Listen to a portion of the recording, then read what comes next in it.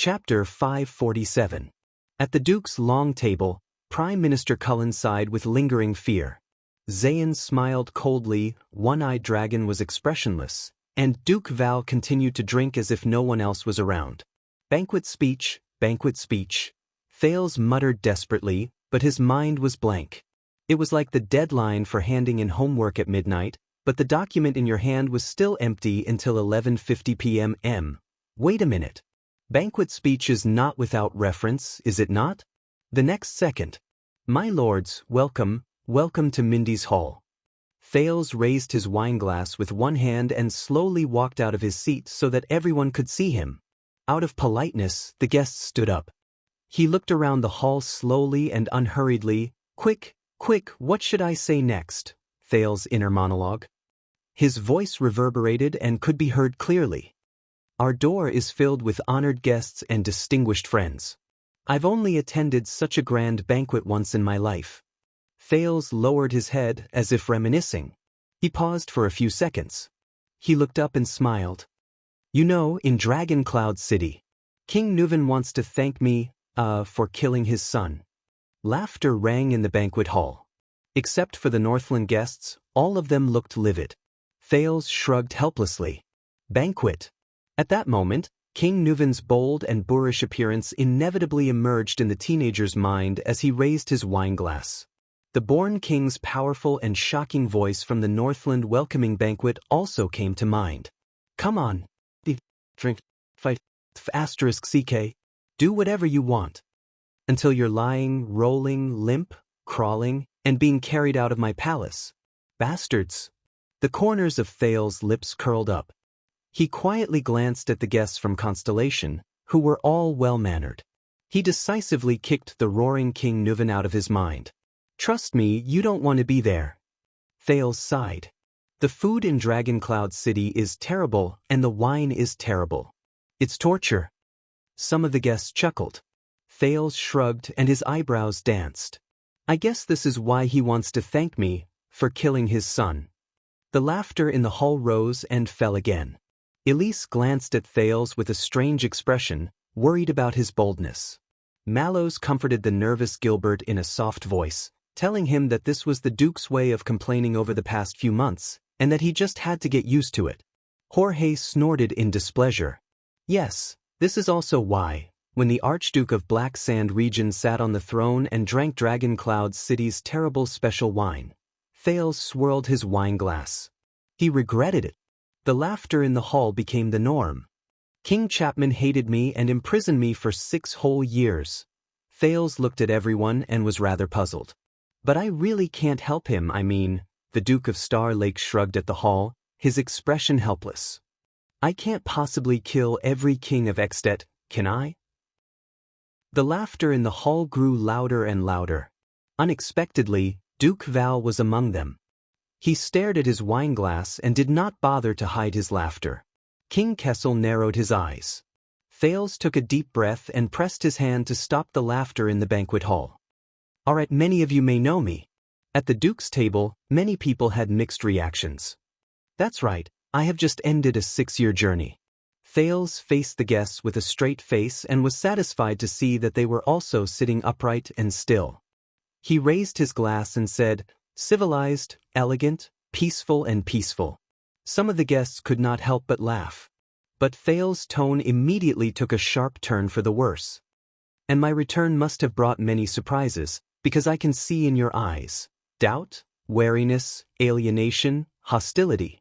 The last word made the originally relaxed and cheerful atmosphere in the banquet hall turn cold.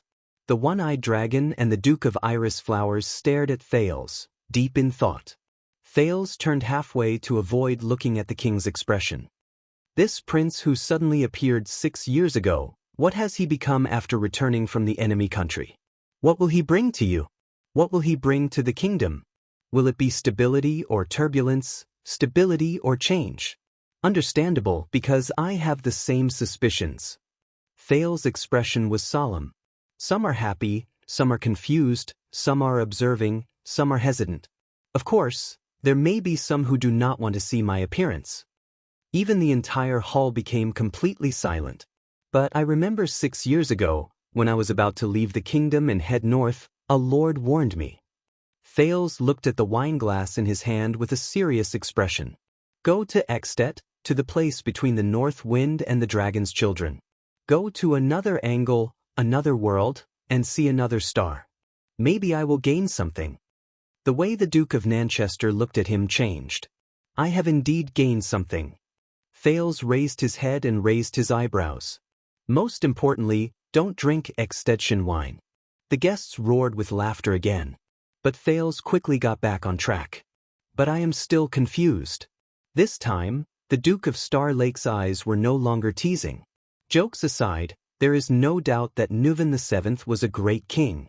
He was decisive, far-sighted, generous, heroic, and wise. Even a born king like him could not avoid his own misfortune. He could not save Dragoncloud City from the disaster, and he could not stop Extet's decline. Many of the guests began to whisper. Thales looked like he was in deep thought. This makes me suspicious. Living next to them, how do we live, how do we rule, how do we move forward so that we do not end up like this and leave no regrets? Thales paused for a few seconds to let the guests' discussions ferment. Then he raised his head with a straight face. To be honest, I do not know. Thales said loudly. But when I stepped into this hall, I think at least I know where the answer lies. Thales raised his wineglass. Today is not just about me. 3,000 years ago today, the ancient kings marched north with their entire army. They staked everything on one throw and fought against the orcs. They traveled 1,000 miles to pursue the Holy One. Thales recalled the Arrow World History class. Not just King Anzac of Rock Ridge, but Rudder, Shaywin, Northland, Thornland, Faraway Mountains, Carenza, Saltlands. It was the countless nations, and cities of that era that united as one. They were selfless and fearless. Only then could they create miracles and write epics. Thales raised his voice. They stood on the glaciers, stepped on the skulls of the orcs, and announced to the world that as long as they worked together, humans would be invincible. Many of the guests looked serious. They raised their wineglasses and returned the toast from afar. On the contrary, Thales' expression darkened. He carefully looked at each guest, the innocent-looking Duke Cullen, the gloomy Zayn, the thoughtful Koshter, the silent and dazed Val. Division leads to decline, internal strife leads to weakness, selfishness is despicable, and mutual destruction leads to the end. Thales' voice became deep. He looked around and said in an unquestionable tone, "Believe me, I have seen how the descendants of Raikuru the hero lived. King Nuvan's domineering and tyrannical ways brought about suspicion, King Chapman's tyranny made him countless enemies, the Archduke's wild ambitions caused the kingdom to be in turmoil, and the Northlanders' fanaticism, blindness, and self-righteousness since ancient times worsened the situation until it was irreversible." He said solemnly, "So I understand, whether it is the Holiness Exorcism campaign or the kingdom today, only by overcoming these weaknesses, only by being united, and only by working together can we have a foothold on the earth and look up to the heavens." Thales said loudly, "Just like today, just like yesterday, just like tomorrow, just like the countless days and nights that I and all of you here will be loyal to each other until the end of our lives." Gilbert and a few of his friends had strange expressions, as if they were surprised by the prince's impromptu performance. In the next second, Thales raised his wineglass over his head and shouted angrily, "To Constellation!" Thales said in a long voice, "To bask in her light for the past 700 years, to be grateful for her greatness, to shelter her wings, and to share her glory." There was a second of silence. Then, the shackled Duke of the Northern Territory, Velarund, unexpectedly raised his glass and shouted in response, "To Constellation!" The one-eyed Duke of the Land of Cliffs, Koshter Nanchester, smiled and raised his glass as well. "To Constellation!" Immediately after, Queen Kia also raised her glass expectantly and cooperatively, leading a large group of guests who were not used to it to raise their glasses. Soon, under the urging gaze of the queen, the king also snorted softly and raised his glass nonchalantly. With a precedent, the guests were stirred up. They raised their glasses in unison and echoed, "To Constellation!" The hall immediately boiled over, and the sound shook the dome. Jorge and Levi Trentida, who were sitting in the corner, looked around. In order to fit in, they still raised their glasses awkwardly. Thales sucked in a deep breath and chased away the anxiety in his heart, which made him feel like a duck on a perch. To the king. Thales turned to King Kessel and raised his glass from afar, trying not to read the complicated meaning in the latter's eyes. For him, in the face of danger, to turn the tide, to work hard for decades, to protect the kingdom with unwavering determination. The guests in the hall gradually got used to it and echoed in unison, "To the king." Thales' words became smoother. He turned around, looked at the entire hall, and turned his glass around. To ourselves. For all of you here and our ancestors, for us who have worked together for hundreds of years to carry the burden forward, and for the great cause of mankind's most glorious past. And for us to be as unstoppable as ever. The guests raised their glasses in response, like a flash flood. To ourselves. Thales breathed a sigh of relief in his heart. He smiled and looked to the north again. And Thales roared with all his heart, "You're right." F***CKU. Chapman Lampard. There was no need to remind them, and no one seemed to think. Many people followed without hesitation and shouted, F***CKU. Chapman Lampard. After shouting this, many people were stunned at first, then they reacted and roared with laughter. This time, the guests from different seats and backgrounds were in unison, including northerners like Jorge and Levi. They shouted without any grudges and with sincerity. But at this moment, a different shout pierced through the crowd and rang loudly. To Duke Thales. Thales was slightly surprised. It was an ordinary-looking young noble dressed in ordinary clothes. He stood among the foreign guests and resolutely raised his cup and shouted, "Let's go!" To his open-mindedness, wisdom, breadth of mind, courage, and youth, everyone was stunned again. But soon, many people responded one after another, "Yes." To the Duke of Star Lake. To Prince Thales. To Jade Star. The sound of agreement rose and fell in the hall, and it was loud and powerful. However, many people were regretting their decision. Why didn't I speak first? Thales listened to the echoes in the hall and took a deep breath, ignoring the king's expression behind him. Everyone. Thales' expression was firm, and his gaze did not waver. He raised his glass and shouted the last toast with a drawn-out tone. If Constellation were here, there was no need for anyone to remind them. The guests, whose emotions had been stirred up, reacted in unison and shouted the second half of the sentence that they knew by heart. "The Empire shall live forever." Thales struck while the iron was hot. He raised his glass, and in order to make it look heroic, he even spilled quite a bit. Fortunately, it was not Northland's rye distilled wine. It was Constellation's local grape wine. Thales lowered his head. When he saw that the guests were almost done drinking, he laughed and said, "Very well, then let the banquet." In the next second, Thales instinctively lowered his glass. "Let's begin." But this time, Thales did not hear the heart-stirring sound when the heavy Northland wooden wine glass collided with the dining table or the stone bricks, which he was very familiar with in the past few years. Instead, crack, Thales shuddered. This sound, it was crisp, pleasant, pure. It made people heartbroken. Everyone was stunned. The banquet hall suddenly fell silent. The Duke of Star Lake lowered his head with difficulty and looked at the expensive wine glass that had been smashed to pieces by his feet. H**T. Thales immediately realized that he had gotten into trouble. He moved his feet expressionlessly, intending to leave the crime scene. But when his boots stepped on the glass shards, it made a terrifying sound. This caused even more gazes to be focused on the prince. The guests of the royal banquet looked at each other. Many of them were still holding their wine glasses that they had just finished drinking. They looked at the Duke of Star Lake, who had just committed a grave crime of murdering a wine glass in front of the entire kingdom. They were at a loss. Until Administrator Jorge from Elifure City, who was seated at a remote table, finished his wine. He was in high spirits and smashed his glass downwards without any hesitation. Crack! The sound of glass shattering shocked everyone again. But in the next moment, Gilbert was the first to react. Without hesitation, he spilled the wine that he could not finish, and similarly smashed his glass on the floor. Crack! Beside him, Thale's personal guard captain, Lord Mallows, was expressionless, but he also smashed his glass hard. Crack!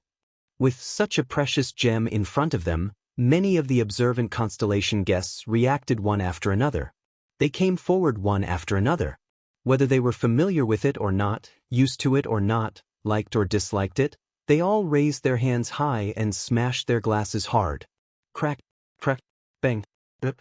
For a moment, it was as if solid ice had cracked in the banquet hall.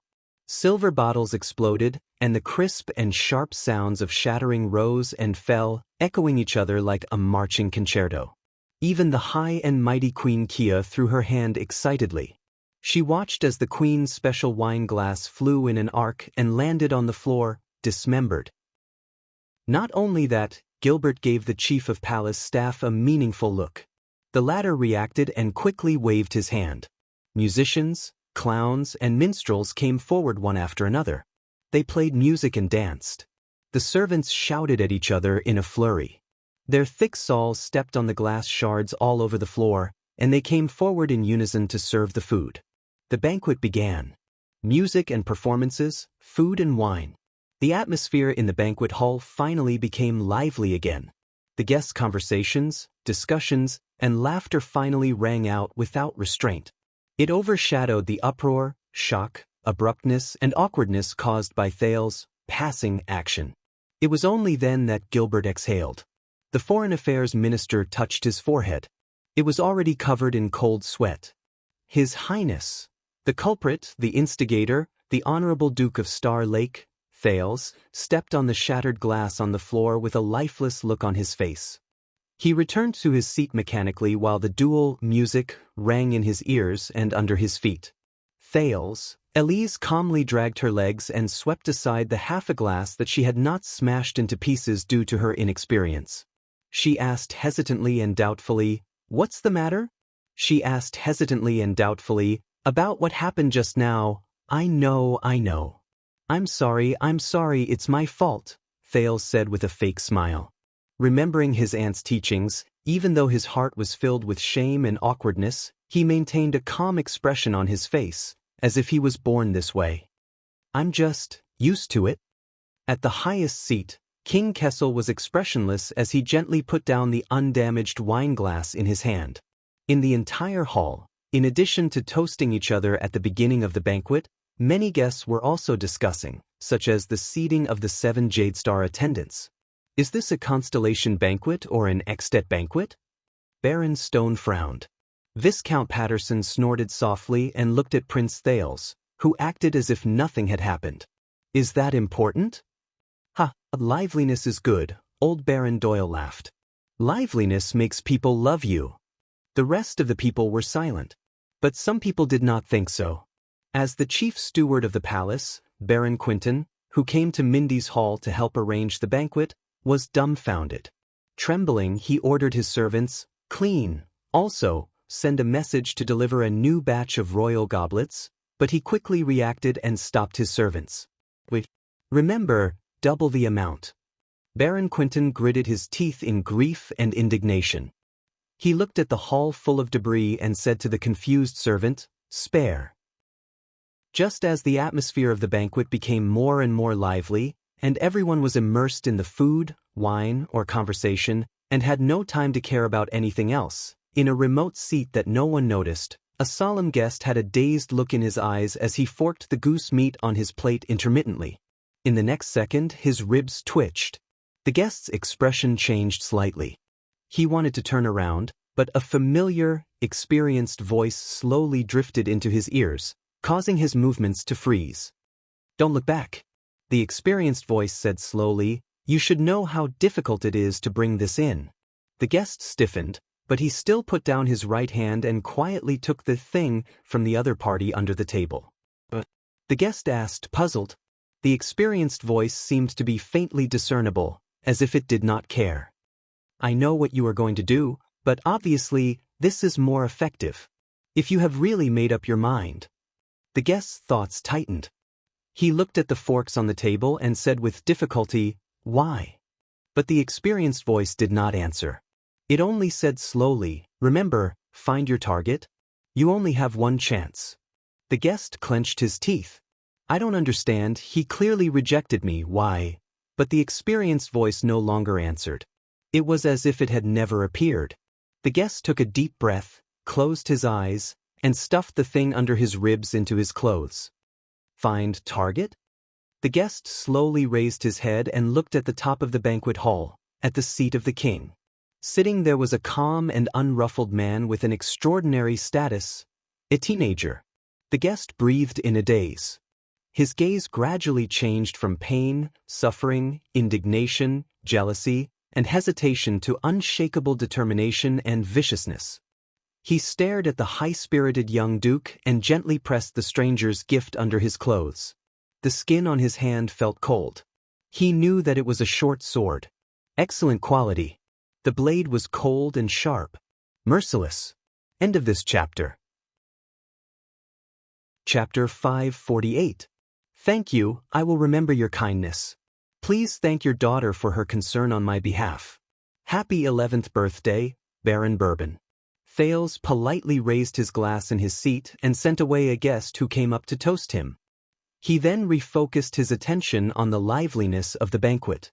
As it turned out, the Holy Pursuit Day banquet was more relaxing than Thales had expected after the initial awkwardness. Amidst the melodious music, not only were the guests enjoying the banquet and chatting enthusiastically, the servants of Mindy's hall were also constantly serving dishes and serving food. Many of the attendants of the guests were shuttling between different long tables, either helping to serve wine or passing messages on behalf of their masters, completing service and social tasks time and time again. Just like in Extet, there was an empty space in the center of the banquet hall. It served as both a stage and a dance floor. Minstrels, clowns, acrobats, instrumentalists, and dancers took turns to perform their respective skills. For example, at this moment, a bard was pacing around with his zither in his arms. He had already begun his performance. This song is a new piece inspired by my years of visiting the Western Desert. It tells the story of King Kessel leading his army deep into the desert 11 years ago and killing the enemy chieftain in the Battle of the Altar. This was familiar to Thales. When he was a child beggar, there were often such bards in Sunset Pub, but their clothes were never so neat, and their singing and zither skills varied. As the bards sang in a melodious and grand manner, the dishes were constantly refreshed.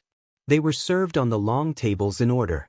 There were no less than 5 kinds of cheese soup, vegetables and fruits, roasted bird eggs of strange sizes, sturgeon soup, oatmeal, pig blood sausage that did not look good, smoked beef, roasted chicken with sauce, venison stew, all kinds of unknown poultry and game, raw and cooked seashells, terrifyingly large meatballs, dozens of different styles of bread, pancakes, pies, and all kinds of magical dishes whose original ingredients could not be identified. Of course, that included all kinds of indispensable alcohol.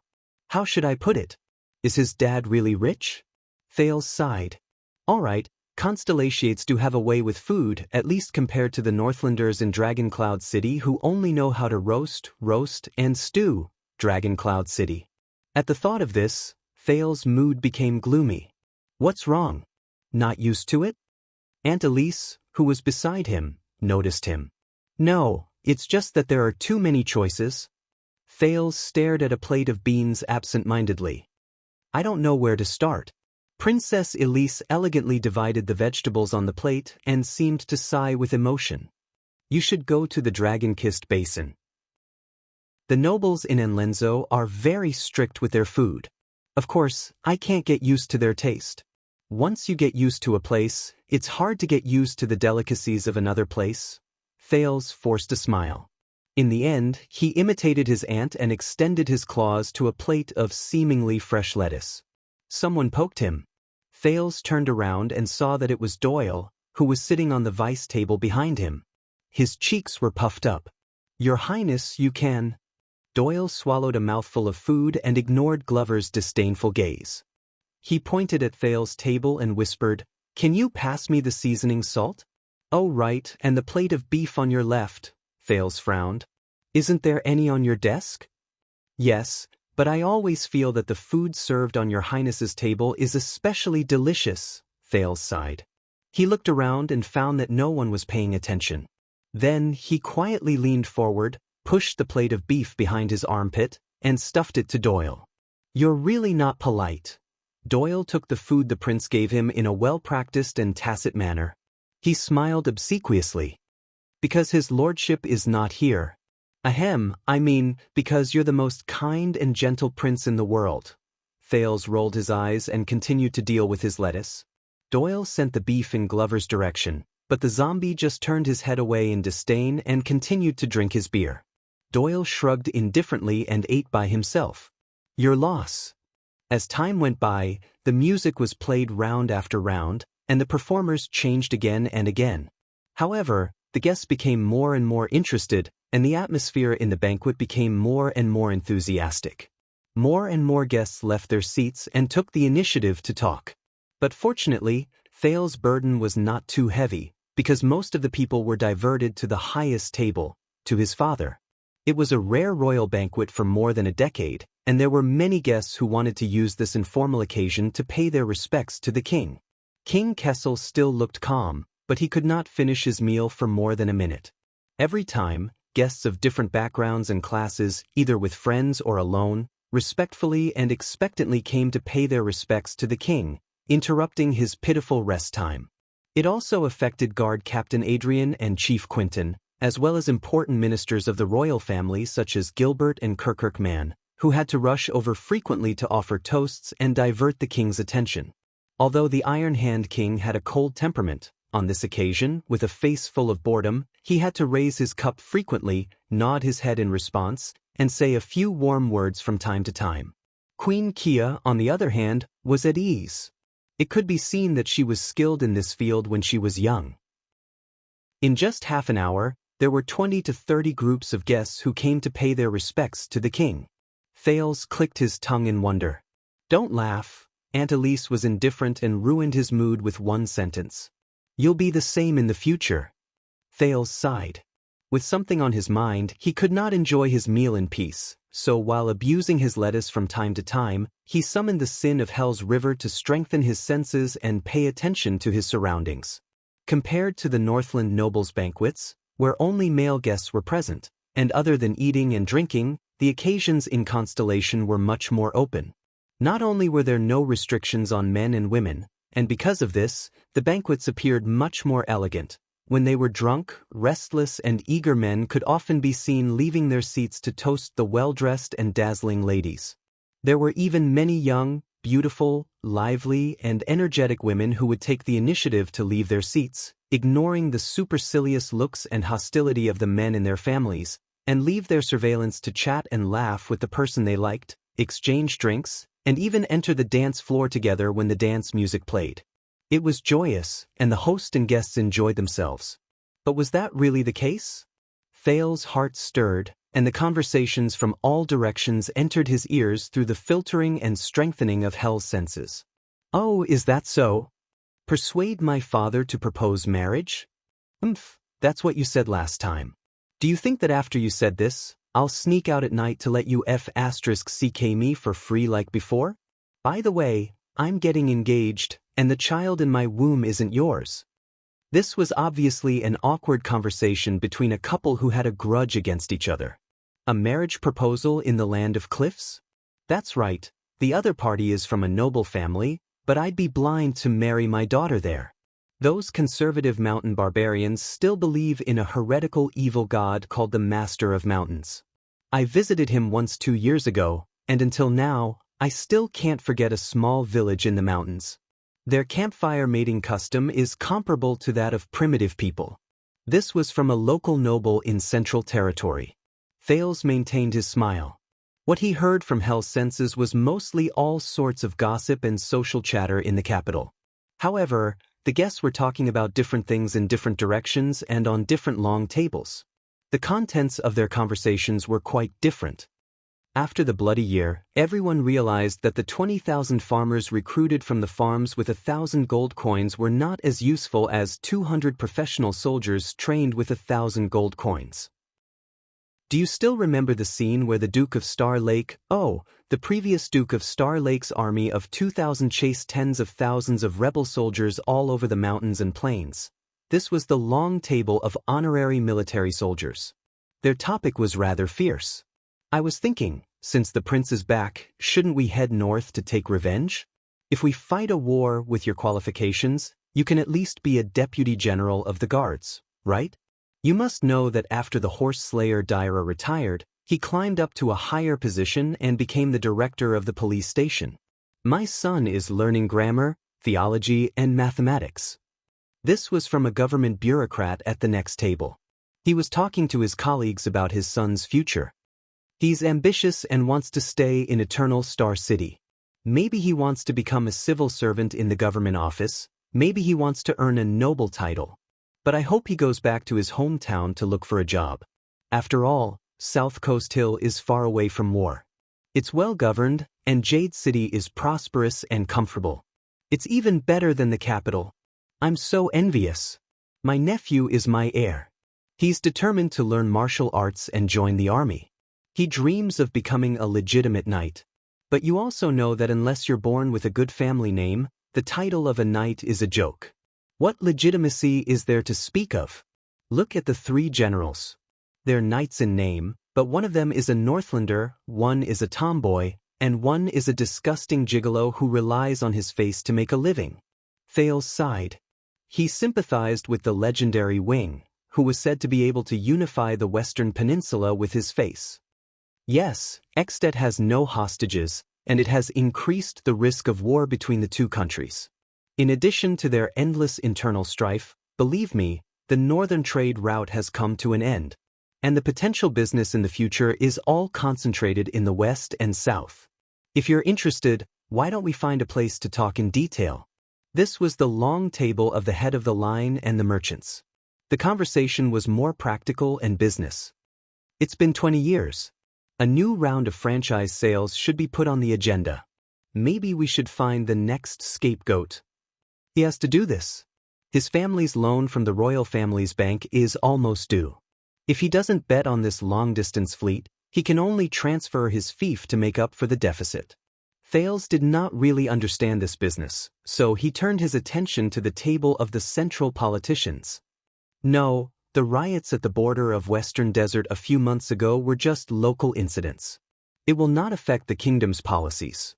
The local nobles' reaction is just their own private actions. The relationship between the royal family and Western Desert is very good. What? No, of course, this is not the official statement of the Foreign Affairs Department. It's just my personal opinion. Although I do work in the Foreign Affairs Department. This was Gilbert. A suzerain has ordered the abolition of military service. He asked his subjects to pay with money, or else they have to give up their land. No, in fact, His Majesty didn't say anything. This was Kirkman, the Minister of Finance. Of course, the saying, abstinence and purity is the will of God, is already outdated. On the contrary, if your fief's market is prosperous and there is an abundance of goods, it can attract more money, and you can make more beneficial policies. Presumably, it will also be in line with Sunset's edict. This was Vicar General Stylianides. Yes, a baron of Blade Edge Hill died in the plague, but he only had one illegitimate child. That illegitimate child promised a large sum of money so that the Duchess would acknowledge his right to inheritance. The baron's subordinates and vassals obviously had different opinions, so they came to Eternal Star City to ask His Majesty to make a decision. At this point, the situation became complicated, and no one dared to take up this case. The sin of Hell's river roared, sending more and more conversations from the table into his ears. Thales listened absent-mindedly. He tried to figure out the main points of attention of the guests and the circle in the capital city, while trying to figure out the kingdom's current situation from these words. But he suddenly had a strange feeling. In Dragoncloud City, be it banquets, state affairs hearings, archdukes or counts, the private conversations of the extension nobles were always methodical and sharp. Fiefs, feuds, power, marriage, the way of Northland, it was often gloomy and heavy, cold and threatening, like dark clouds pressing down. But here, in Constellation, what era are we in? There are still people who believe that a marriage contract and the unification of two surnames can form a family alliance? Come on, in the past, the union of two families meant greater territory and power. But now, it will only bring about huge maintenance costs, sky-high land assessment fees and title recognition fees, as well as division and strife within the family. Your Grace, are you still thinking of exploiting the peasants and collecting taxes to get rich? Sunset, you should really broaden your horizons and learn from your peers in South Coast and Eastern Sea Hill. From trade guilds to buying shares in the Chamber of Commerce, from operating franchises to monopolizing the market, we should make good use of our status and power. In this era, we have too many ways to profit and become famous. Don't talk to him. This guy used to be crude and stupid.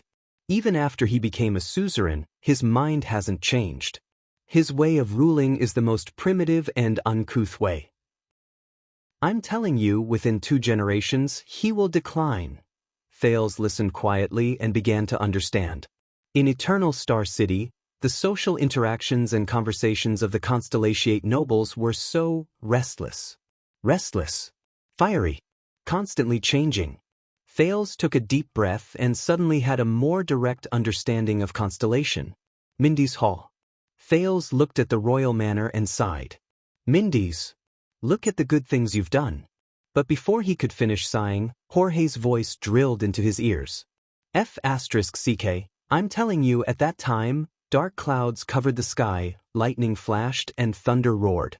The dying-born king grabbed your Polaris and our young dragon. He put their little hands together, and before he died, he said, only true love, whose hearts are connected, can summon the true dragon to come and save this city.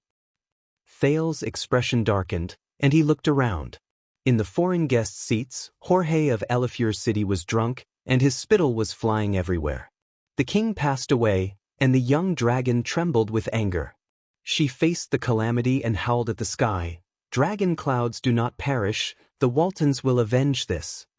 Polaris held her hand and stood side by side, unafraid of death. If you are determined to fight, Jade Star will follow you to the end. The next moment there was a bang. Guess what? Whoa, they summoned a true dragon. In the blink of an eye, the true dragon fell from the sky and killed the calamity on the spot. Damn it. Thales listened for a while with a gloomy face, and his mood worsened. He simply turned to listen in another direction. But he quickly realized that he was the main character in many of the conversations. I think we should choose a prince consort who is not of high birth, just like Queen Kia. It's best if she has some affinity with the commoners. After all, things are different now, and Prince Thales is not the meteor of the past. I heard from the merchants in the north that Prince Thales is someone who dares to fight the Northland barbarians, and dare to duel with 5 archdukes at such a young age. So he personally experienced the calamity attack? And survived? No, it's not a calamity. I have gossip. In fact, back then, it was a conspiracy by a secret cult, trying to control the political situation and subvert Extet. Don't believe these gossip. I have an insider in Dragoncloud City, and I can be considered to have a better understanding of the situation. First, let me lay out the conclusion. It was a major earthquake. After the disaster, the upper echelons of the Northland barbarians wanted to shift the focus and avoid public criticism, so they made up the excuse of a calamity invasion. What did the Great Dragon say? It was also made up. To boost morale and win over the hearts of the people. Think about it, the timing of the Great Dragon's birth, the timing of the King of Extet's death, the timing of Lampard's proclamation as king, and their act of detaining the prince. Sigh, with this, the truth is about to come out, right? What truth? Hee, I can't go on. Think about it carefully, and those who understand will naturally understand. In short, we can't look at a problem in isolation.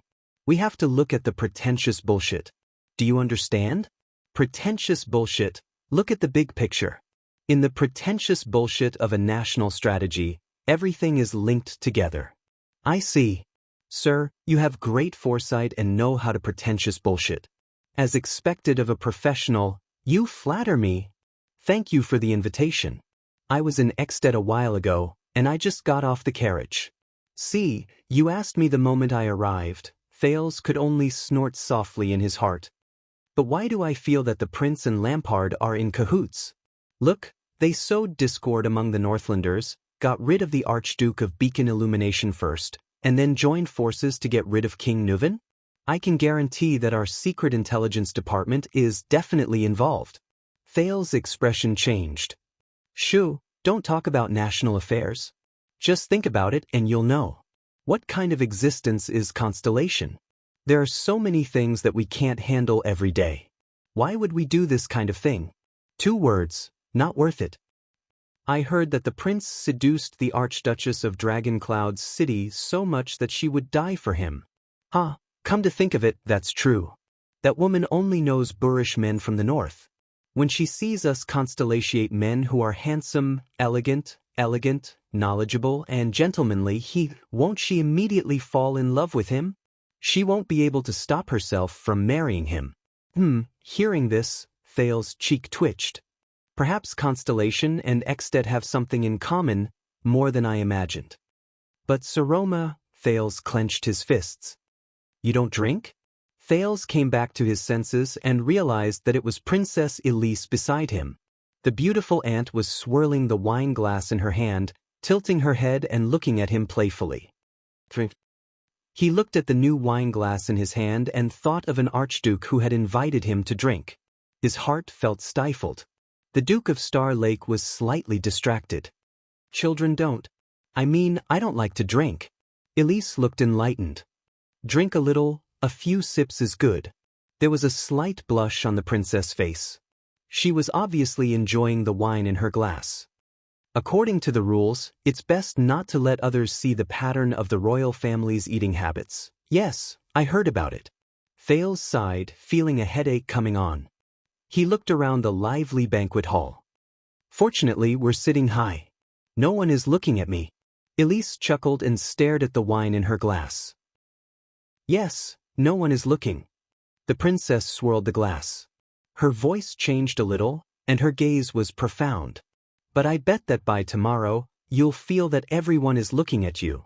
Thales saw that his aunt was a little drunk. He smiled and did not answer. Are you used to it? Elise looked him up and down.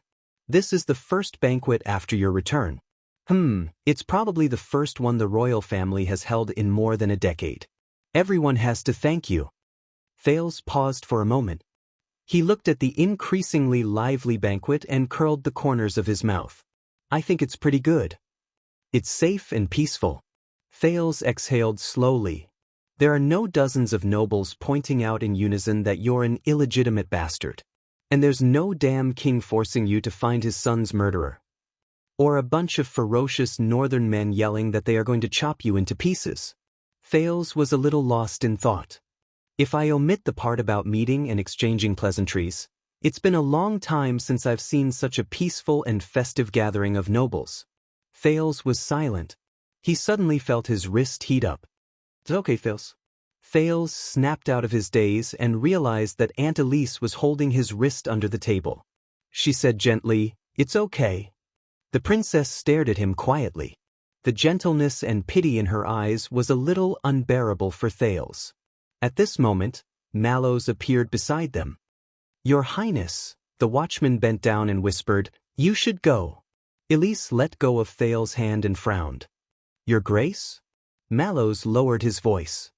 The Queen needs to return to the palace, now. She. Elise turned in the direction of the Queen and immediately reacted. Thales narrowed his eyes. Beside the king, Queen Kia's face was pale and she was mumbling. Gines was holding her wrist tightly, and the maids beside her were methodically getting ready to go. Thales then heard the voice over there through Hell's senses. Where are my children? Luther is still young, he needs to change his diaper. His heart dimmed. Some of the guests noticed the Queen, but most of them looked away and ignored her. Mallows nodded. The Queen needs your help. Princess Elise sighed slowly. She gave Thales a helpless smile and got up. Mallows thoughtfully put a cloak on her. Thales could only say goodbye to her. But just as he turned to leave, the princess suddenly spoke. Tormund. Hearing his name, Mallows suddenly froze. Elise looked at the Queen, tightened the cloak on her body, and said faintly, "Have you ever regretted it?" Thales frowned when he heard this, and his hand that was picking at the lettuce froze. Mallows frowned. He paused for a moment before he repeated, "That's right. The Queen needs you, Your Highness." "I know." Elise smiled and glanced at the watchman, her eyes hazy and sad. "I have regretted it." Mallows was stunned. In the next second, Elise floated away and joined the Queen's party. 1 second. 2 seconds. In the extremely awkward silence, Thales cleared his throat, looked at the back of the guard captain who stood extremely stiff, and tentatively said, "You and Aunt, don't ask." Mallows did not turn his head and sat down gently beside the prince. "You're still my favorite duke." His tone was respectful and expressionless. But Thales felt a chill in his heart for no reason. Fortunately, someone appeared in time. How unlucky! Behind him, Doyle, who had returned from the toilet, patted Glover's shoulder and sat down casually. "As the prince's personal guards, we have to fill our stomachs in advance. We can't go down to the banquet, we can't dance with the girls, we can't. God, it's so boring. I really miss the past." Doyle yawned. "You can do it." The watchman turned his head from his seat and glanced at Doyle faintly. "You can do it like before. Go down and join your father's table, join the banquet, dance with the girls, and tease." Doyle shuddered violently. Under Glover and Thales' sympathetic gazes, he then discovered stiffly that the person who was sitting in Princess Elise's seat was his superior. What? Doyle realized that a disaster was imminent and forced an ugly smile. Mallows snorted coldly. "You know, I can let Vladivostok take your place so that you can enjoy the banquet." Doyle said shakily, Take my place?" "Yes, don't you know?" Mallows looked at him expressionlessly. "In Mindy's hall, no matter when or where, I can always find someone to take your place. Be it today. Or the rest of your life." Mallows said gloomily, "You can. Do you still want to go to the banquet?" Doyle looked at Glover and Thales in horror, but they shook their heads at him sympathetically. "This is not your fault, child." Doyle gulped and immediately reacted. He shook his head and put on a serious expression. No, sir. What you said is wrong." Mallows raised his eyebrows. "What?" Doyle raised his head and crossed his arms.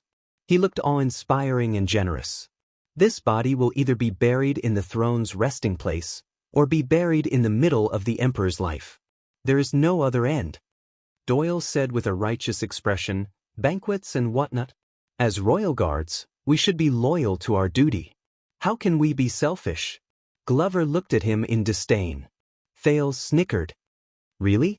But there are quite a number of socialites and noble ladies here tonight. Many of them are good unmarried girls."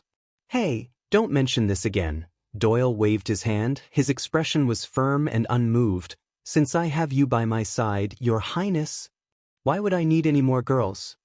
Thales had just elegantly pulled out a piece of lettuce from his plate and could not help but tremble. Mallows' lips curled up. He was about to say something, but he shuddered slightly. The next second, Mallows turned his head abruptly and looked at the hall. At that moment, Thales shuddered. He suddenly had the illusion that the watchman before him had turned into a sharp blade. Mallows stared at the entire banquet hall and said coldly, "Doyle, go to the banquet immediately and blend in with the guests. Doyle, go to the banquet immediately and blend in with the guests. Pay more attention to them, especially those who have cautious expressions and stiff movements." Doyle still had a straight face. "No, I want to protect His Highness here." But Mallows turned his head around and his expression became stern. "I'm serious." His appearance startled the three of them. "Glover, inform Captain Adrian and ask him to escort His Majesty away quietly. Then, gather the men." Glover looked at him in confusion.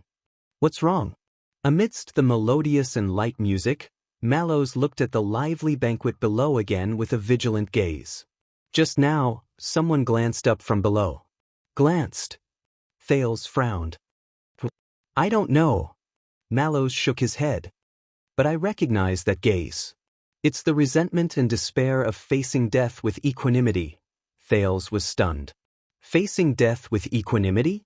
Resentment and despair? What does it mean? In the banquet tonight, under the trio's surprised and bewildered gazes, Mallows slowly pressed down on the long sword at his waist and expressionlessly came to a conclusion. There's an assassin.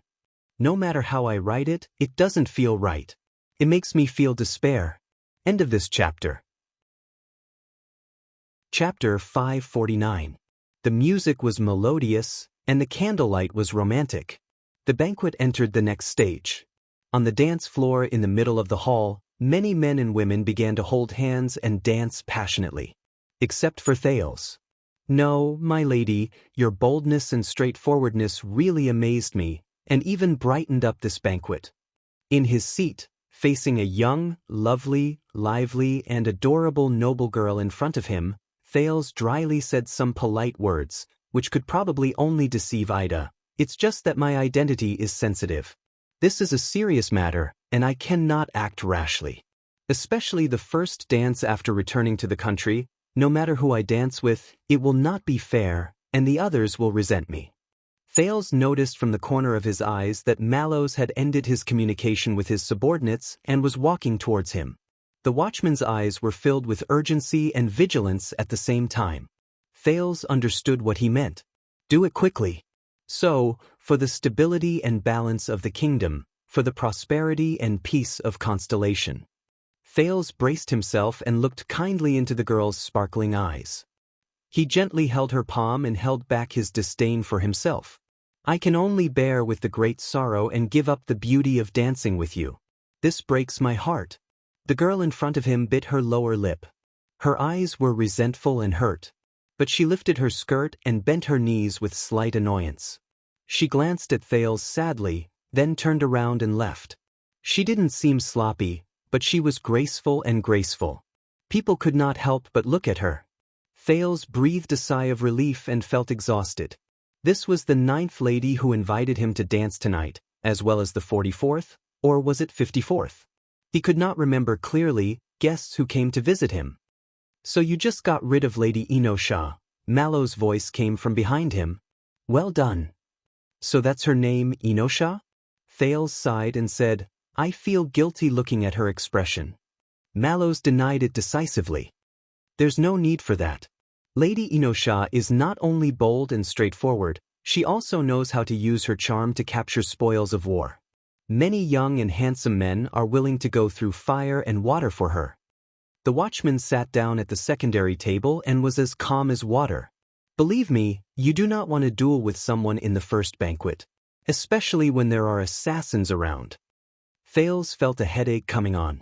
Right. According to Mallows, at this very moment, there was a damned assassin hiding somewhere in the banquet.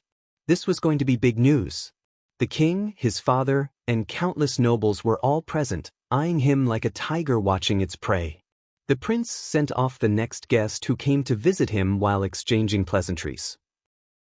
Only then did he remove his perfect smile, put down the wine glass that had been on his lips countless times, and relax the muscles on his waist. Are you sure? Assassin? Just because of a gaze? Mallow's voice was still calm. I'd rather believe it. Thales turned his head and glanced at him before he turned his head back. All right. So, a certain guy of high status, who was qualified to attend the royal banquet, tried to assassinate me crazily without caring about his own life and reputation, in front of everybody and under strict guard. Without changing his expression, Mallows raised his glass and toasted a friend at the next table. Or your father. Or my father. Thales readily accepted the advice, but he still felt gloomy and indignant. What? I've only just returned to Constellation. What grudge do I have against you? Did I snatch his wife or kill his father? Mallows sized up the guests with a vigilant gaze, but he showed a rare dry humor. Or both. Thales glared at him in annoyance. Anyway, don't let your guard down. We haven't found him yet, Mallows said softly and continued to make arrangements. Thales exhaled. In front of him, the 10th young lady walked forward with trepidation and curtsied to him. But as a prince, he had to remain calm and put up with countless people's gazes. He had to consider the impact and maintain his composure. He had to brace himself to deal with the guests who greeted him with all sorts of motives, including the young lady who invited him to dance. She was only about 11 or 12 years old. The nervous expression on her face reminded Thales of Little Rascal when she was young. Oh, and Saroma. That girl was caught in the flames of war in the north. And he was still thinking about how he could help her at this banquet, even though she was thousands of miles away. Thinking of the Archduchess, Thales felt uneasy again. And the only thing he could do was, smile. Thales. On this battlefield, a smile is the best armor. When you grow up, my lovely lady, I will definitely be charmed by you and dance with you. But now, we have to be responsible for your father and brother. Thales squeezed out a smile and sent away the teary-eyed and aggrieved Miss Number 10. Without waiting for him to rest for a few seconds, the 56th guest, Levi Trentida from Reformation Tower in Northland, squeezed up to him with a smile, his face full of flattery. Polaris? We agreed. Me and you that, Thales covered his eyes and rolled them in his palms. What was that saying again? Speak of Little Rascal, and Little Rascal arrives? I know. The prince put down his hands, endured his exhaustion, and put on his armor again. Just do me a favor, little pot lid. Little pot lid? Levi froze for a moment and subconsciously touched his pot lid. Just sit down and smile, Thales said with a headache. Take whatever you want to eat, including what's on my plate. There's only one. Don't talk. Levi froze again. But the look in Thales' eyes forced him to swallow his words. The guest from Reformation Tower understood tacitly. He sat down and giggled at Thales as he ate, while stealing glances at a certain bureaucrat below. The prince smiled gently at him as a sign of friendliness. In the eyes of an outsider, it was like a meeting between bosom friends, talking about anything. They sat facing each other in silence for 5 minutes. Unfortunately, no assassins appeared. Fortunately, no one came to invite him to dance. All right, it's almost time. They must think that we're about to get gay. Thales said listlessly. He ignored Levi's strange gaze and enjoyed the rare break. By the way, Levi. Levi put down his wine glass and listened with an open mind. Duke Nanchester of the Land of Cliffs, he told me. Thales closed his eyes and rubbed his forehead hard. He found out that you bought food from Constellation and smuggled it from his territory. Levi's expression changed drastically. Thales said with interest, it looks like One-Eyed Dragon Koester is very unhappy. You mean smuggling? Out of his expectations, Little Potlid's expression changed extremely quickly. What? There's actually such an outlaw in our territory. Don't worry, Your Highness, I'll be strict when I go back. Don't be nervous. Thales waved his hand nonchalantly, his face tired as he lied without any burden. I convinced him. The One-Eyed Dragon will turn a blind eye to you, in case Lampard becomes arrogant. You can continue to transport supplies. Levi's eyes widened. He tried to squeeze out a smile and found the right words. Ah, Polaris, you're really that, a blessing from the heavens? Thales found the right words for him. But you have to think about it more. But Thales just wanted to end it quickly. He waved his hand and interrupted him. If this route is discovered by Black Sand region in the future, or even if the fact that you came to me for help is exposed, then King Chapman will only think that you've long been in cahoots with Constellation and have ulterior motives. And you know how much he hates me. Little Potlid's eyes began to turn. You have to hurry up and find internal reinforcements to fight against the Kinslayer. Thales sighed. At the end of the day, Eksted's affairs can only be resolved from within. Internal reinforcements, internal. Thales felt that he had made himself clear enough. The two of them were silent for a while. Your Highness' priceless advice. Levi became serious. I'll keep it in mind. Thales shook his head. Of course, the One-Eyed Dragon isn't a good guy either.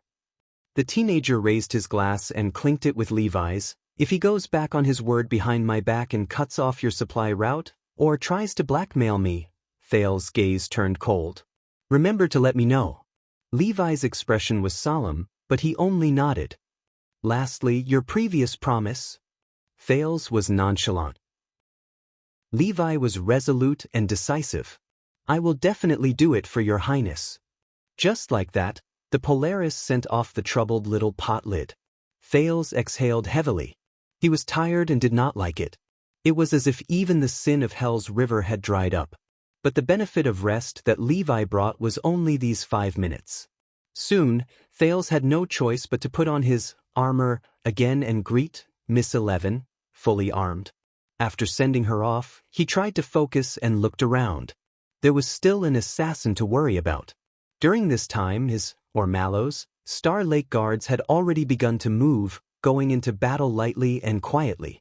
The former police officer Commodore, who had sparred with Thales before, the fierce-looking and muscular Bastia, Franzuk, who was as tall as a flagpole, and Fairy, who seemed to be in a daze, gathered quietly. They either hid in the shadows of the corridor in the entrance hall, or pretended to be servants serving wine, or pretended to be on duty. They stood guard not far away from Thales, vigilantly scanning the people who approached the prince. In the vanguard division, Jonvold, who was a left-handed swordsman, Vladivostok, who helped Thales train with his shield, the young and vigorous Ness, the unprepossessing Oscarson, Supa, who had foreign blood, and Morgan, who had fought in the war, were scattered in the hall, each occupying a different spot. They guarded the high platform, the servants' passageways, and the entrances and exits, keeping an eye on the people coming and going. As for Praka and the other people from the logistics division, under the prince's strong request, they went to search the fireplace and other hiding places in Mindy's hall. There was once an archduke. He did not pay attention to the fireplace, and then he became king. Prince Thales, who was extremely serious. Mallow's direct messengers, Toledo and Tang Exon, went back and forth between them inconspicuously, as if they were on routine patrol. In reality, they were passing orders and communicating information. They were also paying attention to the prince all the time. Looking at all this, Thales felt even more pressured. The king, the banquet, the guests, the assassin, Constellation, Extet, Saroma, the Star Lake guards, and the damned Mindy's hall and the title of duke. He felt like he was chained up by countless chains. The other end of the chain was firmly fixed to every pillar in the hall, rendering him immobile and on the verge of death. Thales' smile had long since turned into ice, as if he was wearing old armor. The prince looked at the lonely and shackled Duke Val from afar, and actually felt a sense of envy from the bottom of his heart. Perhaps he was even luckier. At least, after tonight, he would not have to endure all this. At this moment, Doyle, who had gone to gather information among the guests, returned. "Commanding officer, your highness." He was full of energy, radiant, valiant, and high-spirited. This was a perfect contrast to the mentally and physically exhausted Thales and the troubled Mallows. Thales and Mallows narrowed their eyes at the same time and leaned forward. Both of them stared at a suspicious red lipstick that was vaguely revealed under Doyle's collar. Doyle noticed their gazes and adjusted his collar without batting an eyelid. "About this, it's intelligence work. Some senior informants charge a very high price," Mallows coughed. "Doyle?" "Apologies, commanding officer." Doyle's expression became stern and he returned to the topic at hand. "If you ask me, almost all the unmarried ladies between the ages of 9 and 39, including their male relatives, are either overtly or covertly sizing up your highness. Every 10 seconds, they would glance up and enthusiastically discuss your highness's status, appearance, figure, clothes, love life, achievements, character, and character. The importance of your highness is decreasing. There are also quite a number of people who ask me about your preferences and habits, betting on who can capture your heart. Hee, how would they know that his highness likes?" Thales frowned. "Dee. Apologies, your highness." Doyle saw that the situation was not good and quickly changed the topic. "Forgive me for being blunt, but those people's enthusiasm in gathering information about his highness, and the way they look at his highness, regardless of whether they are men or women, they look as if they want to eat him alive. They are more like assassins than assassins." Doyle spread his hands in resignation. Thales was stunned and looked towards the center of the banquet. But wherever he looked, every guest was immersed in their own little world, either chatting or exchanging cups of wine. They were elegant, civilized, and polite. All of the young girls were radiant and beautiful. Some of them were enthusiastically flirting with their friends, some of them were invited to sing and dance, some of them were quiet and elegant beside their elders, but no one was deliberately staring at His Royal Highness's table. Even if there were ladies who met Thales's eyes, most of them lowered their heads politely, nodded shyly, smiled at him, or gracefully returned his greeting. They looked natural, dignified, and virtuous. They were not bothered by the prince's status at all. Just like the lady named Lenosha or Yanessa just now. It made people feel respect. Thales swept his gaze around. Why don't I feel that way? Doyle smiled mysteriously. That's because you are inexperienced, and they are experienced and used to scouting out the enemy before launching an all-out attack. Mallows cut him off at this moment. That's enough. Glover is back. The three of them turned their heads in unison. Glover, who went to contact his superiors, appeared in the shadows of the corridor. Behind him was another royal guard with a calm expression and an outstanding temperament, but Thales did not recognize him. Doyle's expression changed immediately. Oh no. Thales looked at the guard. Who is that? Doyle stood up and whispered in Thales' ear through gritted teeth. That's the bad guy, Your Highness. The bad guys of the guards, the real villains of Renaissance Palace. Thales was stunned. I am Vogel Talon. The newcomer raised his wineglass and walked to Thales' table. He bowed elegantly, more like a guest than a guard. Your Highness Thales. The second commander of the Royal Guards. And also the chief flag-bearer. I wish you good health and happiness. This Vogel Talon straightened his back and glanced at Glover and Doyle. The latter too bowed reluctantly and stepped back. The second commander, Thales, who had already maxed out his armor, smiled and raised his glass, as if it was a perfectly normal social etiquette. In that case, you are the vice-captain of the Royal Guards? Captain Adrian's second in command? And your surname is? Talon of Ice River City? The teenager racked his brain, trying to quickly switch between the guest's title and surname. Yes, Your Highness. Vogel resolved his confusion. My uncle is the Count of Ice River City. Thales' gaze swept past the pentagram pattern on his cuff. Talon of Ice River City. A distant relative of the Jade Star royal family, one of the 13 distinguished families, a capable helper in Central Territory, the Talon family with a pentagram as their emblem. Coincidentally, their ancestor happened to be one of the Dukes of Star Lake in history. But Thales muttered the other party's other title. Chief Flag-bearer? He suddenly thought of Samuel, the former royal guard who joined the Disaster Swords. May you enjoy the night. Vogel did not say anything else. He bowed, came to the secondary table, and sat next to Mallows. The latter clinked glasses with him. It looked like an old friend having a drink in the corner. Lord Talon, good night. Mallows' expression did not change, and he spoke in a businesslike tone. I believe you have brought the captain's orders? Oh, Tormund. Vogel called Mallows' name gently, but Thales noticed that his smile was polite, as if there was a layer on his face. Regarding the matter you reported, we look forward to your explanation. I believe Glover has explained it very clearly. The watchman said calmly, for safety reasons we are now, clearly. Vogel swirled his glass gently and interrupted Mallows politely. Are you sure it was an assassin? Mallows' pupils contracted.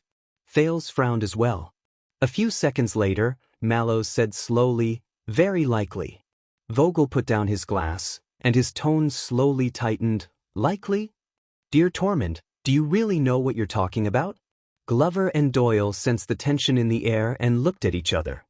This is the first formal banquet of the royal family in more than a decade after the war. It took a long time to prepare, the guests are of great importance, and it is of great significance. The vice-captain's tone became serious. Everything that happens here will spread throughout the kingdom by tomorrow. It will have a far-reaching impact. He turned to stare at Mallows as if he was staring at a criminal who had broken the law. Whether the banquet is interrupted, or the nobles are hastily arranged to leave, or the Jade Star royal family is cowardly, nervous, and searching for the assassin. Vogel narrowed his eyes. Just because a certain fellow glanced at you? Sounds like a scene from a village tavern, Tormund. The contempt in his tone was clear. Thales could not help but look at Mallows. Precisely because this banquet is so important, the captain of the Duke of Star Lake's personal guards was not angry, and his tone was as calm as ever. So if the assassination is real, the trouble will only get worse. Vogel snorted coldly. He stared intently at Mallows' profile, but the latter only looked ahead silently, as if he was not looking at him with a knife-like, suspicious gaze. After a few seconds, Vogel exhaled. "We've already taken action." Vogel turned around and returned his attention to his wineglass. "They will keep a close eye on anyone who tries to approach. His Majesty, His Highness, and other important nobles will be safe, but a strong shield cannot defend against a sharp spear." Mallows did not even look at him. He continued to observe the situation in the hall. "The best way is to avoid accidents before they happen. Perhaps we can temporarily withdraw some of them." But Vogel's gentle tone suddenly hardened and cut into Mallows' words like steel. He even changed the way he addressed Mallows. "For sunset's sake, Mallows. Please don't educate me." He spoke very slowly but very seriously. There was a sudden silence between the two. In that instant, whether it was Doyle, Glover, or Thales, they all felt the tension. The music gradually subsided, and the ball came to an end. The bards took the stage again and sang the tragic song of the King of Blades' expedition to Dragon-Kissed Land, but died in a foreign land on the eve of his success. Thales resisted the urge to interrupt and tried not to look at the two men behind him. He forcefully cut open a plate of lettuce, and at the same time, sent away the next guest who came to greet him with a smile. After a while, Mallows' voice came again, still calm. "I wouldn't dare, sir." Vogel was silent for a while. When he spoke again, he had returned to normal. "We can't chase everyone away just to avoid accidents. This is Mindy's Hall. Its opening symbolizes the return of the kingdom's heir and the return to prosperity and stability." Thales sighed in his heart. Return to prosperity and stability? Vogel looked around cautiously to make sure he did not attract too much attention. "Be on high alert. The banquet will proceed as usual." He got up and prepared to leave. But this is also the Duke of Star Lake's Mindy's Hall. If anything happens, His Highness Thales will be the first to bear the brunt of the blame. Mallows turned his head slowly and looked straight at Vogel. "My men are the ones who bear the responsibility." He spoke very slowly. Vogel paused in his movements. The vice-captain let go of his arm on the table and sat down again. "Your men." This time, Vogel snorted coldly. His tone was no longer polite. "Mallows, I think, you and your pampered team, you need to clarify your position." Glover and Doyle's expressions changed at these words. Thales frowned too. The young master squad, Mallows listened expressionlessly, while Vogel's gaze was unquestionable. "Even if you've changed stations, you're still royal guards. And I'm a superior. Just like Mindy's Hall, which belongs to Renaissance Palace." Thales shuddered at these words. Mindy's Hall belongs to Renaissance Palace. Vogel's words were bone-chilling. "Never, never forget that." "Watchman." Mallows did not react. Just like Thales did not either. Time seemed to stop for a few seconds. In this corner of the sky, Glover and Doyle seemed to freeze. Only Mallows took a deep breath, closed his eyes, and then opened them again. "Of course, sir. I dare not or forget," he said respectfully. Vogel nodded lightly, looking satisfied, until Mallows calmly said his next sentence, which seemed to be emotionless. "But if I remember correctly, in a state of emergency, the inherited watchman of the guards is of the same rank as the vice-captain? Is that so, sir?" This time, it was Vogel's turn to change his expression. For a second, Thales thought the temperature had plummeted and the air had stopped flowing. A few seconds later, the vice-captain stared coldly at Mallows and said in a mocking tone, "That's right. According to the top-secret watchman's command, in the Praetorian Covenant, in certain states of emergency, the watchman can and should make independent decisions. And I have no right to interfere." Thales shuddered. The top-secret watchman's command. In a state of emergency, the watchman can and should make independent decisions? Thales' heart clenched. Vogel lowered his voice. His tone was cold. But you know, the last time the royal guards invoked regulations during a state of emergency, they activated this secret command and gave the watchmen great authority independent of the command division. When did this happen? At that moment, Thales's mind went blank. He suddenly thought of Zacriel, who was nowhere to be found. The Knight of Judgment. The person who should really bear the crime of colluding with the enemy, but despicably concealed the truth for 18 years. That shameful, sad, hypocritical, disgusting, self-righteous, sanctimonious, hypocritical fellow, is me. Thales was stunned. Vogel's pupils focused. He raised his wineglass, put it close to Mallow's ear, and lowered his voice. And you've really thought it through. Are you going to forcibly declare a state of emergency here, in front of me? Activate the watchman's command? Mallows and Vogel stared at each other in silence. Glover and Doyle did not hear Vogel's words clearly, but this did not affect their judgment of the tense relationship between their superior and vice-captain. Both of them did not even dare to breathe loudly. After an unknown amount of time, Mallows finally smiled. Of course, in an instant, the coldness in Vogel's eyes intensified. Glover and Doyle, faces were ashen. Until a few seconds later, the watchman lowered his head gently and chuckled. Chapter 550. Glover and Doyle exhaled deeply. For some reason, Thales also breathed a sigh of relief. But Mallows changed the topic. But since we cannot reach an agreement, should we leave it to the captain or His Majesty to make a decision? Vogel grunted angrily. Enough. He addressed them by their titles again. Watchman. Do you think that you can do whatever you want with Captain Adrian's indulgence? This time, Mallows was still calm and docile. No, I think you must have misunderstood something, sir. I was just saying. I said. No matter how well-mannered Vogel was, he could not conceal his displeasure. Don't educate me. Thales knew that he could no longer pretend to be dead. Lord Talone, perhaps you don't understand it very well.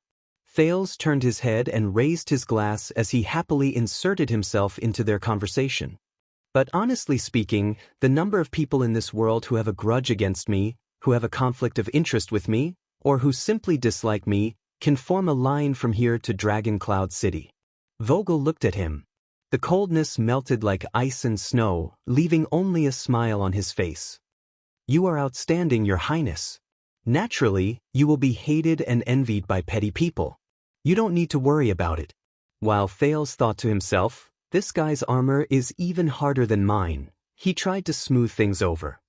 Therefore, Lord Mallow's worries are not unreasonable. Of course, you're right. This banquet is very important. Why don't we both take a step back? Lord Mallows does not have to be radical and hastily interrupt the banquet, and you can investigate the hidden dangers in a more leisurely manner to ensure that nothing goes wrong. Thales' smile was elegant, and his eyes were burning. The words, "Give me some face," were written all over his face. Mallows was silent for a moment before he bowed respectfully. Vogel took a deep breath and suddenly smiled. Of course, Your Highness. The atmosphere finally thawed. Thales then turned around and exchanged greetings with the next bureaucrat who came to reminisce about the past. Do you recognize me?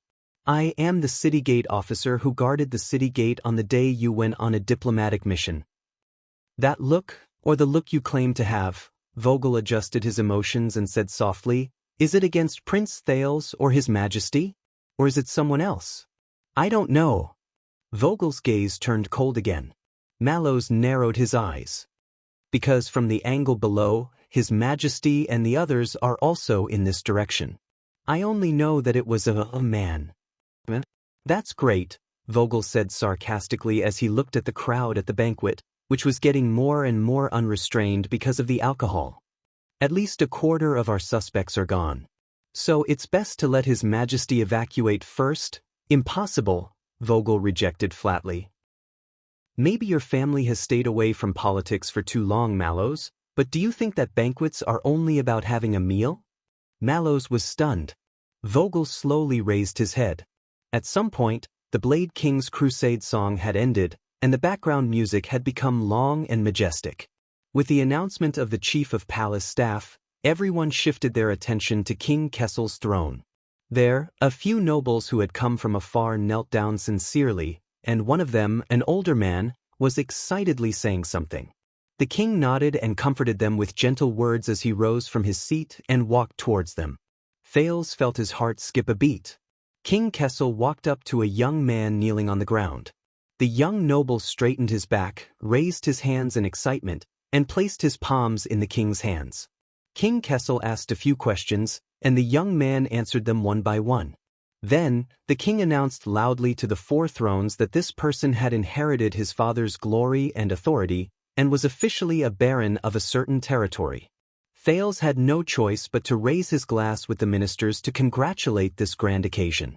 It's the controversial illegitimate son of Blade Edge Hill.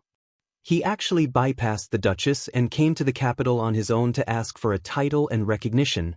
A whispered conversation at a long table was transmitted to Thales Hell's senses. Looks like His Majesty has made a decision. Duchess Lyanna must be very unhappy. What nonsense! The Duchess and Renaissance Palace are of one mind. Will his father's vassals obey? That depends on the illegitimate son's methods. They won't dare to disobey. Think about it, even His Majesty's heir is an illegitimate son raised by Lord Mon. Sure. It's fine if you drink too much, but don't talk too much. Thales' expression darkened. Behind him, Vogel whispered to Mallows, "Did you see that? Appearance, title conferment, audience, commendation, reward, reprimand. On this rare occasion, His Majesty has too many things to do. We can only ensure that he doesn't stray too far from his seat." But Mallows was very dissatisfied. So during this period, there will be many people coming forward to interact with His Majesty at such a close distance. The watchman put down his glass and frowned. Whose idea was that? Are you crazy? Vogel scoffed. Don't push your luck, watchman. This was His Majesty's own decision, after he knew about the assassin you saw. Mallows choked. Vogel snorted and looked in the direction of the king again. Look carefully. Thales narrowed his eyes. The next noble came forward and knelt. The chief of palace staff announced that this person was of noble birth and had sufficient merits. According to tradition, he was about to receive a gift from the king and become a royal knight of the kingdom. King Kessel extended his arm. Behind him, 2 members of the royal guards came forward with a sword and a ribbon respectively. Mallows' gaze froze. The person holding His Majesty's sword, that's... Thales hurriedly looked at the person holding the sword. It was a middle-aged guard who was not tall but had a stocky and kind demeanor. Chief Vanguard, Baron Stanley? Mallows said in surprise. He's personally holding the sword for His Majesty's conferring ceremony? Glover, who belonged to the Vanguard division, looked at Stanley and pursed his lips. He looked even more solemn. Vogel snorted, seemingly dissatisfied with Mallows' slow reaction. There's also Chief Protector Bridge and Second Protector Mariko. Their elite guards are already secretly in place, guarding the left and right sides. Doyle's expression changed when he saw the people from the Vanguard division, as if he remembered something unpleasant. Vogel narrowed his eyes. Commander, Vanguard, and Protector. The core 3 wings of the Royal Guards are all here. The elites are all out. Everyone who comes forward is being closely watched. Assassins can't hide from more than 30 steps away. Mallows' expression returned to normal. Thales tried hard to search for something among the guests, but could not see anything. Only when he switched to Hell's senses did he see dozens of different powers of eradication shining in the crowded banquet.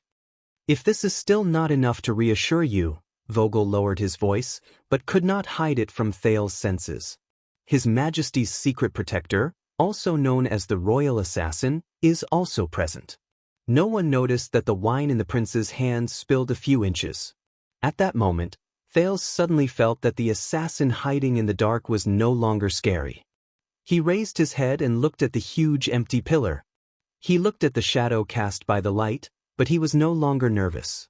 Coupled with Stanley and Mariko's strength, no one can go against His Majesty.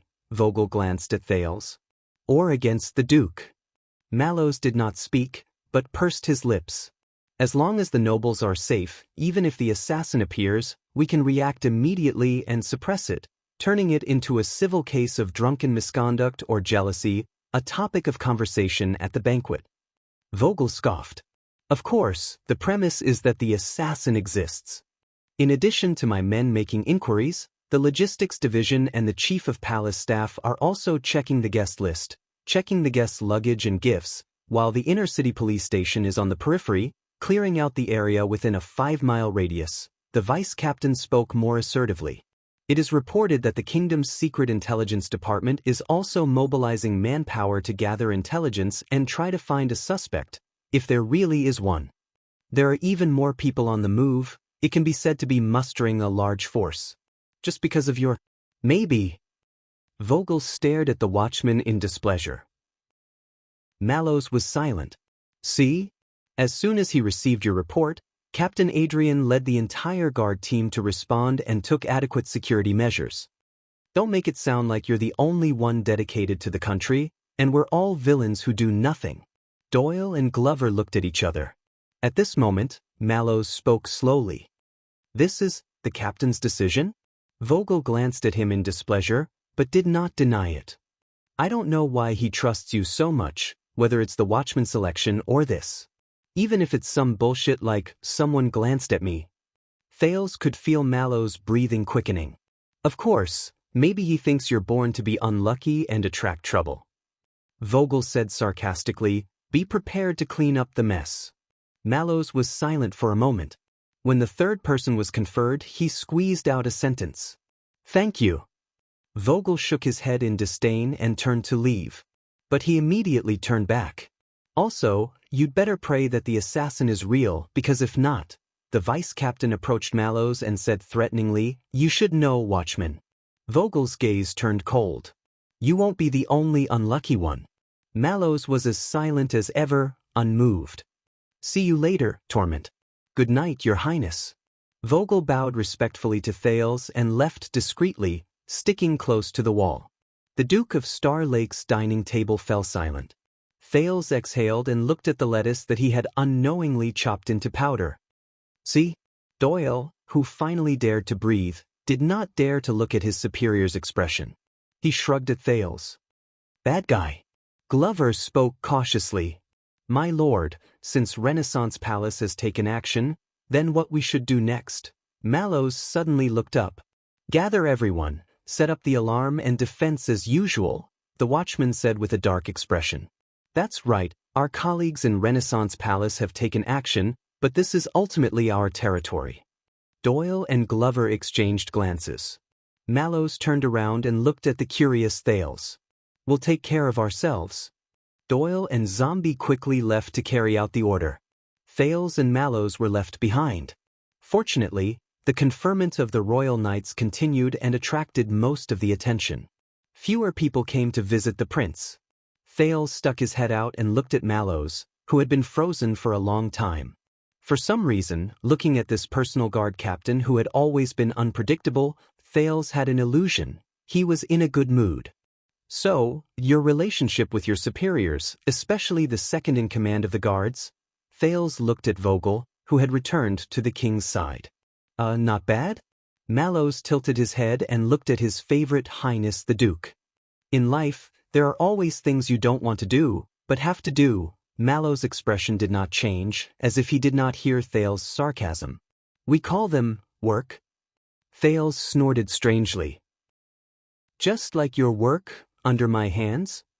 I didn't say that. Thales was silent for a while, then forced a polite smile. All right.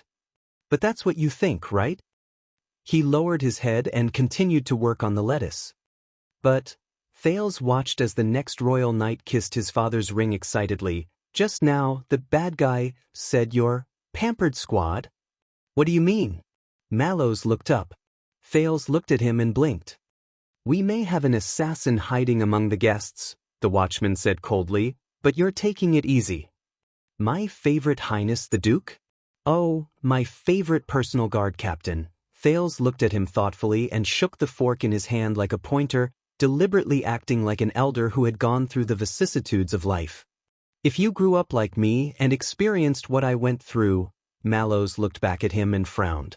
Thales shrugged and tapped the plate with his fork, his expression joyful. This lettuce tastes good. Mallows snorted and turned his head away. Just as Thales thought this guy was as stubborn as ever and could not resist teasing, Mallows spoke. Doyle and Zombie and the others. They did not join your guards without a reason. Mallows looked at Guard Captain Adrian, who was next to the king from afar. The Doyle family has been away from power for a long time, unwilling to be just a rich man. They racked their brains to seek the king's favor, but failed to return to the center of the 7 Jade Star attendants. The master of the Glover family holds an important position in the treasury. He serves the king loyally and trembles in fear. He wishes that he could stay away from all those with ulterior motives to show that he is noble, pure, loyal, and pure. Thales' expression froze slightly. In the capital, family background is not only a bargaining chip to ride the wind, but also a burden that binds one's hands and feet. Mallows' words were filled with the vicissitudes of life. It all depends on your choice. Thales was silent for a while. A bargaining chip to ride the wind, a burden that binds one's hands and feet. His gaze shifted to the 9-pointed star pattern on his cuff. Lord Mallows, Thales said faintly, I was thinking that perhaps you should come for etiquette lessons, and let Madame Gines continue to guide me in martial arts? More than I could wish for. Unfortunately, the king's orders cannot be disobeyed, Mallows replied with a light snort. This made Thales even more certain that he was in a good mood. Thales did not want to let go of this opportunity. What about you? The prince moved his eyes. Why did you join my guards and even become the leader? Mallows paused for a moment. You know. Mallows glanced at him from the corner of his eyes. He was as indifferent as ever. Work. Thales twitched his eyebrows. Damn, so that's what you're thinking. Then, when will you introduce your family to me? Thales said as if he was not paying attention. Let's see what Razor Mallows' family, who is qualified to marry the princess, wants. Are they your burden or bargaining chips? At that moment, Thales could not help but tremble. Just now, the sin of Hell's River seemed to have jumped. Thales looked up in surprise.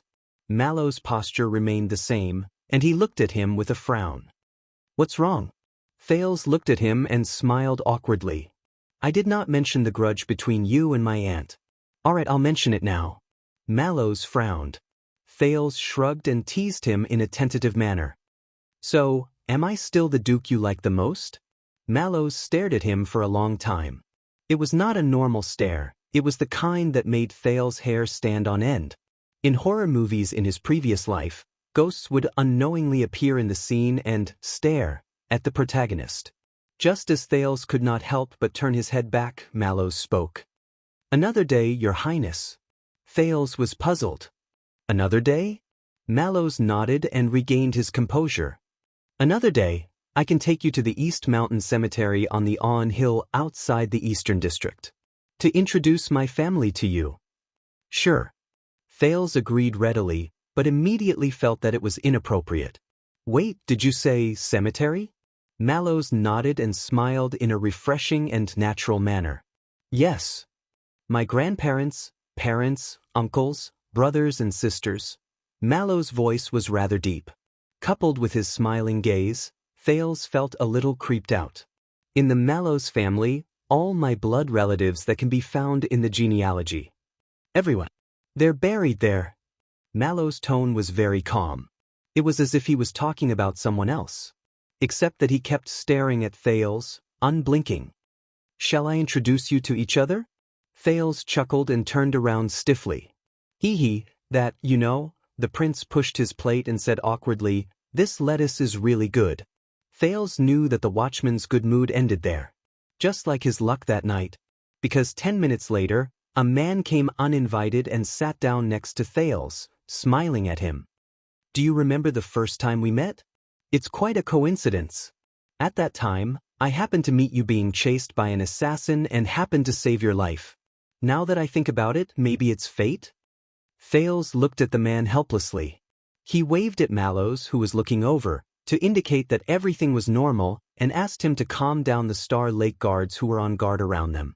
"Why this guy, of all times? I'm a little busy, I don't have time to reminisce about the past and the present." The prince did not hold back and called him by name. Zayn. However, the master of iris flowers, the Duke of South Coast, Zayn Covendier, raised his glass at him and smiled. "Is that so? That's a pity. I thought that you, who have gone through so many life-threatening situations, would be particularly concerned about the current situation of your former enemy. I just got the information recently."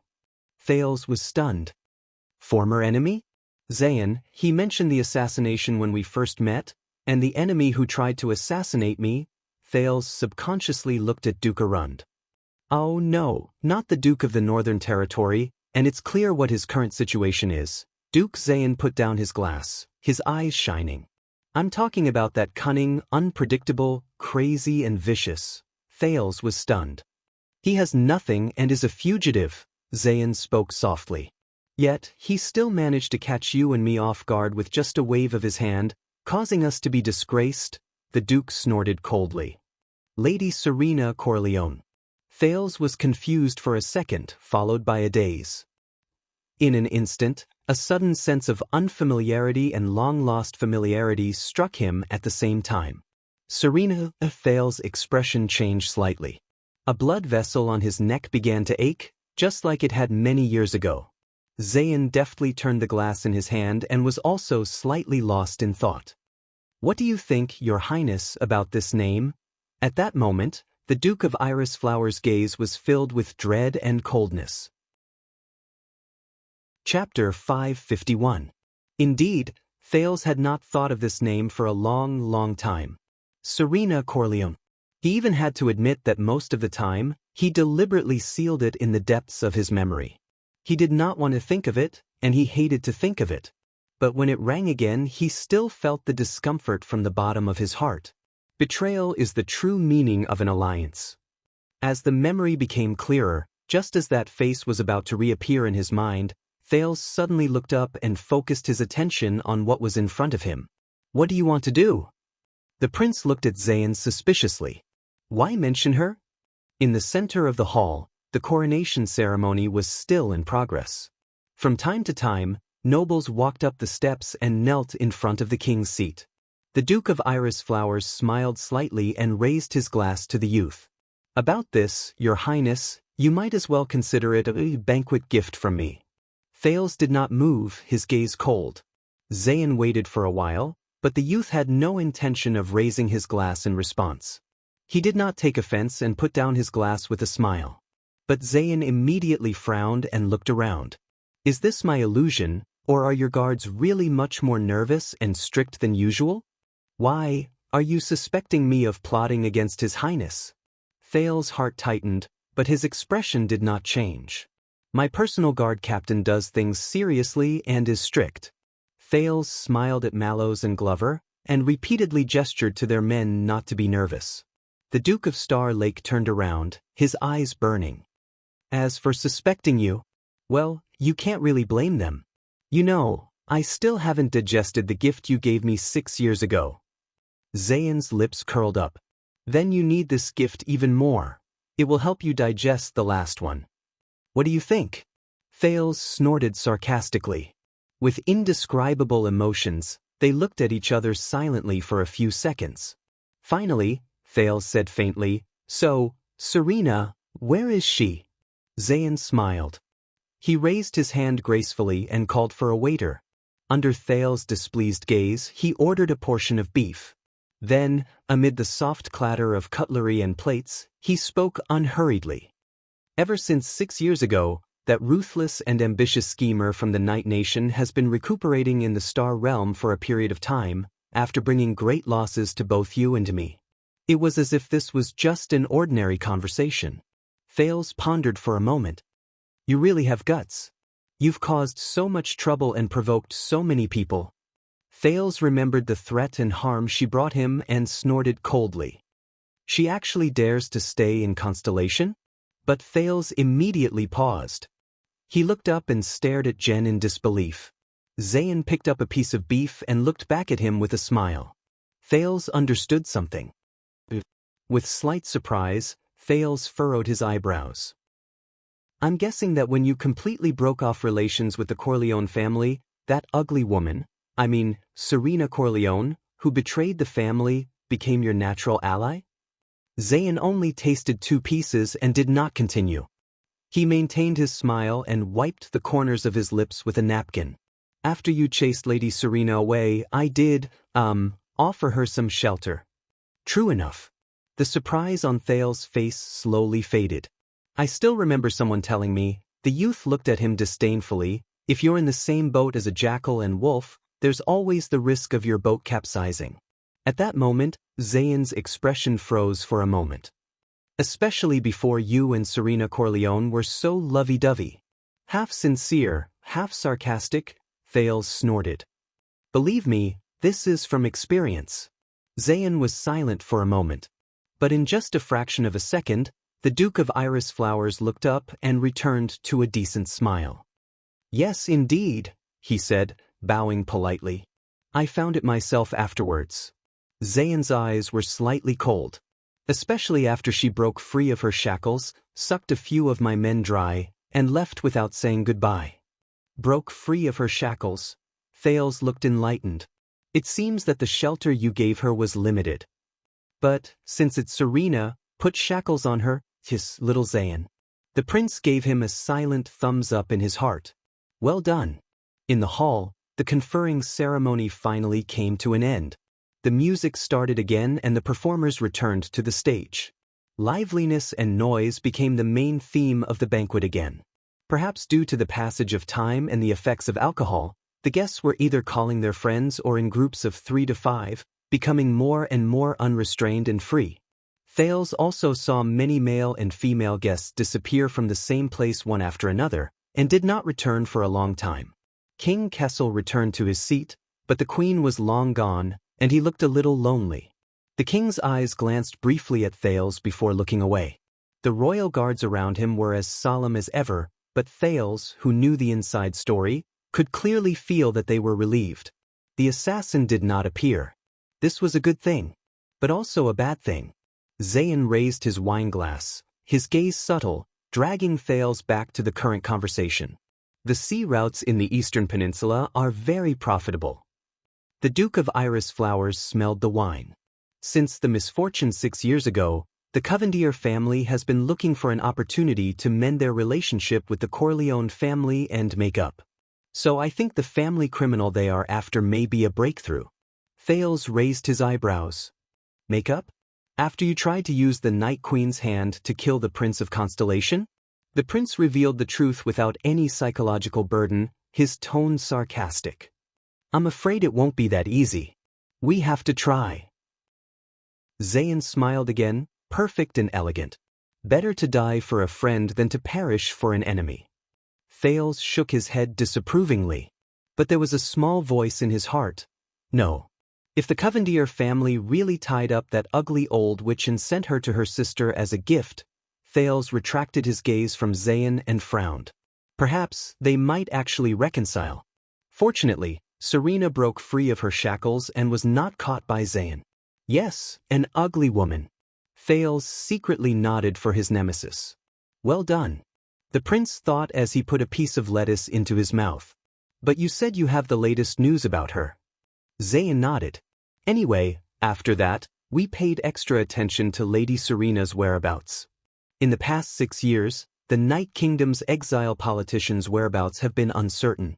From Rival City to Sandlast, she has been seen everywhere. Until a few days ago, someone saw her in the Alliance of Freedom. Since, Thales froze for a moment, then immediately looked up. Zayn smiled. That's right. The desperate Alliance of Freedom is doing everything possible to survive. They do not care about their dignity or the price they have to pay. Regardless of their origins or past, they are urgently asking for ambitious people from all walks of life to join the fight for justice. From criminals to mercenaries, from gangsters to thugs, they accept everyone and want everyone to resist the unjust invasion from Ekstet.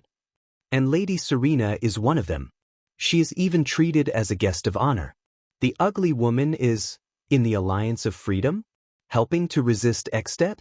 The news that Gilbert brought about Extet's defeat and the unknown whereabouts of the commander-in-chief flashed through his mind. Saroma forced herself to endure. Her resolute and unyielding face also appeared before his eyes. But what followed was the increasingly clear image of Serena Corleone, who simultaneously possessed seriousness and cuteness, beauty and viciousness, two faces, one big and one small. Thale's heart sank and his chest was in chaos. No way? Old witch, it's you again? His neck, his wrist, the parts that had been bitten by the blood clansman felt strange again. Of course, this involves Extet. Perhaps you know more than I do. What do you think? Zayn took a sip of wine. Thales stared at the other party's wineglass and shook his head in disdain. Quenching thirst with poison. Anything that Old Witch has been involved in, no matter what, is bound to be bad. Zayn raised his eyebrows and did not deny it. Thales fell into deep thought. Zayn did not say anything. The two of them sat in silence for a while. Until Thales came back to his senses. That's it? Nothing else? Zayn looked up at him. That's it. Thales pursed his lips and nodded, intending to send him off. Then, at this moment, Zayn raised his arm and pointed at a noble in the crowd whose nose was red from drinking but was in high spirits, accepting the crowd's congratulations. Look, that's the Loznant family. After 2 generations, they've finally become hereditary vassals. Zayn's tone was a little drawn out. I just don't know how long it will last.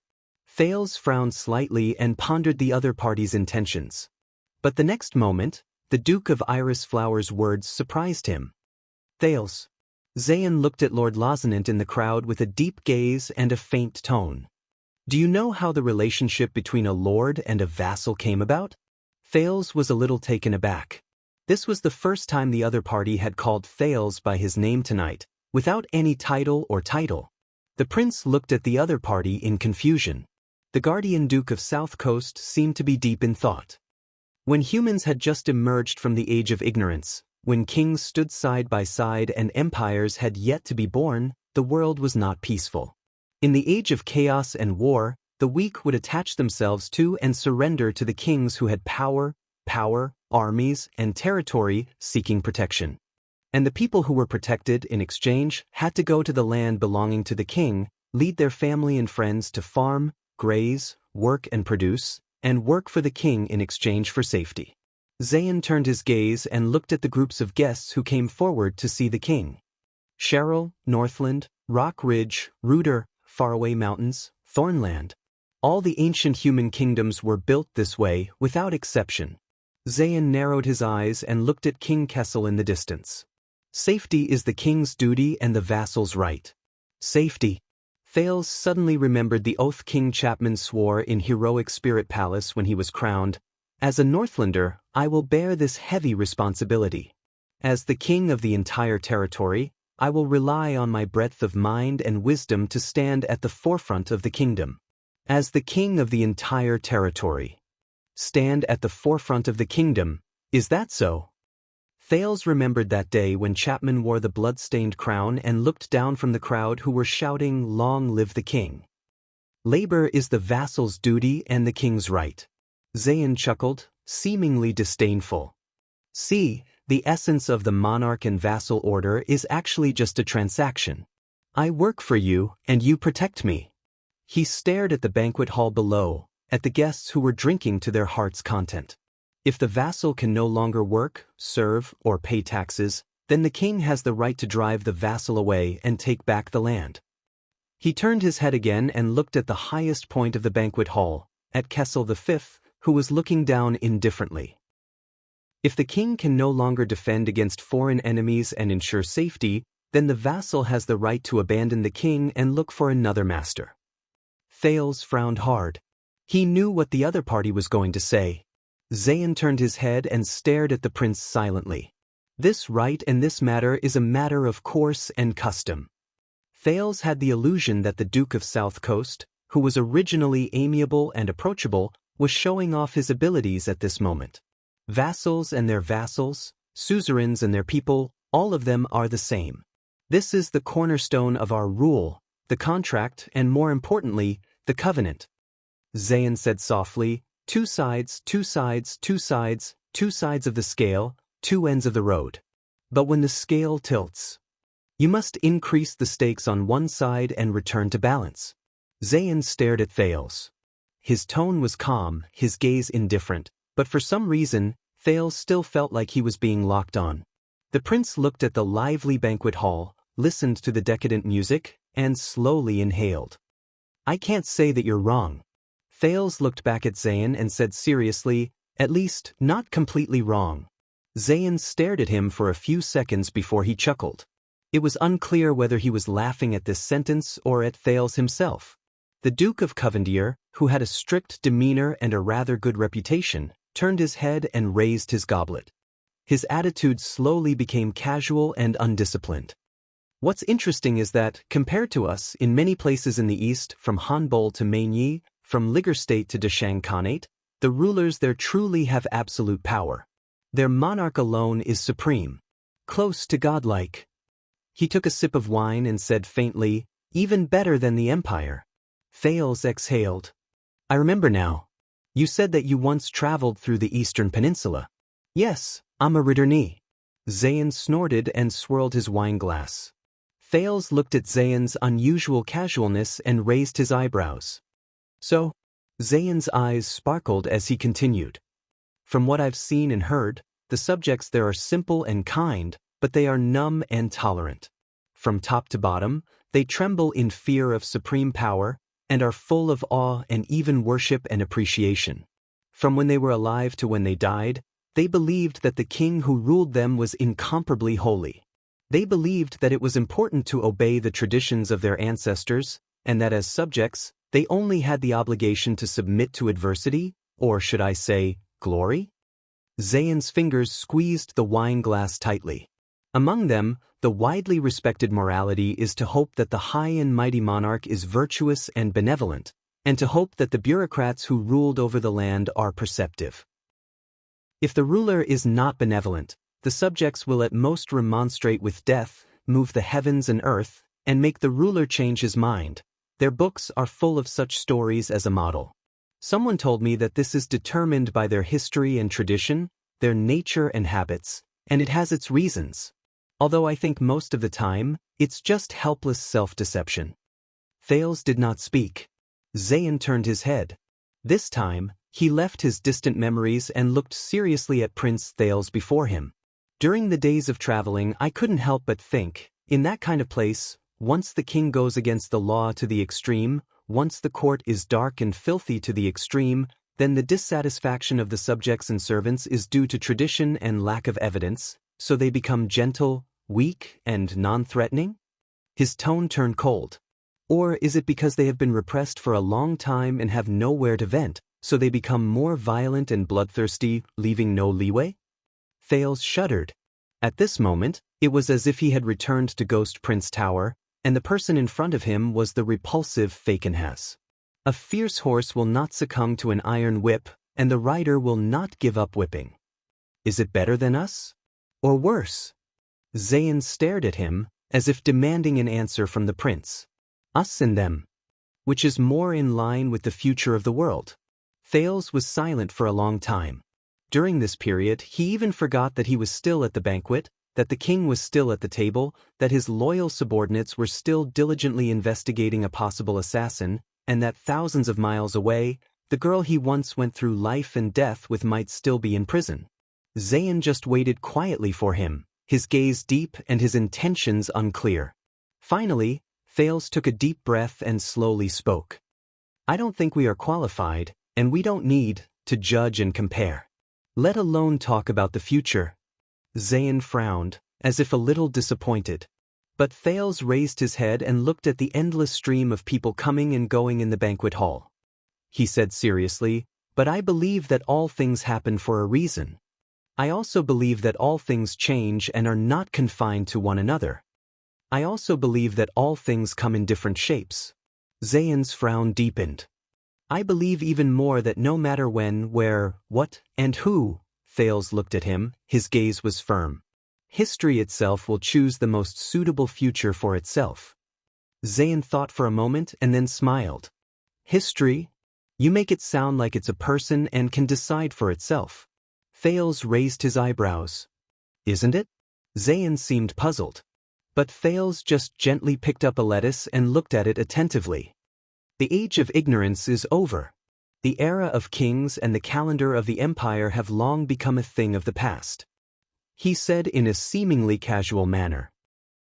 As the number of vassals increases and the land they rule expands, basic government affairs become more and more complicated. No matter how powerful a king is, it will be beyond his reach, let alone be able to take care of everything. Thales suddenly thought of King Nuvan. However, he was not the domineering, experienced, and ruthless-born king. Instead, it was the old man who sat on the steps with him after the duel, holding a cup of aged wine, lonely and dispirited. So many things on the land require the vassals to put down their shovels and make their own decisions. Thales said quietly, and after the vassals die, the king does not have the energy to take back every piece of land, big or small, and infect them again. The prince looked up and gradually became serious. So, the land that was originally entrusted to the vassals gradually became inherited after the death of the father, passed down from generation to generation. The matters of the fief were decided by them themselves, and it gradually became a tradition. The property of the fief became the private property of the suzerain, and could not be easily stripped by the monarch or seized by others. Thales looked at the Duke of Iris Flowers. Vassals and suzerains like you then stepped onto the stage and became the protagonist of history, competitive, pioneering, and enterprising. So the kingdom developed, layers upon layers of jurisdiction, civilization expanded, and governance improved. Thales said seriously. Then Constellation came to be today. Zayan's expression also became serious. But the Duke of South Coast did not know that at this moment, Thales was not thinking of Constellation. He was thinking of Extet. If back then, when Raikuru the hero founded the kingdom, he did not infect the power to rule the kingdom to the other 9 knights who were both talented and ambitious, and let them raise their flags and go out on their own to expand their territory in different directions, and spread the name of Northland, would Extet still have its vast territory and illustrious reputation today? Would there even be a kingdom? Zayan snorted softly. Interesting. So you think that the autonomy and independence of us vassals is natural and natural? He looked at Thales with interest. Thales came back to his senses and smiled. I'm not done yet. When the private property of the fief became a consensus, the power of the vassals reached its peak, Thales said slowly. Some of them were even able to stand up to the king of a country. The scene of King Chapman's coronation appeared before his eyes again. The Kinslayer king stood with his head held high, his eyes were like ice, but there was a fire burning in them. The dragon scale crown stood firmly on his head. But, Thales looked up and pursed his lips. In that scene, the one standing quietly in front of Chapman Lampard was not the former King Nuvan. Instead, it was the one towering at the peak of Dragon Cloud's mountain, which had not fallen after thousands of years of wind and rain, deep, dark, magnificent, heroic spirit palace. Thales felt his breathing stagnate. In front of it, King Chapman, who had once been incredibly terrifying, looked lonely, thin, and insignificant from the back. Thales clenched his teeth. But it was precisely because of this trend that authority gradually collapsed, and traditions slowly changed. The fief was no longer a rigid entrustment in the hands of the king. It was liberated and turned into a title deed that could be circulated and changed in the hands of different people. It could affect the livelihood of countless people who had taken root in it, and incite endless disputes around power and interests. So the vassals had their own selfish desires, the people had their own masters, the suzerains fought against each other, and territories and borders were exchanged.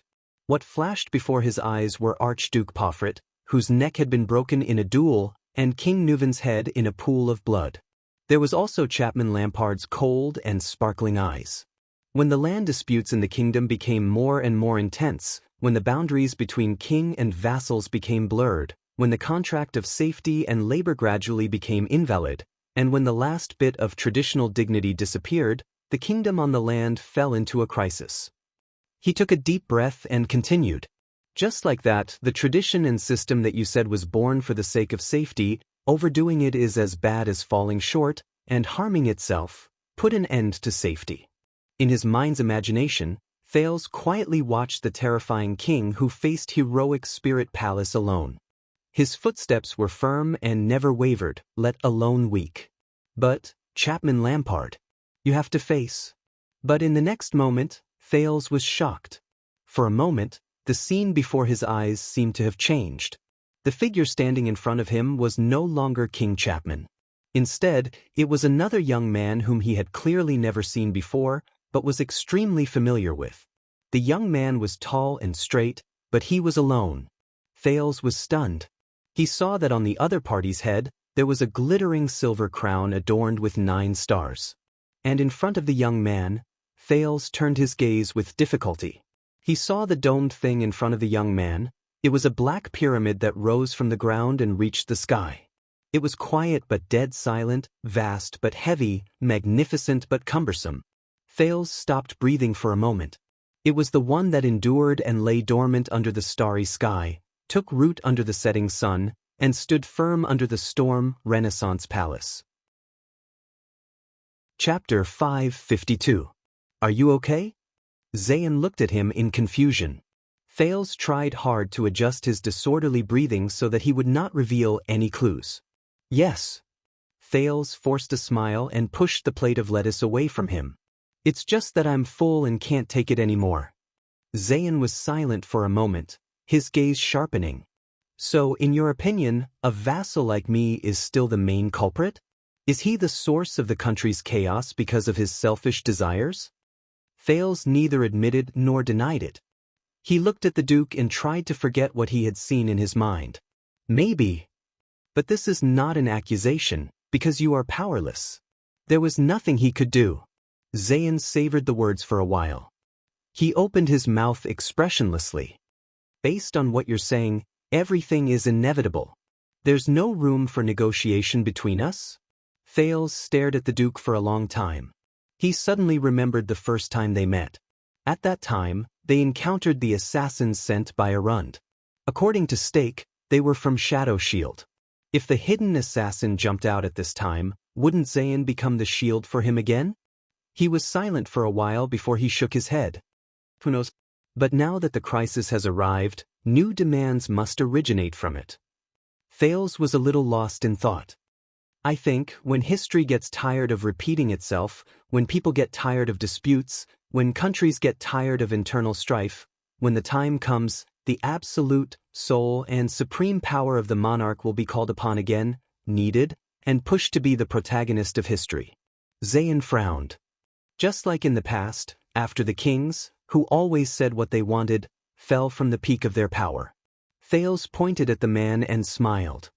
The vassals split up the land and expanded the territory, becoming the main characters of history. Zayn pondered for a few seconds. Does this mean that the protagonist of history is first a king, then a vassal, and then a king again? He looked at King Kessel in the distance, then back at the prince. Only these two, nothing else? Thales snorted. King or vassal, one or many, congregate or disperse, exclusive or complete, central or regional, bureaucrats or squires, unified or divided, centralized or autonomous, hierarchical or absolute power. There are many names and many manifestations. Call them whatever you like. He shrugged.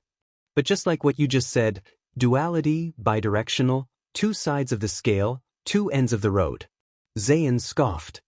It looks like we've gone around in circles and returned to the starting point. Thales shook his head in disapproval. You look like you're spinning on the spot. Maybe it's because you're standing in the wrong place, choosing the wrong angle? Jen looked at him. If you only stand in front of history, or if you fall behind it, then yes, it does look like it is spinning back and forth. Thales forgot the scene he saw in his mind just now, and his tone became relaxed. Up and down, back and forth, from a low place to a high place, and from a high place to a low place. But if you go in three-dimension, move your noble ass, climb higher in history, and look down. Thales said slowly, perhaps you will discover that from this angle, under countless factors, in the unknown details, History is always moving forward and making new choices. Never walk in circles. Zayn frowned and thought for a long time. Just as Thales sighed and was about to continue, Zayn suddenly spoke. Like waves on the sea? Waves that rise and fall when viewed from a distance, rise and fall when viewed from a distance, but are actually always moving forward. Waves. Thales was surprised at first, then he smiled. That's right. He was going to say a common spiral rise, but since Zayn had such a high level of awareness, Thales leaned back in his seat and looked silently at the king and the duke on the steps, as well as the various guests below. It doesn't matter whether it's a king or a vassal. Apart from going up and down, going back and forth, in history, every time they fight, every time they take over, and every time they clash, perhaps there will be new sparks. Thales' words became clearer.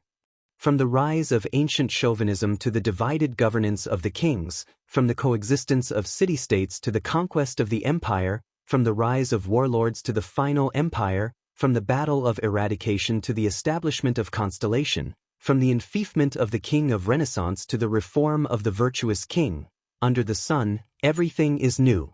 He thought of the old crow and felt a little emotional. Zayn carefully pondered Thales' words. History moves forward like waves, and we are like a small boat on the waves, drifting with the current most of the time, but occasionally riding the wind and breaking the waves. Thales paused. A small boat on the waves, a very interesting way of putting it. But unfortunately, I think, this metaphor is both self-righteous and belittling. In the face of this contradictory answer, Zayn cast him a puzzled look. Thales turned his head and smiled. I think, we are the water and even more so, the waves. Thales' expression was extremely serious. We are history itself. Zayn's expression changed slightly. This time, he turned his head back and was silent for a long time. Not far away, Mallows, who had been busy all night, met up with Glover, who had just returned from outside. Still nothing? Glover rubbed his hands that were red from the cold. He put on his gloves and shook his head. Nothing. The guests were carefully searched before they entered, and nothing that could be used as a weapon or poison was found in the gift storage room. The guests who approached His Majesty and the Dukes tonight, that's nearly 100 people, were all checked, and all of them were people of status. There were no imposters, and there was nothing suspicious, at least nothing particularly suspicious. Mallow's expression became more and more tense. Outside the hall, the police officers sealed off the roads for the whole night and found nothing. Inside the hall, the royal guards, whether it was Renaissance Palace or us, also kept a close watch for a few hours and did not find any assassins. Also, Glover hesitated for a moment and said, I heard from my acquaintance in the Vanguard Division that even the people from the kingdom's secret intelligence department came and used some taboo methods to detect threats. The kingdom's secret intelligence department. Mallow's eyes flashed. Glover continued. But in the entire Mindy's Hall, there was neither high-energy crystal drop resonance nor high-concentration refined eternal oil reaction. At least, none of the guests were hiding unknown alchemy balls or mystic guns. But Mallows suddenly reached out and put his arm around his shoulder. Glover was startled. Mallows lowered his voice and looked serious. What about other indicators? Formation interference? Incantation fluctuations? Law anomaly? Origin mutual rejection? Phenomenon of balance? Traces of unusual descent? What about other indicators of magic detection? What did the Secret Intelligence Department say? Glover was dumbfounded by a few unfamiliar terms. Magic? I didn't say that much, Mallows frowned. Unexpectedly, another voice came from behind and answered him. None of them. Under their wary gazes, the vice-captain, Vogel Talon, walked coldly from behind them. There are no long-lost methods of wizards. At least it's not a magical assassination. Glover looked worriedly at his two superiors. But Mallows was still deep in thought and did not say anything. Patterson caught a few disheveled lovebirds in an empty room in the side hall. Dodd yawned, looking exhausted, and walked over from the other side to report. Also, Stone caught a few naked men and women, chatting, in some of the carriages. Bastia caught a few lazy fellows in the servants' passageway. There were a few people stealing food in the kitchen, but it's not a big deal. The basement and the fireplace were also empty. Also, 2 men were caught in the washroom. They were acting as 4-legged beasts in a single room. You know what I mean? Old Leather wanted to report them, but I stopped him. Ahem, anyway, we have an extra sum of money this month, so we can improve our meals. Doyle smirked and shook his head. Until he saw Vogel.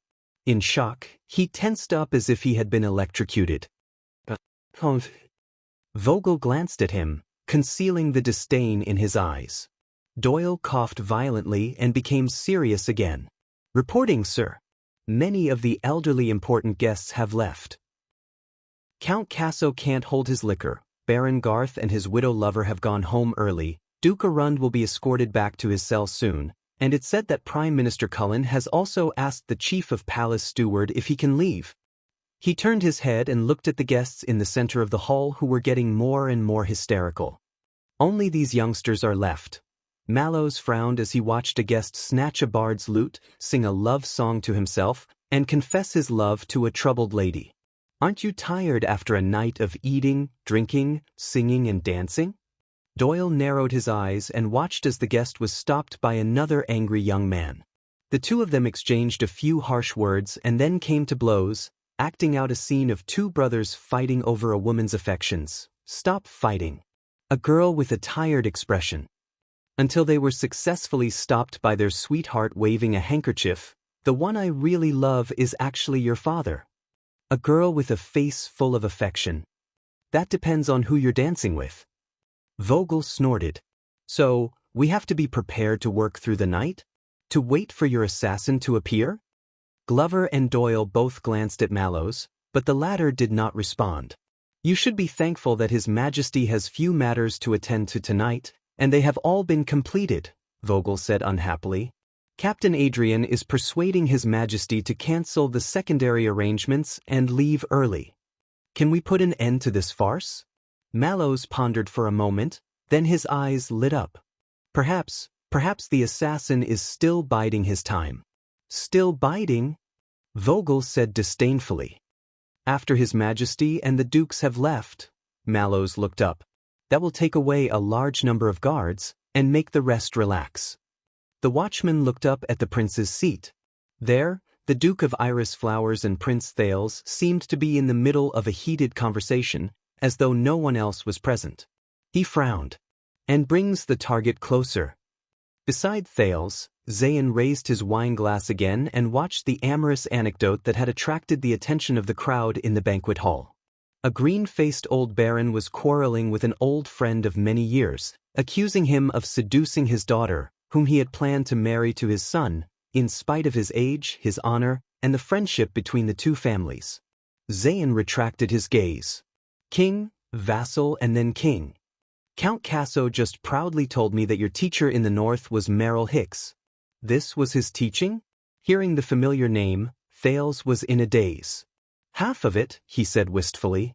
The old crow provided me with a lot of historical materials and details. I have to thank him for his persistent questioning, forcing me to think about every possible or impossible answer. As if the previous life was not enough. Zayn raised his glass to him. What about the other half? Thales shook his head.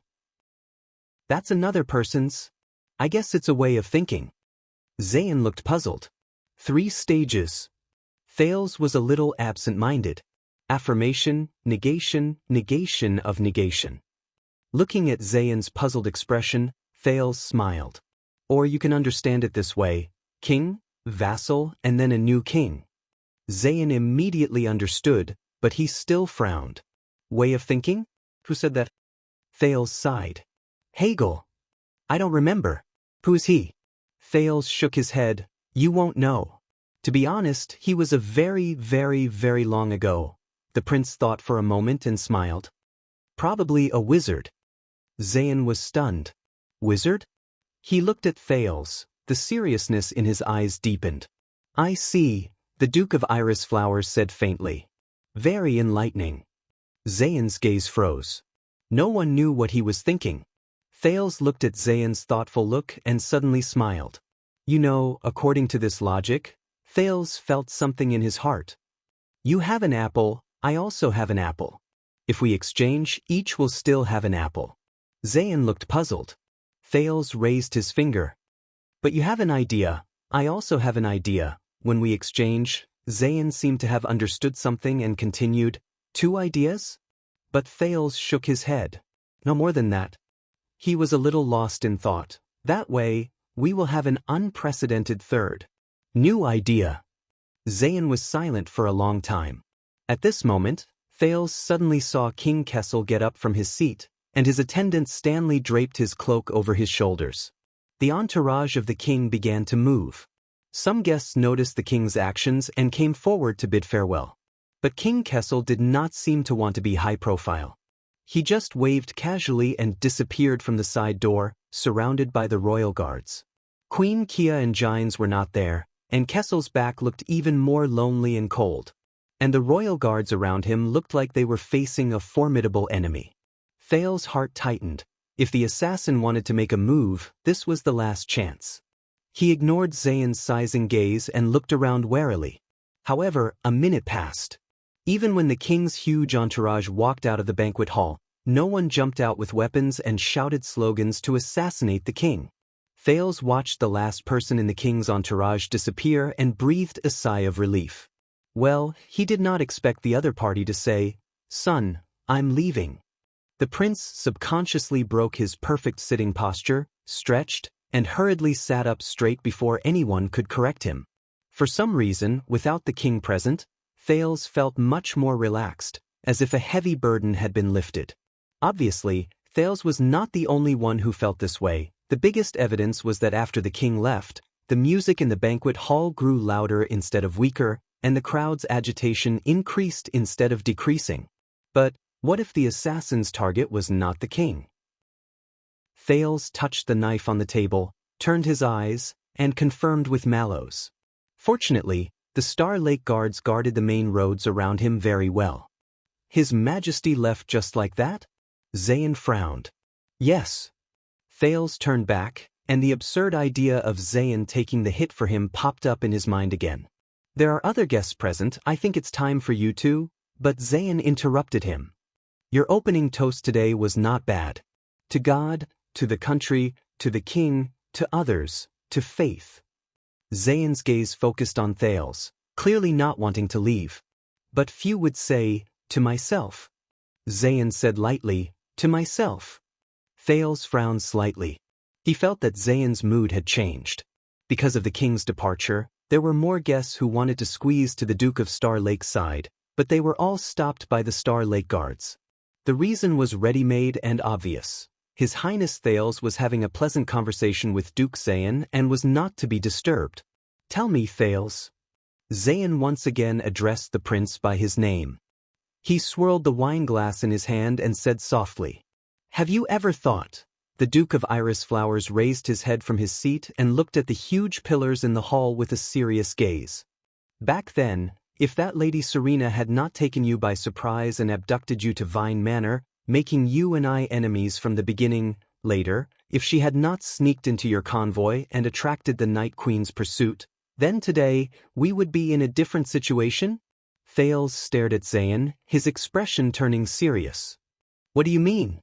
But the Duke of Iris Flowers smiled slightly. Jade Star and Covendier, Enneagram and Iris Flowers, we actually don't have to be enemies. You and I, we can let bygones be bygones and stand together.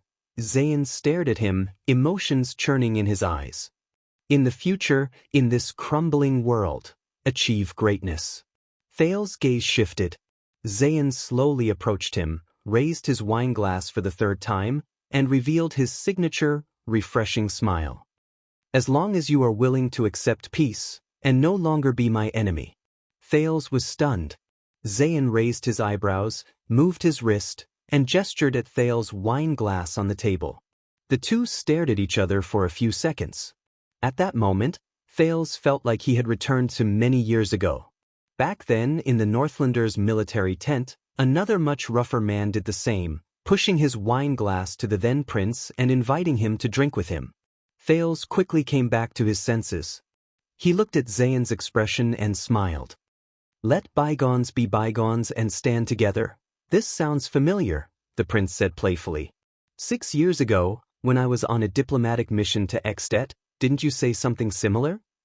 Zayan's expression darkened. Thales looked at the other's expression and remembered what Duke Faken has said in Ghost Prince Tower, but you have to be more careful and vigilant. The powerful nobles and suzerains will scramble to find you and rope in the prince who has just returned to the kingdom.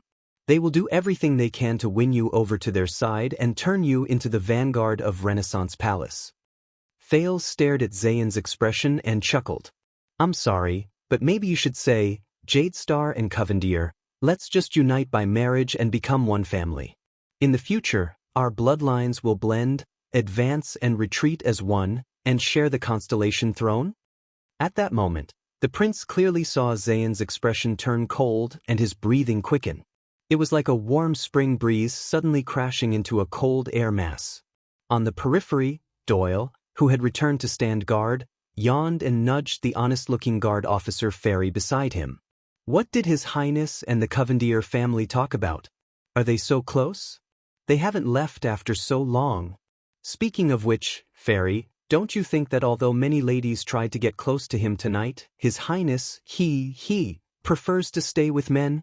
Perhaps not expecting Doyle to answer him, Fairy, who was staring at the guests loyally, froze for a second. I think so? Doyle looked puzzled.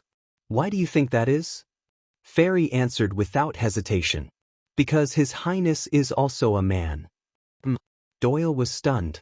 Feeling that something was wrong, he pondered for a while but could not find a flaw in this sentence. In front of Thales, the Duke of South Coast gently put down his wine glass.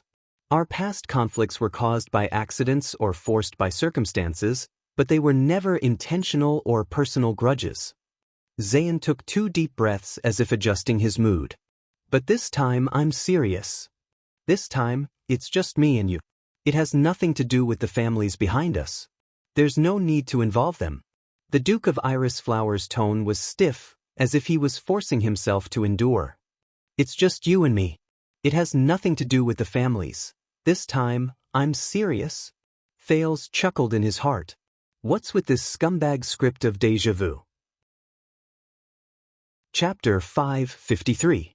As for what Zayan said, caused by an accident. Forced by circumstances. Definitely not a personal grudge? Thales narrowed his eyes and looked at Zayan, who was trying his best to control himself, but the Duke of Western Desert's words rang in his mind. Before accepting their kindness, please remember, they are only against your father, not truly loyal to you. Oh, is that so? Thales said coldly. In that case, 6 years ago, you lent Vine Manor to Serena because of an accident? You were also forced by circumstances, so after putting on a good show, you let the Night Queen come after me? Zayan's expression immediately turned ugly. What a coincidence. Thales sat upright and sneered.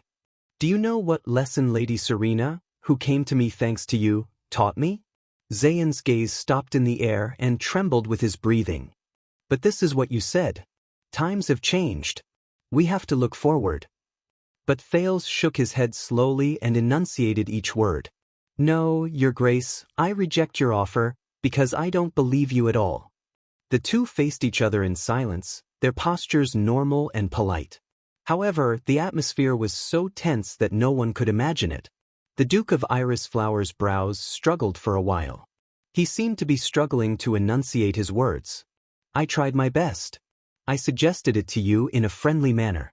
I even begged you, Thales, at least. But Thales did not care about the other party's acting. He interrupted him with a smile. Quick question and quick answer. Back then, why did I go to Extet? Zayan looked up. For sightseeing? To broaden your horizons? To freeload? To find a wife? Thales shook his head. None of those. Oh, right, I remember now. Thales' gaze sharpened and his tone tightened. Because a group of domestic vassals joined forces to kill the Extet diplomat group, but they were used by someone else and incurred King Nuven's wrath. And we need a sucker to clean up the mess and clean up after them? Zayan did not speak. But why did they attack the Extet diplomat group? Thales leaned forward towards the other party, his expression dark. Why would you do that? Duke Zayan Covendier? Zayan's eyebrows twitched. You have been a prince for 6 years, and now you are the Duke of Star Lake. No matter how stupid the Northland barbarians are, they should have taught you that some things are beyond our control. The Duke of Iris Flower's gaze had turned completely cold, and his tone was no longer polite. What happened back then is a separate matter. It shouldn't have continued until now, and it shouldn't have implicated others. One thing is another? Thales smiled. The prince's expression darkened, and his gaze turned cold.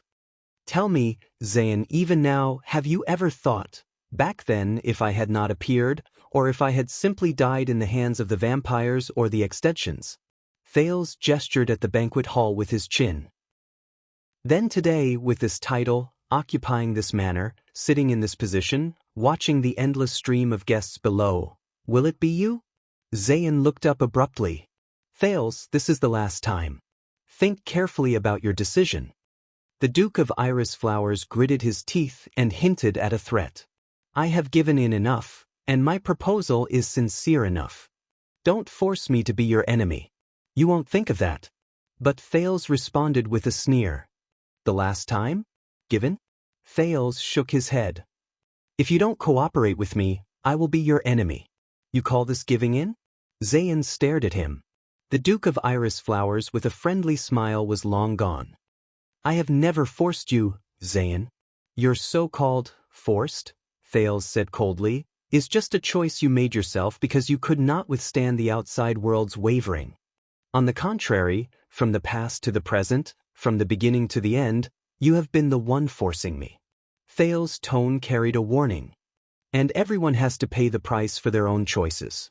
At this moment, the two of them stared at each other, and the temperature seemed to drop to the extreme. Zayan snorted angrily. When you were young, maybe you had no worries. But when you grow up, experience more and have more, maybe you will understand that friends are much more important than enemies. Zayan spoke softly. Better to die for a friend than to perish for an enemy. But Thales laughed.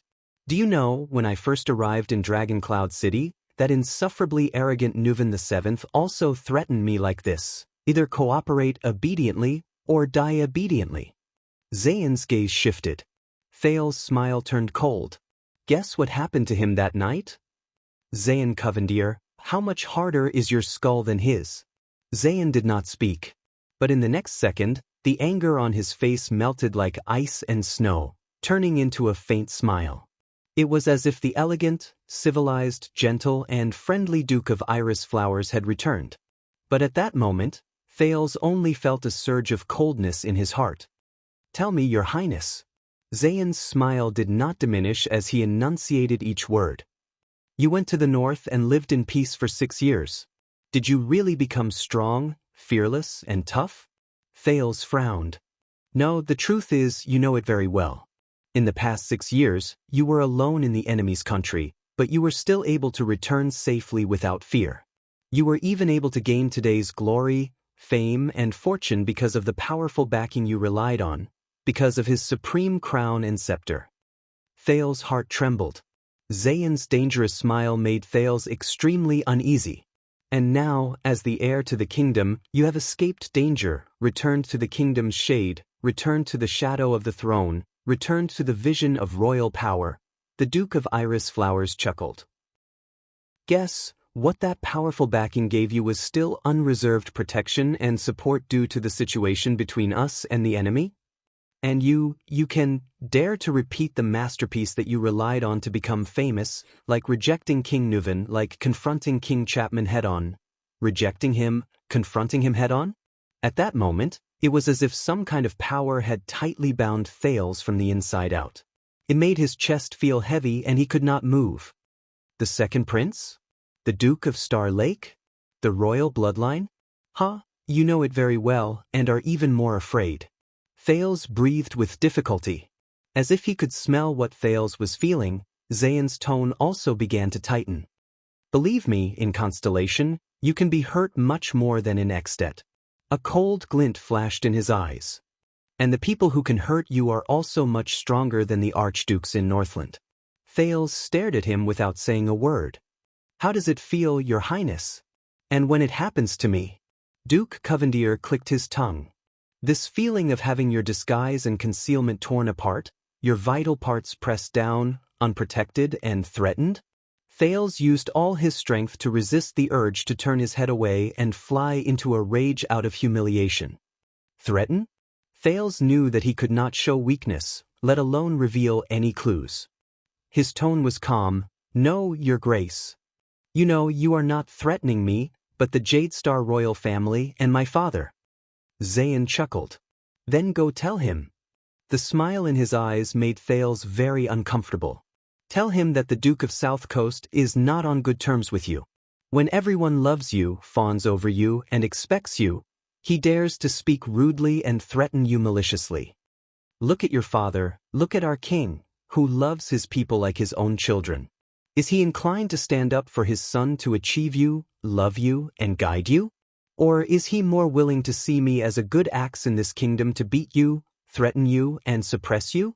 The chill in Thales' heart reached its peak. It did not diminish at all. It was an unbearable bone-chilling chill after his mask and disguise, armor and clothes were completely torn apart. As I said, this has nothing to do with our family. There is no need to get involved. Zayn shook his head gently. But you insist on being stubborn and stubborn.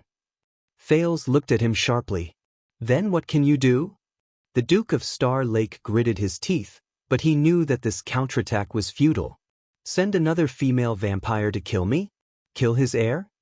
Let's see how my father will react? Zayn responded with a sneer.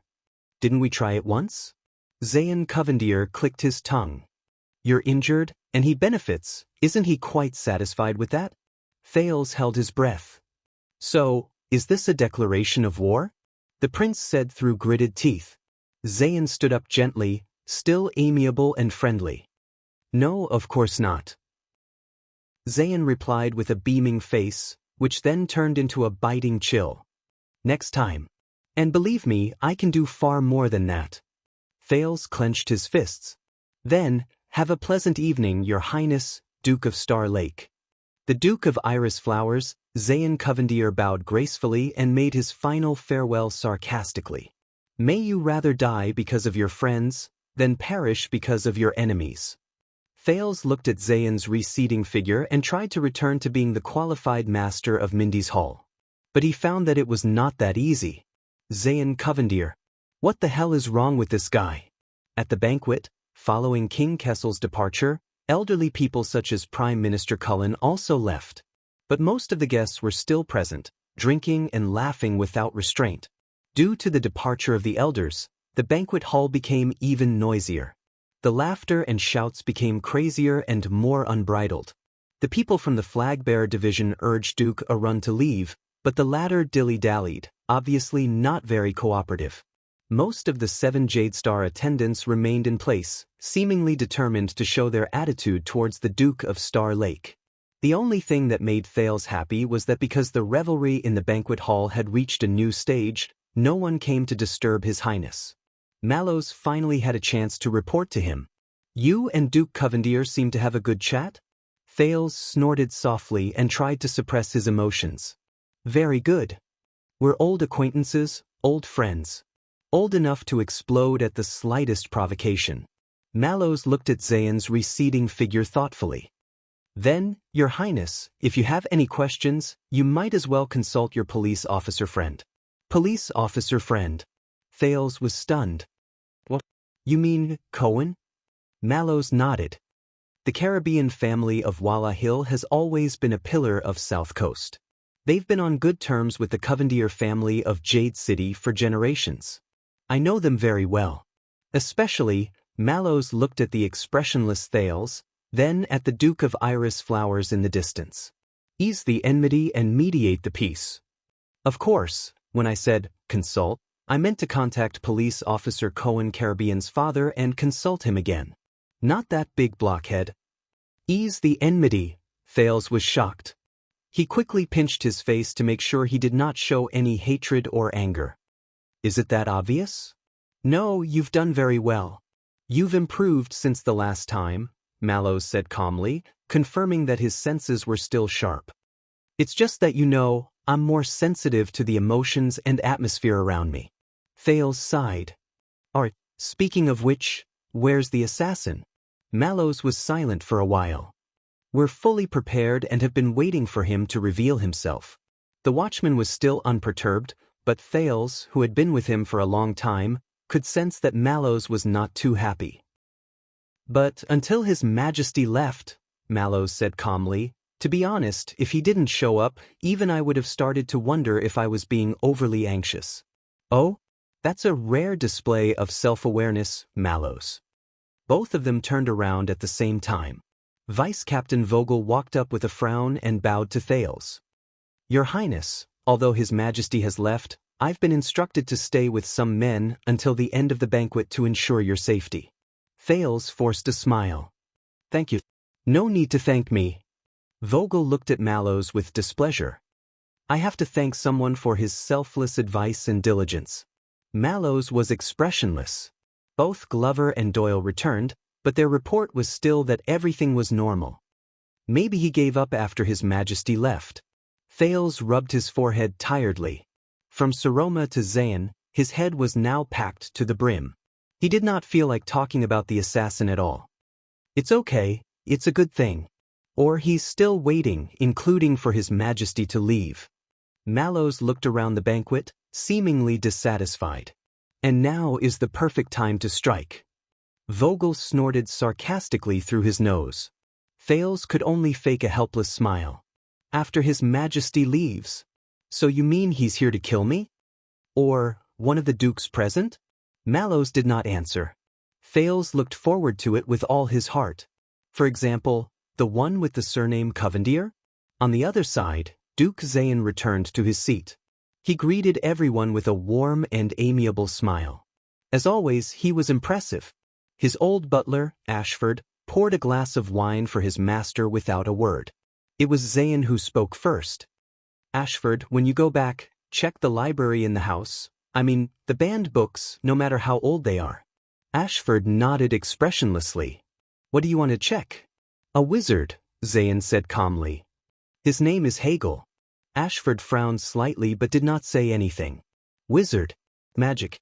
Zayan was secretly disdainful. Damn the Jade Star royal family. They really dared to teach their children everything. Zayan thought as he looked at the Duke of Star Lake. Coincidentally, Thales was also looking at the Duke of Iris Flowers at the same time. Their gazes met in the air. One was friendly, the other indifferent. But equally complicated. Both of them felt suffocated. As if they had a tacit understanding, they smiled at each other and nodded at the same time. And that mysterious assassin struck at that moment. Chapter 554. Bang. Thud. A few muffled thuds came from the banquet, along with the crowd's cries of surprise. As he was prepared, Thales did not panic. But the moment he instinctively stood up, Mallows, who was beside him, mercilessly shoved him. The force was so strong that he almost suspected that his personal guard captain was the assassin. Thales fell into Glover's broad arms. Before he could react, 3 burly men from the Star Lake Guard's guard division, Bastia, Franzuk, and Ferry, appeared out of nowhere and pounced on Thales. Together with Glover, they formed a wall around the Duke of Star Lake and pressed him tightly against the wall, leaving no room for escape. Highest alert. Guard Division in position. Vanguard Division reporting. Mallow's voice came from the gaps between the 4 burly men. Forget about what happened. Protect His Highness and escort him to safety. So the 4 walls supported him as he stumbled and moved unstoppably. Thales, who was covered in sweat, felt his vision go dark. Half of his face was pressed against Bastia's sturdy abs, and it hurt through his armor. For a whole 5 seconds, he could only struggle to spread his arms and create a path between the 4 thick walls of human flesh. Give me some space. In his ears, he could hear the commotion in the banquet getting louder and louder. From time to time, he could hear the muffled thuds of tables and chairs, the shouts of male guests, and the screams of female guests. Oh my God! Pull them apart. No! Baron! Damn it, what's going on? Fortunately, Thales had barely moved a few meters in frustration when Vice Captain Vogel's anxious voice rang out. Damn it, Royal Guards, calm down. That's not an assassination at all, it's very far away from us. It was the sound of a lifesaver. Thales felt his feet stop. Wait a minute, Mallow's voice rang out. Let's take a look. The next second, light reappeared in front of Thales' eyes. Although he was still surrounded by several guards, he, who had regained the right to breathe, held onto Fairy's shoulder and stood up with much difficulty. What happened? As the Duke of Star Lake had the advantage of having a higher seat, Thales looked towards the center of the commotion. The guests in the banquet hall stood on their tiptoes and gathered around curiously. In the middle of the crowd was an empty space. A long table had long been overturned, dishes and cutlery were scattered all over the floor, and many guests had fallen and were helped up by the people around them. What the hell? Thales did not understand what was happening at the banquet, but he could see that the Duke's table was also tense. The royal guards escorted the unhappy Zayn to a corner, but his butler calmly followed with his master's wineglass. The one-eyed dragon, Koshter, angrily pushed away the two guards who wanted to take him away. The latter dared not say a word despite his anger. Duke Arund received the same treatment as Thales. He was immediately surrounded by the guards of the flag-bearer division. The two commanders of the guards present looked solemn as though they were facing a formidable enemy. Mallows nervously communicated with the Star Lake guards, while Vogel ordered the men from Renaissance Palace, but the latter kept sending men out, while the former kept gathering men back. Hurry up and find out what happened. If it's drunken sex, suppress it no matter how big it gets. We'll talk about it tomorrow. This was Vogel. Maintain the highest level of alert, Mallow's voice sounded, full of vigilance.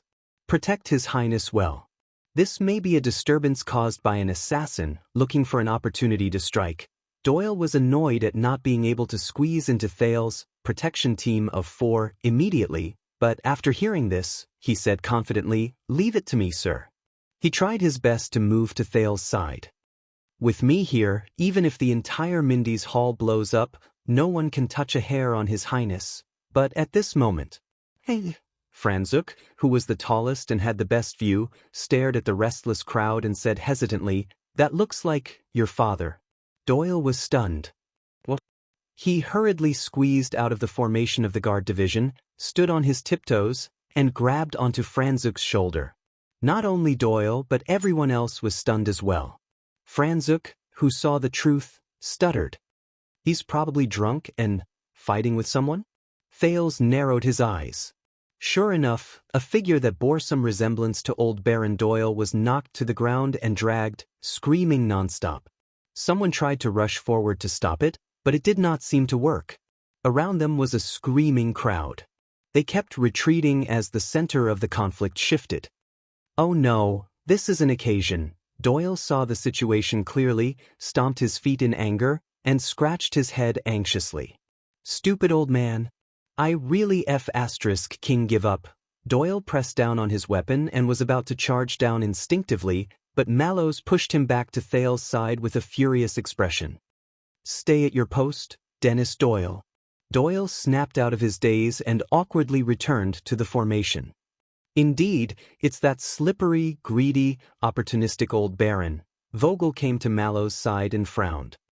"He can actually fight with someone?"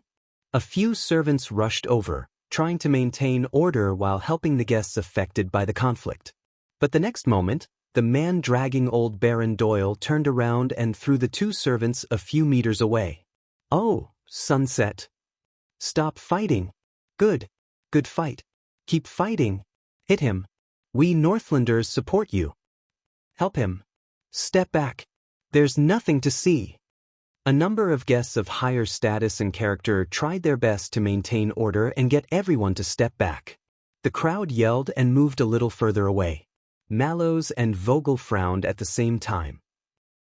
All right, Thales did not know if old Baron Doyle could fight with someone, but he could tell that the Baron's opponent was really good at fighting. Doyle was extremely anxious as he watched. "Pass the word down. Continue to maintain the highest level of alert," Mallows ordered after listening to the report. Clearly, Vogel was no longer in the mood to point fingers at Mallows. He was equally serious. "Stay focused and watch out for suspicious people. This is a good time to fish in troubled waters." and protect the other dukes and nobles. Let the emergency team take action. No matter what it is, whether it's jealousy or a drunken brawl, suppress it immediately, but, no, Lord Talon. Mallows stared at the two people at the center of the conflict and interrupted Vogel. I recognize that look. Mallows' next sentence made everyone tense up. It's that assassin. Thales was shocked. What? Doyle's eyes widened. My old man? Assassin? Doyle let out an ugly laugh. No, sir, stop joking. At his level, he might not even be able to defeat my stepmother's pet cat. But as Doyle spoke, he realized something. His face paled and he subconsciously looked towards the center of the hall. No more killing. A high-pitched female voice rang out from the crowd. Blood. There's blood. Thales only had time to see a flash of cold light. The banquet crowd retreated again. The next second, he was once again surrounded by the royal guards. He could only hear the voices around him. Stop them. Help. Someone's injured. That's not necessary. Thales squeezed through a small gap and peeked out from under Glover's armpit. Don't panic. Just guard our posts and protect His Highness and the nobles. Let the others deal with the situation, Mallows ordered coldly. But sir, my father, Doyle seemed to be anxiously defending himself. At this moment, an angry and gloomy male voice broke the stifling atmosphere and reverberated throughout the banquet hall. Silence. I don't want to hurt you. If you don't want to die, step back. Thales was blocked behind Glover and could not see anything clearly. But the noise from the crowd seemed to stop abruptly, and then turned into a low murmur. Sir, we should stop this immediately. It was Doyle's voice again, extremely anxious. His footsteps followed. Mallows's exasperated voice came. Damn it, Glover, stop him. Thales felt the space in front of him loosen and he regained his vision. Glover had grabbed Doyle by the waist, who was about to charge forward, and pushed the latter to the ground. As for the hall, what's going on? Vogel looked at the center of the banquet hall in disbelief. A young male noble was glaring angrily, holding the bruised and trembling old Baron Doyle hostage with his left hand, while his right hand held a sharp dagger that gleamed coldly. Step back, everyone, he warned. As he turned around, the dagger kept pointing at the crowd around him. Wherever the tip of the dagger pointed, the crowd retreated until the empty space became larger and larger, leaving only him and the Baron. That dagger? How did he get the weapon? All the guests. Vogel was both shocked and furious. He quickly summoned his subordinates. It doesn't matter. Mallows did not care much about the assassin on the other side. The watchman first turned around to size up Thales, and found that the curious Duke was only disheveled and had a slightly messy hairstyle. The important thing is, he got it. Thales, who was locked between the three human walls, blinked hard as he watched the scene of hostages being held in the field. What's going on? Let him get up, Glover. You're a big guy, stop pressing down on him. Glover finally got up, pulled the indignant Doyle up, and patted him on the shoulder.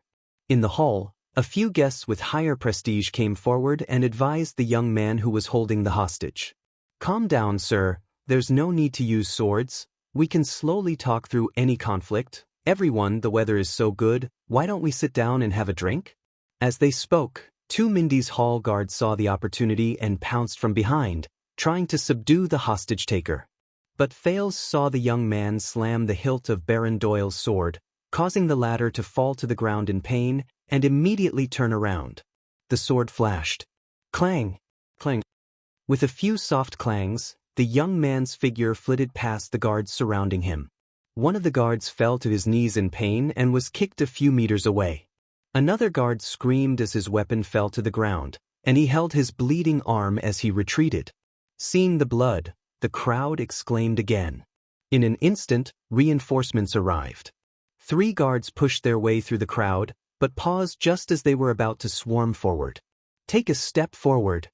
The young man grabbed old Baron Doyle's collar and placed the dagger against his neck. Then he's really dead. The young man did not look handsome, but his eyes were extremely determined. The crowd whispered among themselves. Countless eyes were focused on him, including many important figures. Only Thales frowned slightly. This person in front of him, this assassin, looks familiar. Mallow's gaze darkened. This skill, Vogel, who was watching the situation unfold in surprise, nodded. Quite impressive. And style. Nice postures, exquisite moves, tricky angles, Mallow's mused. It's the Tower of Eradication's rose, swordsmanship. The skills of the Tower of Eradication. You mean, Vogel's expression was solemn, a foreign noble? Mallow's nodded. Possibly. At this moment, a shrill female voice rang out of nowhere. You despicable bastard. A noblewoman with makeup on broke free from the crowd, raised a dinner plate, and charged at the assassin like a madman. The guards and the hostage-taker were startled. I'm going to kill you. The woman's dinner plate slammed into the young man. The latter did not retaliate and only dragged the old baron back. For a moment he was in a sorry state. Until he could not take it anymore. With a roar he rammed into the woman, knocking her 2 meters away. The old baron exclaimed, You'd better step back, Lady Doyle. The young man gritted his teeth and pressed the tip of his sword against the shivering Baron Doyle. I don't have the habit of using violence against women. Baroness Doyle was in a sorry state. Her makeup was streaked with tears, but she struggled to get up and said hysterically, If you're going to harm my husband, then you'd better kill me first. The young man gritted his teeth, while the hostage-taker exhaled in pain. Damn woman, what's the use of you coming here? The old baron said angrily. Step back. Sitting on the ground, the tearful Lady Doyle's expression changed. What? What did you call me? For a moment, her ferocity was on full display. Old Baron Doyle shuddered instinctively. I mean, my dear, please step back, the baron's voice softened. He forced an ugly smile under the blade of his sword. Listen to him, step back and protect yourself. That's how I can live. At this moment, an angry male voice rushed into the arena along with footsteps. Let him go. Let go of my father. Thales was shocked. Only then did he realize that Doyle had broken free from Glover's custody, left the formation, and rushed into the arena. Towards his father. Vogel frowned and looked at Mallows. The latter stared gloomily at the ashamed Glover. The banquet crowd exclaimed again. No one cared about the guards who were trying to maintain order and disperse the crowd. Doyle's charge was extremely fast. In an instant, he knocked away the guards and unsheathed his sword. Clang! The young man had no choice but to exchange a blow with Doyle. Come at me if you have a problem. Doyle was enraged. His sword swung wildly and went straight to the point. A coward who bullies the weak and fears the strong. This was the first time Thales saw Doyle draw his sword. Doyle was different from the impression Thales had of him in the past. His swordsmanship was upright, bright, and glorious compared to the glib and frivolous Doyle. His footsteps were steady, his movements smooth, and his attacks and defenses were well balanced. In just 2 moves, he forced the hostage-taker to retreat continuously. Your father? In 2 seconds, the hostage-taker sneered and defended himself. Your father bullies the weak and fears the strong? Ha! But this was not a fair fight. The young man kicked a wine glass at his feet. By the time Doyle blocked the glass, the hostage-taker's sword was already at the old baron's neck. Step back or I'll kill him now. The young man pushed the baron in front of him to block Doyle's view. His voice trembled. He was even more resentful than Doyle. Doyle was furious. The knight's sword in his hand trembled. A coward. But the young man was unmoved. He even pulled the old baron's hair in a show of force. Instead, the old baron spat harshly. Brat, Baron Doyle, whose face was bruised and had difficulty speaking, said with difficulty, This is your father's business. Take your mother and scram. Doyle breathed in pain, but in the end he lowered his sword and stepped back to help his stepmother up. Thales could not help but speak. Lord Mallows, perhaps we... But the next moment, Mallows interrupted him with a gloomy voice. His words were laced with an unbearable chill. All of you, drag that guy back, even if you have to break his legs. Thales was momentarily speechless. The Star Lake guards looked at each other. 3 of them stepped forward and left to carry out the order. Many of Doyle's skills were not bad, but 2 fists were no match for 6 hands. Praka dispelled his resistance, Commodore restrained his struggles, and the young Ness was the most direct. A heavy punch to his abdomen did not work, so he punched a second time, until the dying Doyle was dragged back to the guard's formation by the 3 of them amid his stepmother's sobs. In the distance, the dukes had different expressions. Zayn was deep in thought, One-Eyed Dragon was furious, Duke Val looked on coldly and even had the mood to pour wine for himself. Further down, the 7 Jade Star attendants who were directly under Central Territory were not so calm. Baron Doyle, who was also one of the 7 Jade Star attendants, was being held hostage. Viscount Adrian was speaking worriedly to Lozano Glover. Baron Stone was gritting his teeth. Little Iron Spike, Lady Barney held her son's hand tightly and comforted Luther Barney, who was curled up and crying at the start of the conflict. Viscount Patterson, who was old and hard of hearing, tried his best to listen to his 2 nephews' horrified reports of the crisis. He would ask questions loudly from time to time, which eased the tense atmosphere. "Young man, this is a royal banquet, and the Honorable Duke Thales is present." Among the crowd, the honorary Count Godwin, who was rather prestigious among the king's supporters and was in charge of receiving guests at royal banquets, stepped out from the crowd. His voice was calm and gentle. "No matter what the reason is, your actions are unwise and may even hurt many people. Whether it's Baron Doyle or yourself." In the face of Count Godwin's persuasion, the hostage-taker laughed. His laughter was desolate and desperate. It made Thales deeply uneasy. But just a few seconds later, the young man took a deep breath and tried to put away his madness and anger. "I'm very sorry, Your Grace. But everyone, please do not panic." Seeing that the panicked crowd had gradually calmed down, and that the guards in front of him had no intention of attacking, the young man panted and said loudly, "Just listen to me." The hostage-taker dropped the old baron, looked around and said through gritted teeth, "I am educated and courteous. I have no intention of harming the innocent at Mindy's Hall's banquet. I have no choice but to resort to this." Old Doyle, who was at his feet, scoffed. "Bah!" But the young man's gaze turned sharp. He lowered his head and kicked him mercilessly.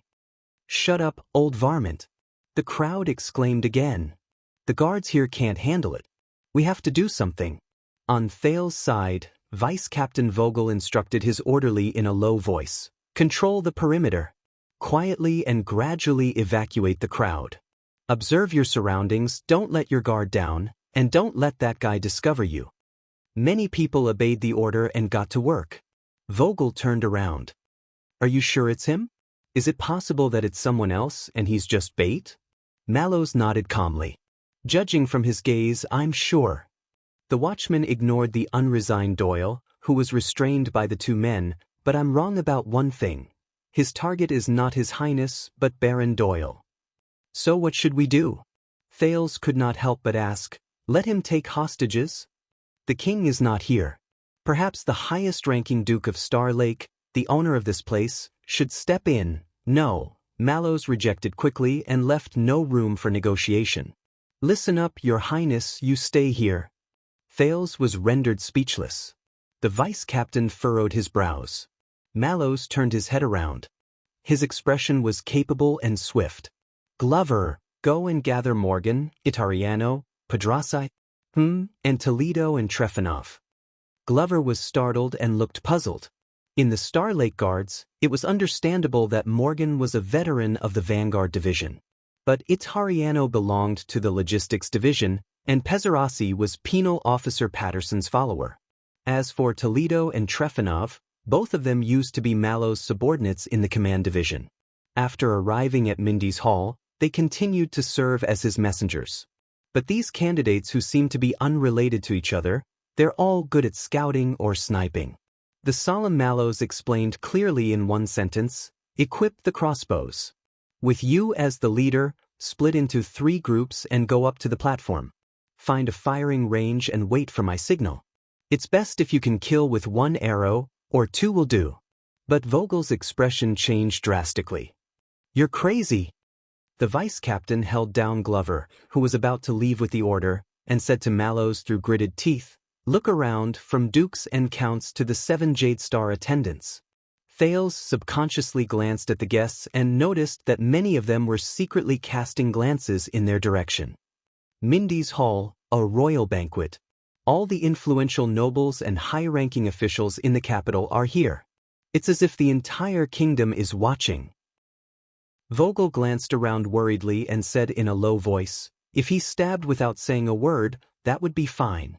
But he's holding a hostage and negotiating with Count Godwin." Mallows frowned. "Drunken disputes and personal grudges are one thing. But if he's killed in public without regard for the hostage and blood is spilled, and it's the royal family who did it first, then it's another." Mallows shook his head. "That's the least troublesome," Vogel hurriedly interrupted him. "That's the troublesome part." The leader once again had a different opinion. The royal guards around him trembled in fear, not daring to breathe too loudly. Even Thales, who had relaxed after realizing that he was not assassinated, tensed up again. The vice-captain glared at the watchman. "Don't forget, Prince Thales is the host of the banquet. If one of the 7 Jade-Star attendants dies here, it'll be on his head." Thales was shocked. "Besides, if you fail to behead him, and that guy goes berserk and starts killing people, the situation will get out of control." Vogel's voice grew more cautious. "And anyone here, even an underage girl, will have a great responsibility." Mallows was unmoved as he observed the terrain of the field. "We can drag the negotiation, gradually clear the scene, clear the area of fire, reduce the scope of impact and collateral damage. This isn't just damage on the body." Vogel's voice grew more urgent. He was clearly losing his patience. "For the sake of sunset, bright moon, and dark night. This is just a banquet dispute. Don't make it look like a rebellion in the palace, a bloody war." Thales felt a chill in his heart. Rebellion in the palace, a bloody war. The vice-captain glared fiercely at Mallows. "It's been so many years. This is the first royal banquet after the return of the heir to the kingdom. The last thing we need, and the last thing we can have, is this kind of situation and impression. Do you understand?" This time, Mallows was silent. He did not refute Vogel's lecture. "Count Godwin has stepped forward, and the best outcome is a negotiated settlement." Vogel collected his emotions and looked at the scene again. Killing him mercilessly is the worst plan. On the other side, Count Godwin's negotiation with the hostage-taker continued. "Young man, you're in the prime of your life. Why waste it?" Count Godwin's words were as gentle as ever and sounded sincere. "Put down your weapons, release Baron Doyle, and we'll talk slowly. I guarantee on my reputation that you'll get the help you deserve." The young man wiped the blood off his face and glanced at the old baron at his feet. "Honorable Count Godwin, you have a good reputation, and I'm grateful for your concern and help." His gaze was filled with indifference and resentment. "But I'm sorry, you can't help me. No one can help me." "There's no need to be so certain, young man." Count Godwin gestured for the guards not to agitate him as he said gently, "First of all, who are you?" The young man was silent for a while. The next second, he pressed down on the old baron's shoulder, causing the latter to tremble in fear. "I am Anchor Byral."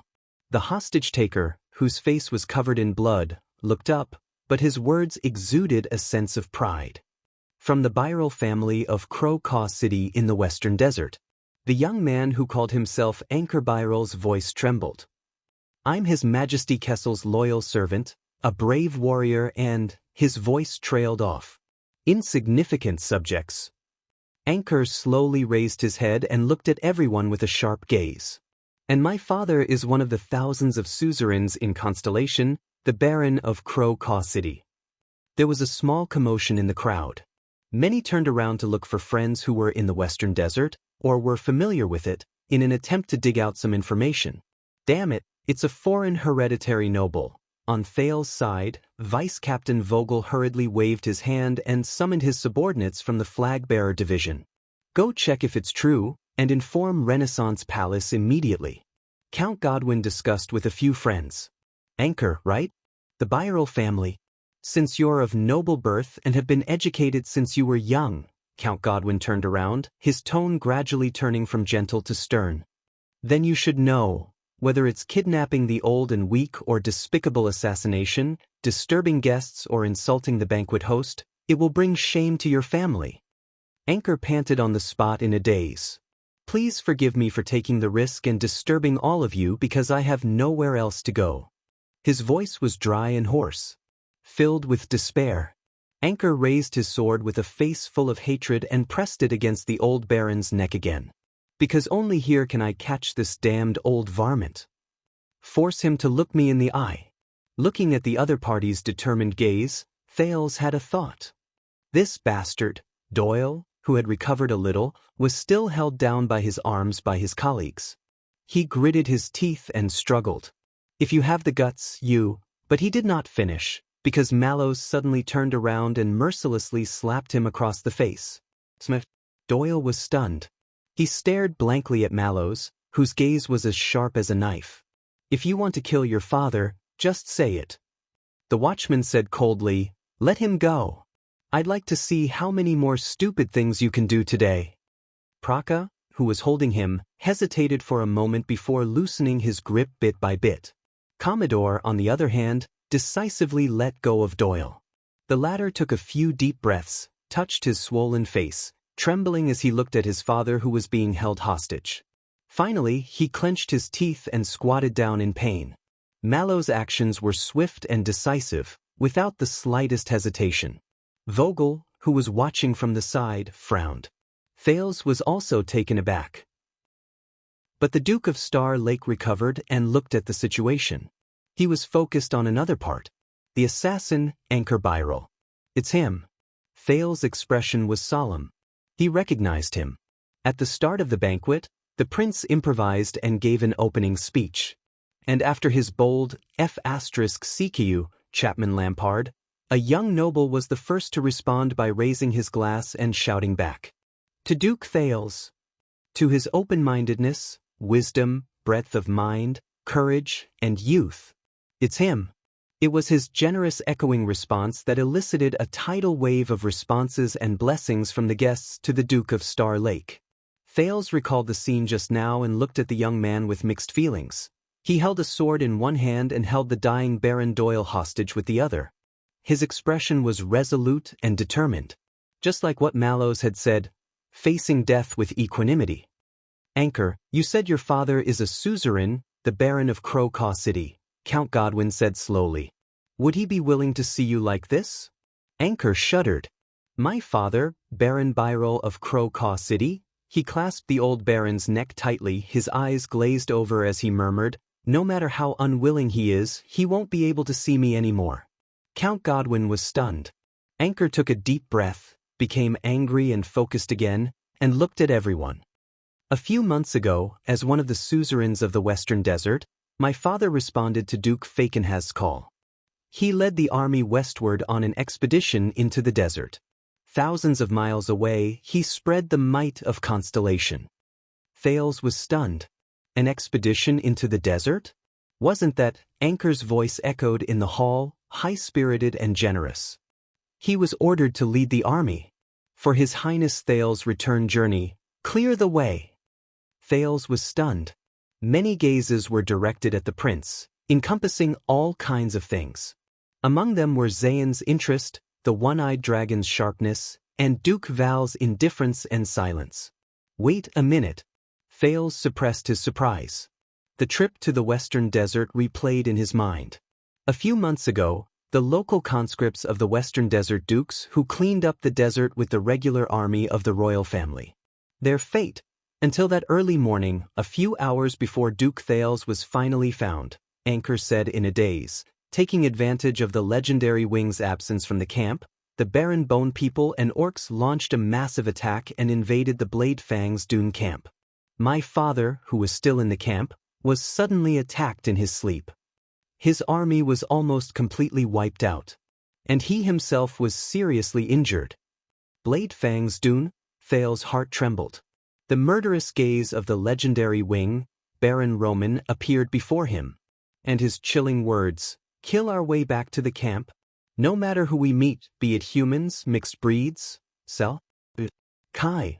Thales' breathing stagnated. As the general of a defeated army, my father returned home dejectedly. When he returned to Crow City, he was criticized. The assassin, the hostage-taker, Anchor Byrel took a deep breath and raised his head with bloodshot eyes. Not long after, his injuries worsened, and he suffered both physical and mental torture. The young man with the sword raised his head and looked at Thales, who was high above him. He said hoarsely, he died in pain. On the other end of his line of sight, Thales clenched his teeth and closed his eyes. 8,000 words, no more chapters. Take it away. You're welcome. Meeting a friend tomorrow might not be any better. Monthly votes. End of this chapter. Chapter 555. After introducing himself, the hostage-taker in the banquet hall caused quite a commotion. The surrounding guests discussed animatedly. Count Godwin, who was in charge of negotiations, sighed. Please accept my condolences, young man. Your father's heroic act brought back the air of constellation. If he died for it, it would be worthy of remembrance. Anchor did not speak. The count's tone changed to a slightly reprimanding tone. But this is not a valid reason for your actions. Anchor remained silent, but his eyes were unfocused. Looking at Anchor's expression, Count Godwin frowned. He realized that tonight's matter might not be so easily resolved. The count subconsciously looked up, but the king's seat was empty. Only the Duke of Star Lake, the supposedly gifted teenager, was seated on the first row of seats. He was surrounded by a large group of guards. His expression was solemn, and he lowered his head in silence. Thales stared at Anchor in a daze. He still remembered when he woke up in Ghost Prince Tower. At that time, Yodel told him it had been a day and a night since the orcs invaded Bladefang's dune and the legendary wing returned to provide reinforcements. Thales pushed open the tower window and saw the desolate aftermath of the battle that Bladefang's camp had experienced and Roman's victory. But what he did not see, or what he thought he did not see, was the true bloodshed of that day's war. And those whose fates were changed because of it. The sacrifice? Benefits? Price? Victory? These are just the most superficial aspects of war. The fates of thousands of people will be tested in this cruel furnace. Hicks the old crow's words echoed in his mind. Please remember, beyond hypocritical moral accusations, beyond simple calculation of benefits, beyond the illusory warrior's honor, do not belittle war itself. It is far from as simple as you think. It is not a game where one must win or lose, where one must pay the price, where one must live or die. And you and I, whether we are powerful suzerains or commoners who rise and fall with the wind, we are but the most powerless pawns, because most of the time, it is not up to us to decide, even if you are the instigator or victor of the war. A noise behind him interrupted Thales' thoughts. New intelligence from the flag-bearer division. Vice Captain Vogel took a few pieces of paper from his subordinate and said cautiously, "That's right. Anchor Byrel is indeed a Western Desert aristocrat, and also the eldest son and heir of the Baron of Crow City. You're right. He had been cultivating in the Tower of Eradication until his father passed away." Mallows pondered for a moment. His father died during the mission to escort the prince back, so this young Byrel feels indignant and wants to destroy the prince's banquet? The watchman shook his head. It doesn't make sense. Vogel nodded, obviously suspicious as well. Also, he immediately switched to another piece of paper. A few days ago, Anchor Byrel applied to the House of Nobles Affairs, hoping to squeeze into tonight's nobility-conferring ceremony and have the Supreme King confer him nobility to inherit his father's title. Thales thought of something. He remembered the conferring ceremony tonight. Among the nobles who were conferred hereditary titles, there were new nobles who started from scratch, old nobles who inherited their father's business, and a bastard from Blade Edge Hill who was not that legitimate. But no Anchor Byrel. Vogel snorted and continued reading. The House of Nobles Affairs replied, Byrel is a subject of Western Desert. Conferring a servant beyond his master's authority is unconventional. Mallows frowned. Unconventional? Why do I remember that among the candidates for the conferring ceremony tonight, there was an illegitimate child, which also falls under the category of conferring a servant beyond his master? Vogel glanced at him and folded the letter in his hand without batting an eyelid. The Duchess of Blade Edge Hill is close to the royal family, so naturally there is no problem. As for Western Desert, he did not continue. Conferring a servant beyond his master's authority is unconventional? Thales suddenly remembered the ancient imperial sword given to him by Duke Fakenhas. All right. Mallows pondered. But why did he look for Baron Doyle? Vogel scoffed. Vengeance, hatred, profit, harm. Nothing more than these four. You can combine them any way you like, and there will always be a truth. In the middle of the hall, Count Godwin took a deep breath. Young Byril, your father sacrificed himself for the country and died a worthy death. You should not tarnish the glory he left behind. Anchor sobered from the grief of losing his father. You're right, Viscount. I shouldn't. He breathed shakily as if suppressing something. He kept repeating, I shouldn't. But Anchor's expression quickly turned ferocious. Until I hurried back to the country and found out, he looked at everyone and gritted his teeth. My father borrowed money to raise military funds in order to recruit the army, owed him a huge sum of money that he could never repay in his lifetime. Many people were stunned. In the next second, Anchor grabbed old Doyle by the collar. Come on, you old varmint. The hostage-taker's tone was urgent. Tell His Highness, tell everyone, tell the whole kingdom about the shady business you've done. Tell everyone about the crime you've committed against my father, against the Byril family. Baron Doyle scowled miserably. I didn't do anything. But Anchor's blade immediately pressed against the old baron's neck, even drawing a few traces of blood. Think again. Old Doyle shuddered and quickly corrected himself. I lent money to your father to tide him over. Thales furrowed his brows. Anchor spat on the ground. Bullsh *T. He kicked the old baron's back, and the latter fell into a pile of dirty dishes, gasping for breath. Seeing his father in trouble, Doyle clenched his fists, but Glover quickly pressed down on his shoulder and stared sternly at the former. I've investigated. When the Duke of Western Desert's mobilization order arrived, you appeared. Just when my father was in financial difficulties and at his wits' end. Anchor glared angrily at Baron Doyle and stomped on his back. You sweet-talked him, loaned him a huge sum of money, bewitched and deceived him with promises of great benefits, inciting him to recruit soldiers, arm the army, take risks in the desert, and pursue war. In the end, he was completely annihilated, lost everything, and was heavily in debt. He was almost roaring. He died of depression on his sickbed from his serious injuries. Count Godwin's expression was solemn. He was having a headache over how to proceed with the negotiations. Baron Doyle's voice was laced with sobs. It was your father who was loyal and wanted to respond to the call to fight for the country in the desert. I couldn't stop him even if I wanted to, Anchor interrupted him angrily. No. It was you who fabricated the excuse of war has great benefits, pretended to be generous in lending him money, and lured him into your trap. The old baron hissed in pain. I didn't lie to him. The last desert war made so many people rich. Thales felt stifled. He remembered Blade Fang's camp, the Fakenhas soldiers who plucked at the entrance of the camp and collected tolls, and the large pile of goods that Tormodin had intended to smuggle out. Anchor laughed sarcastically. You mean those war merchants? He loosened his footsteps and pulled the old baron up again, making him face everyone in the banquet hall. Those vampires who somehow knew that my father was going to mobilize for war and took the opportunity to sell him supplies? Half of them are in cahoots with you, and even in partnership. You've been colluding with each other for a long time. Baron Doyle seemed to have experienced the interrogation method of the person in front of him, and he quickly replied, We have business dealings, it's normal to know each other, shut up. The hostage-taker stared at the old baron with resentment, his words heavy with pain.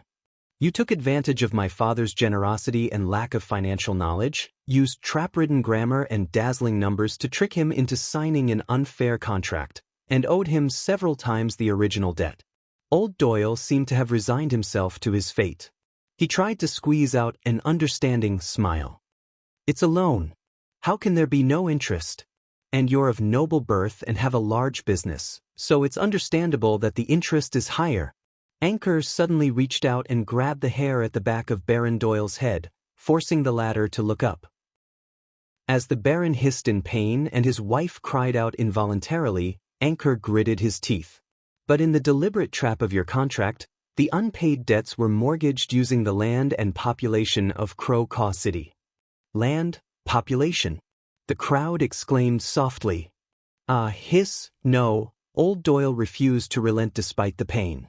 As for the collateral, these are the terms of the contract witnessed by the authoritative accountant of the Royal Family Bank. It's only right to repay a debt, unless you plan this. Anchor roared. Unless you lent out the debt for the day when he failed in his expedition and was in debt, unable to repay, and had to cede his land. The next moment, Anchor suddenly turned around and raised his sword, the tip of his sword sharply pointed at a guard who was looking for an opportunity to ambush. He forced the latter and his imitators back to a safe distance. This is absurd. The old Baron's voice was shrill in his defense. Could it be that I'm certain that he will lose? Did I know that the orcs would attack the camp? Thales had a thought. Was certain that he would lose, knew that the orcs would attack the camp. The Duke of Star Lake frowned. Unfortunately, there were people who knew about these 2 points. And the Doyle family. Thales subconsciously glanced at Doyle beside him, the highest rank among the vassals directly under the royal family, the 7 Jade Star attendants. Obviously, Anchor was not satisfied with the Baron's words. Stop playing dumb. I know it very well. The hostage-taker raised his head and said loudly to the guests in the hall, Old varmint, you've extended your evil claws into the western desert, into our Crow Caw City a long time ago. Our families belong to 2 different places, but we share a border. Over the years, you've used your geographical advantage to coerce, seduce, and plunder. You've colluded with some of my father's vassals and corrupt officials in Crow Caw City to conspire against the law for a long time. Anchor said angrily, those scum defected to you behind my father's back, illegally sublet the tenant population, privately allocated land, concealed taxes, and made the farm laborers in Crow Caw City work for you. And all of you worked together, even the transportation route from Mirror River to Crow Caw City, across the central western desert, has long been built. Old Doyle wanted to defend himself, but Anchor's grip was getting stronger, forcing him to close his eyes. He could only moan in pain. So, my father could only watch as his territory dried up, his harvest decreased, and he became more and more impoverished. Hearing this, the old Baron could no longer bear the pain. I'm renting the land with them. It's a voluntary arrangement. Your father knows, but Anchor roared again. Knew my ass. His blade pressed against the Baron's neck. Do you want to go down and confront him now? The guests exclaimed in unison. Seeing that the situation was out of control, Count Godwin immediately interrupted him. Mr. Byrrell, he said sternly, you can't accuse Baron Doyle so arbitrarily without evidence, not to mention lynching him. Anchor sneered at that. Evidence? The hostage-taker sneered. After a few seconds, he finally removed the short sword from old Doyle's carotid artery. Doyle, your fief had a bumper harvest this year, right? Even to the point of exporting it? The old Baron hesitated. Anchor angrily gave old Doyle a slap. Speak. In pain, Baron Doyle hurriedly spoke. A bumper year? Anchor was so angry that he laughed. But not just this year. He gritted his teeth and looked at the onlookers. And last year, the year before that. For 8 or 9 years, your crops have been bumper harvests, driving the flow of trade and goods, and the market is thriving. Your financial surplus is enough to support a small army. With the long and narrow land in Mirror River? With the worst soil in the entire Central Territory? Do you really think that you can get such a big harvest and squeeze so much money out of us? You people from the Central Territory, who have been spoiled by the prosperity of the capital, who only want to squeeze into Eternal Star City, who are arrogant, but who love leisure and hate work. And you even have surplus grain and goods that can be circulated out of the country and sold to the desert or even Northland to make a fortune. Hearing this, Thales was shocked. He subconsciously looked at the other seats and found the bowl-cut man among the crowd standing on tiptoes. Levi Trent Ida. At this moment, this Northlander from Reformation Tower was keeping a low profile with his head lowered, oblivious to the Duke of Star Lake's gaze. I'm going to buy some souvenirs to bring back, food, clothes, toys. Damn bureaucrats and merchants conspired to suppress the quantity and raise the price. Damn it. The teenager gritted his teeth. Those are our farmland, our food, our wealth. And God knows if there are any other victims other than Crocaw City? Anchor's cold words echoed in his ears.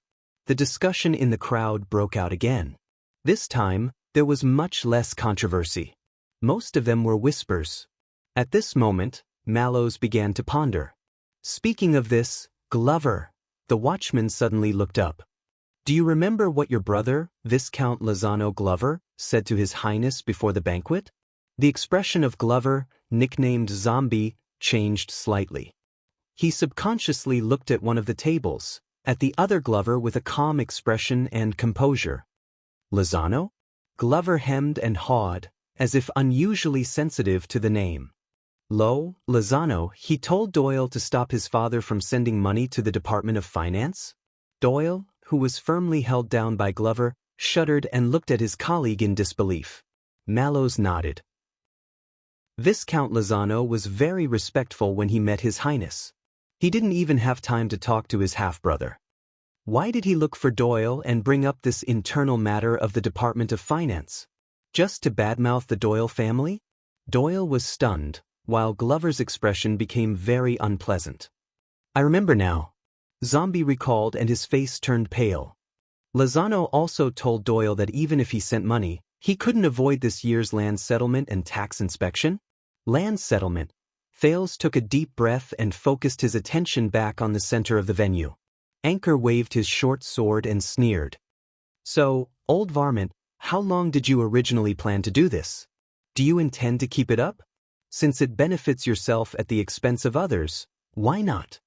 Old Doyle was about to cry. I said it wasn't, the hostage-taker interrupted him. But you didn't expect it. 6 years ago, in the face of Extet's war crisis, the feudal vassals complained incessantly during the national conference about financial difficulties, lack of food production, difficulty in recruiting soldiers, difficulty in expeditions. So once the crisis was over, King Kessel made a bold move and reenacted the land measurement order from King Adie's era to revitalize agriculture and encourage production. Anchor's smile sent a chill down old Doyle's spine. Now, according to the decree, the buffer period has passed and the deadline for land settlement is approaching. You can no longer deceive and deceive. Many people in the hall started whispering again. Seeing that the settlement was imminent and the fire was burning, you didn't have the time to make a long-term plan, but you also couldn't bear to cut off your source of wealth and abandon your tale to survive. Anchor's words seemed to be biting the tip of his tongue, causing blood to flow. You could only rush to use the simplest and most economical method to get this done, and make it an irrefutable case. Anchor's gaze turned gloomy. For example, my father's debt contract. Next to Thales, Mallows sighed slowly. Viscount Lozano works in the kingdom's Department of Finance. Whether it's bribery, food production, taxes, or land, he must have noticed the hidden dangers in the Mirror River district. The words he said before the banquet were actually directed at the Doyle family, who are also part of the 7 Jade Star attendants. But at this moment, another voice interrupted him. Not just that. The watchman and vice-captain looked up in unison and were surprised to see the person who spoke. He didn't just say that, Thales said absent-mindedly. Vogel narrowed his eyes. What? According to my royal etiquette lessons these days, Glover is a vassal of the Jade Star royal family, and I am the Duke of Star Lake come heir to the throne and his future lord. Thales looked at the center of the hall, at Anchor, who had successfully stolen the prince's limelight today. Regardless of status or affiliation, our interactions should have been initiated by me or Viscount Lozano, and after receiving permission, he should have come to see me. But, Mallows raised his eyebrows as he recalled. But he unusually and vaguely invited you to lower yourself to his mansion in East City District. Thales nodded with a heavy heart. That was Viscount Lozano's reminder and warning to me. But we didn't understand. Doyle shuddered again, his face showing remorse. The prince did not continue but sighed. And I reckon Lozano didn't expect this hidden danger to flare up so fiercely and so quickly. He can't even afford to wait for a meal. Thales shifted his gaze and noticed that the attitudes of the 7 Jade Star attendants had become increasingly grim. Patterson, the oldest, was biting his lip, panting and glaring. Stone and Adrian were expressionless and silent, observing the situation. Lady Eleanor seemed to have only her son left in her world. Lozano, who had warned them earlier, was staring down at the table, seemingly indifferent to what was happening. But in the entire hall, as Anchor's narration became clearer, many people could not help but look at the composed Duke of Star Lake himself. The problem is, sensing their gazes, Thales felt a slight headache.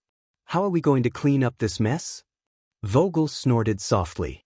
It doesn't matter, Your Highness. The vice-captain looked disdainfully at the resentful Anchor. He's putting on an act in public, all for the sake of pleasing the crowd with your name and the banquet's name, to publicize his family's situation, and to create big news. When he's done with his nonsense and achieved his goal, Your Highness, you can then console him with words of comfort, and he won't have any reason to continue putting on an act. But there's one thing. No matter how that fellow induces you, no matter how extravagant his words are, you will never pass judgment, take a side, or show any inclination towards either side, even if it's just a smile or an eye roll. Thales looked up. Either side. Vogel looked at him. This time, there was only sternness left in the vice-captain's eyes. Either. As for the rest of the investigation, interrogation, trial, and conviction, that's the matter of the court, the Nobles' Affairs Council, and even the Imperial Conference tomorrow. This person's actions, other than increasing the topic of conversation at tonight's banquet, will not damage your reputation. Thales pursed his lips, but Mallows, who was beside him, frowned. At least let the sniper team be on standby, right? Vogel glanced at him without saying a word. In the hall, the confrontation between Anchor and the old Baron was still ongoing. You and those scumbags under my father, you conspired and worked together from both inside and outside, waiting for the lone deadline to arrive, and forcing my desperate father to cede his land. You obtained the new land in accordance with the rules and regulations, eliminating any future troubles and avoiding the land liquidation, while they changed their name and became your lackeys justifiably.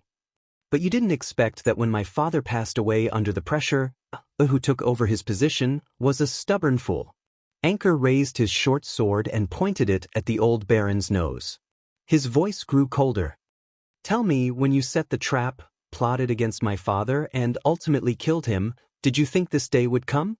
Has it ever occurred to you that his legacy, his bloodline, and his descendants will one day seek revenge on you in front of everyone? Doyle of Mirror River. Looking at the tip of the sword pointed at him, old Doyle shuddered violently. The Baron was stunned for a good while.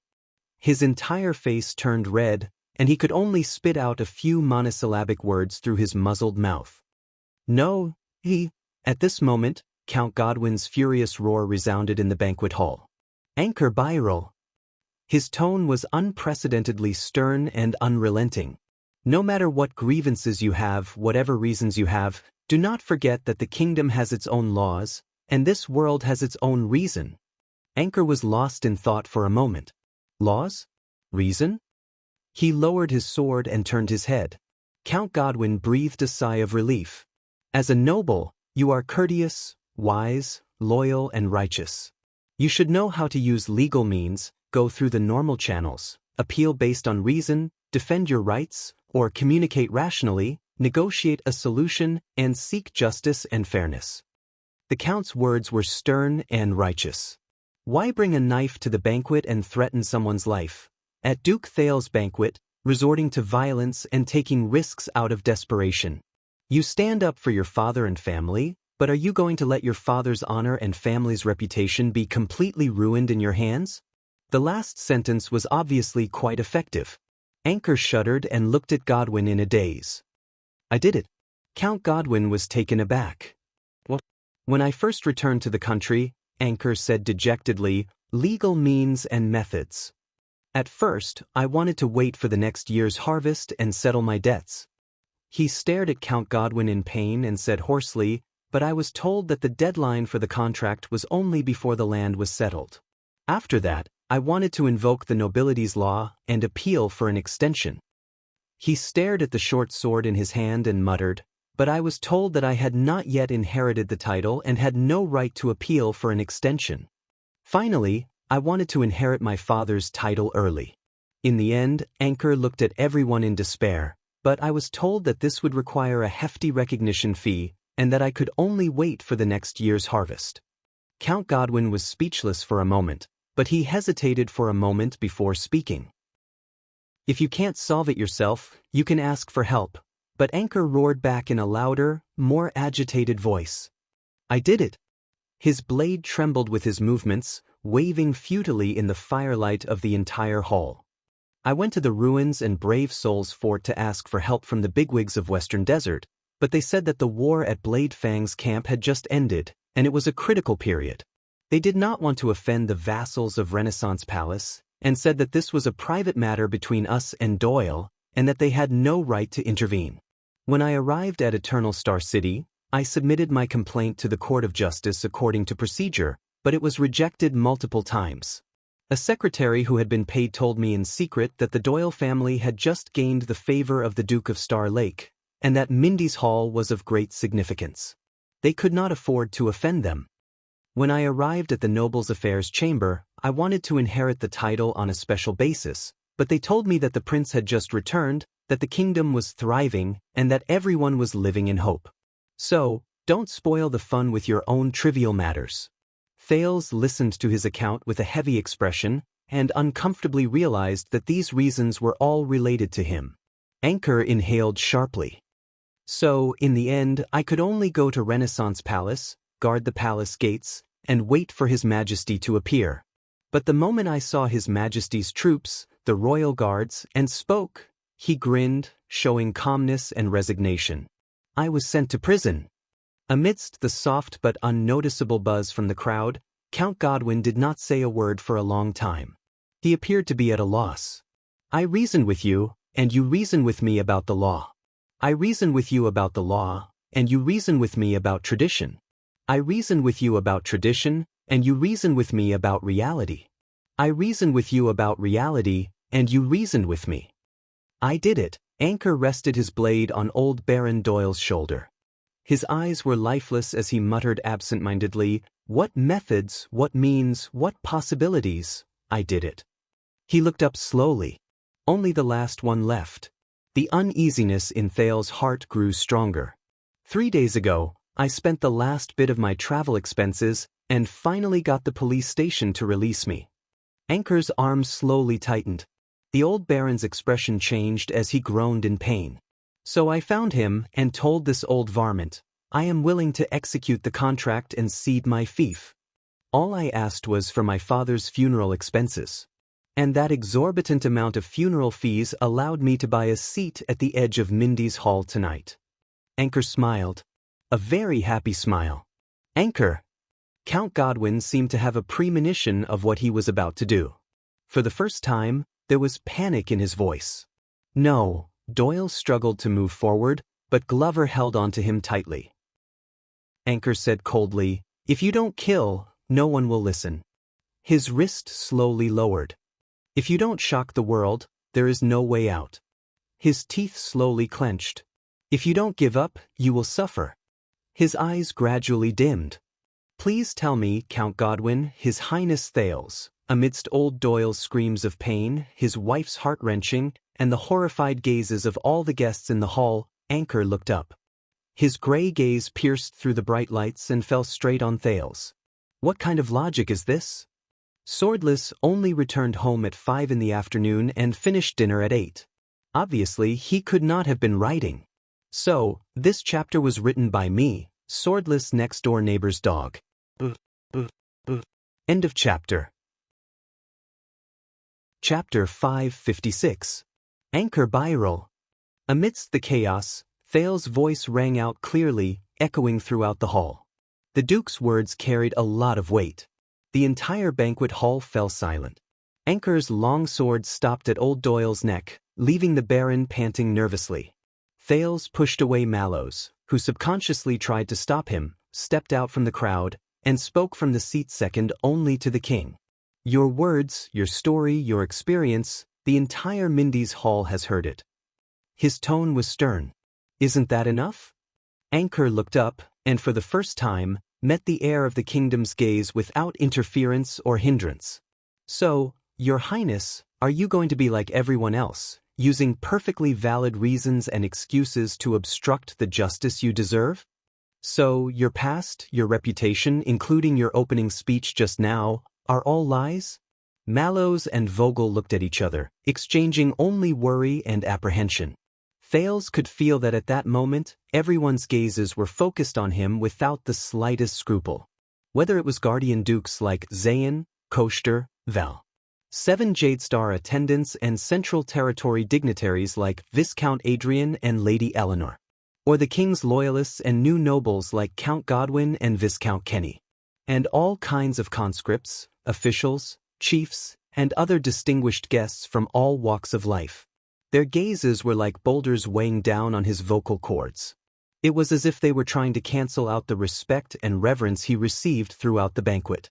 Damn it. I'm not a judge, I have no right to define justice. Thales looked at the pair of eyes filled with determination and death and frowned.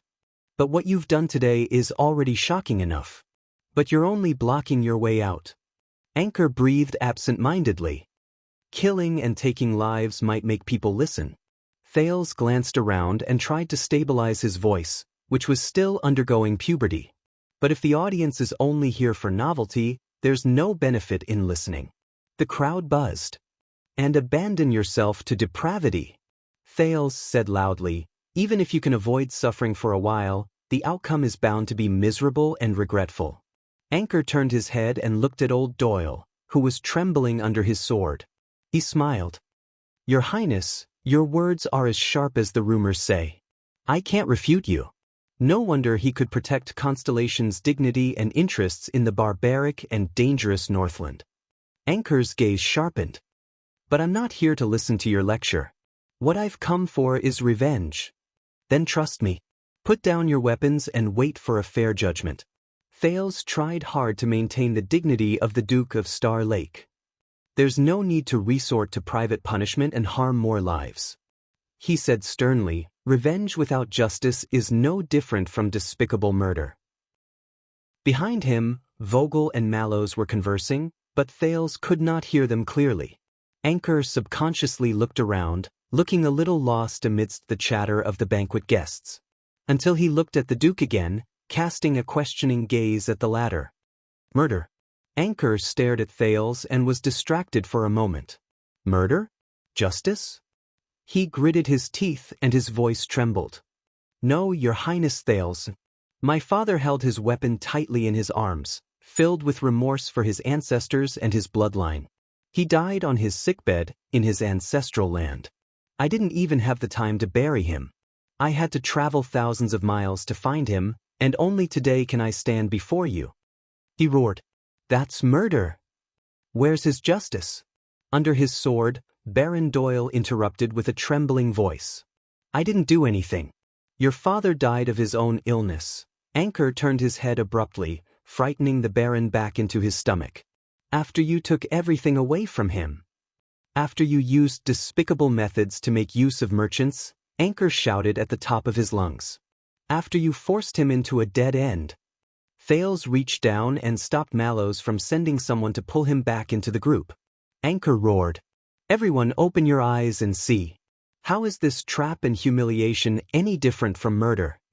The crowd erupted. The chatter became more chaotic, but the focus of the discussion was different. Baron Doyle trembled. Seeing that the situation was unfavorable, he struggled to speak. Your father had no money, so I lent it. He mortgaged his land, so I accepted it. Doyle, on the other hand, watched nervously as his father defended himself under Glover's restraint. Your people had no work to do, no food to eat, so I hired laborers and paid them wages. What's wrong with that? This is the suzerain's normal operation. You should open your eyes and see how many years it's been. Old Doyle closed his eyes, trying not to look at the sword that terrified him. The entire kingdom, from the center to the blade, be it the East Sea or the South Coast, how is it not so? As soon as he said that, the crowd broke into an uproar. Count Godwin tried his best to maintain order, but with little success. Thales frowned. And Anchor, who held the Baron's life in his hands, was even more furious. Damn it, Western Desert is not. His roar shook the entire Mindy's Hall. Crocaw City, where I was born and raised, is not. The noise from the guests grew louder and louder. The guards had to work harder to separate the people who were standing closer and closer. Until, at the Duke's table in the distance, Coster Nanchester opened his single, sharp eye. Neither is the land of cliffs. He looked at the shackled Val Arund, who was still drinking by himself under the strict guard of the royal guards. He was obviously in a good mood. And the Northern Territory. The one-eyed dragon Duke let out a long sigh. His words reached everyone's ears. In the past, the entire kingdom was not. The 7 Jade Star attendants had different expressions. Duke Zayn raised his eyebrows, looking amused. Thales clenched his fists and glared at the ruler of the Land of Cliffs, who was fanning the flames. But Coster only looked at him from afar and shook his head slightly. This made Thales feel puzzled. The guest discussion slowly quieted down, leaving behind an indescribable sense of solemnity and caution. Encouraged, Anchor's eyes rekindled with hope. That's right. Young Byrrel clasped the Baron's shoulder and pointed the tip of his sword at the top of his head. Don't all of you feel the same way about this? Seeing that he had caused trouble, Baron Doyle had no choice but to shut up. Damn it, he came prepared. At the back, Vogel watched the changes in the guests' expressions and was exasperated. He turned this case into a confrontation between His Majesty and Western Desert, between the central government and the local government. But Mallows only shook his head. Thales knew that he could not allow the situation to develop. His rebuke echoed throughout the hall. Then prove it. Anchor Byrrel, if you think you're doing the right thing, then prove it to me. You're here for justice for your father, and not just for momentary pleasure and self-satisfaction. Anchor looked at the Duke of Star Lake again. Pleasure and satisfaction? The hostage-taker took a deep breath. I'm here because I believe in you, Your Highness. Thales had a thought and said cautiously, Me? Anchor put on a respectful expression and knelt on one knee, but his left hand did not leave Baron Doyle's shoulder blade. Personally, Your Highness. Your adoptive father, Lord Mon, was born in Western Desert and served His Majesty loyally for many years. My father and him were schoolmates and fought side by side in the Desert War. Our friendship runs deep. Thales' breathing stopped. And the Byrrel family once risked their lives for you, opening the way for your return. You quelled the war in Bladefang's Dune, and your reputation spread throughout Western Desert, becoming a legend. Anchor's eyes were bright. The legendary wings served by your side, the four-eyed skull gifted you a treasured sword, the Chroma family sent you 1,000 troops, and even the famous Black Lion of Brave Souls Fort traveled 1,000 miles to lead the way for you. The guests started discussing again. It was the first time many of them had heard such first-hand information. Thales' expression did not change, but he sighed internally. He just realized that the weight of the treasured sword gifted by Fakenhaz was indeed extraordinary. Officially, Your Highness. You left the country for 6 years and went north as a hostage, sacrificing yourself to protect the people. When you defended the dignity of the kingdom, the Northland barbarians dared not oppose you. As Thales listened to these words and felt the gazes of countless people back and forth between him and Anchor, he felt very uncomfortable. You personally experienced the perils and witnessed the most legendary succession of Extet's throne. The Northland barbarians see you as an enemy, but the Constellations worship you as a hero. Anchor became more agitated as he spoke, and his voice became hoarse in the end. Your Highness, your glorious deeds in Northland prove that you are a rare new trend in the kingdom. You are the last hot-blooded hero of the great empire in this inherited kingdom. Everyone is looking forward to your return. Including me. And my father. As soon as he said that, discussions broke out again. but the smart ones kept their mouths shut and remained silent. The only consensus was that everyone was looking at the Duke of Star Lake. In a place where no one could see, Thales clenched his fists. In Extet, in Dragoncloud City, he was living under someone else's roof. The Northlanders looked at him with either hatred and hostility, or vigilance and disdain due to proper etiquette. Nicholas was a representative of the former, Regent Leespan was a manifestation of the latter, and the officials of Dragoncloud City were even more unbridled. That was not a good feeling. In the past 6 years, Thales preferred to stay alone in the library, or in a corner of Heroic Spirit Palace, reading, sleeping, or even in a daze. Even Wuxia was sent 20 meters away. He used to think that was bad enough. But, at this very moment, when Thales stood in Mindy's hall, on his own soil, facing his compatriots, feeling countless gazes mixed with anticipation, admiration, caution, and even probing, no. Vogel vaguely sensed the severity of the problem. He said in a low voice, "His Highness is the heir to the throne, belongs to the Jade Star royal family, and is the representative of Renaissance Palace. But he is not His Majesty, not the king, not the official ruler of the kingdom." Mallows first nodded, then shook his head. "But he is the master of Mindy's Hall, the Duke of Star Lake who has the power to assist in state affairs. And he has just returned to the kingdom. He is famous, yet has no foundation and is easily manipulated."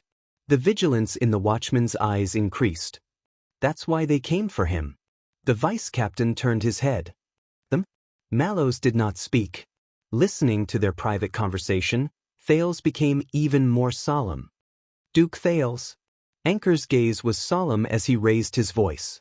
"This man under my sword and his accomplices," he stretched out his short sword and forced the old baron, who had just taken the opportunity to catch his breath.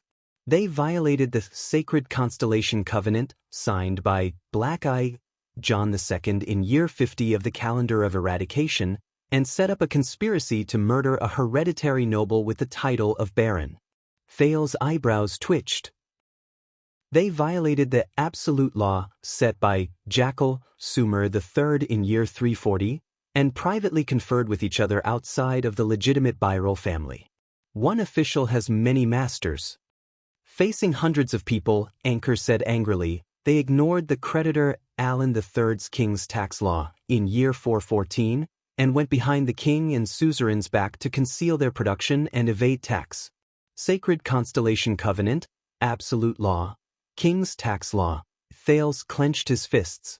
Damn it, he only knew the names of some of these laws, while Gilbert had yet to teach him about some of them. Amidst the discussion, Vogel looked displeased. "The situation is clear. They really came prepared." He took a step forward and whispered behind Thales, "Your Highness, no matter what he says, you must take a stand now, and stand in line with His Majesty and Renaissance Palace." But Mallows was expressionless as he cut him off. "No." Vogel looked back in surprise. On the other side, Anchor's voice continued to reverberate through the hall.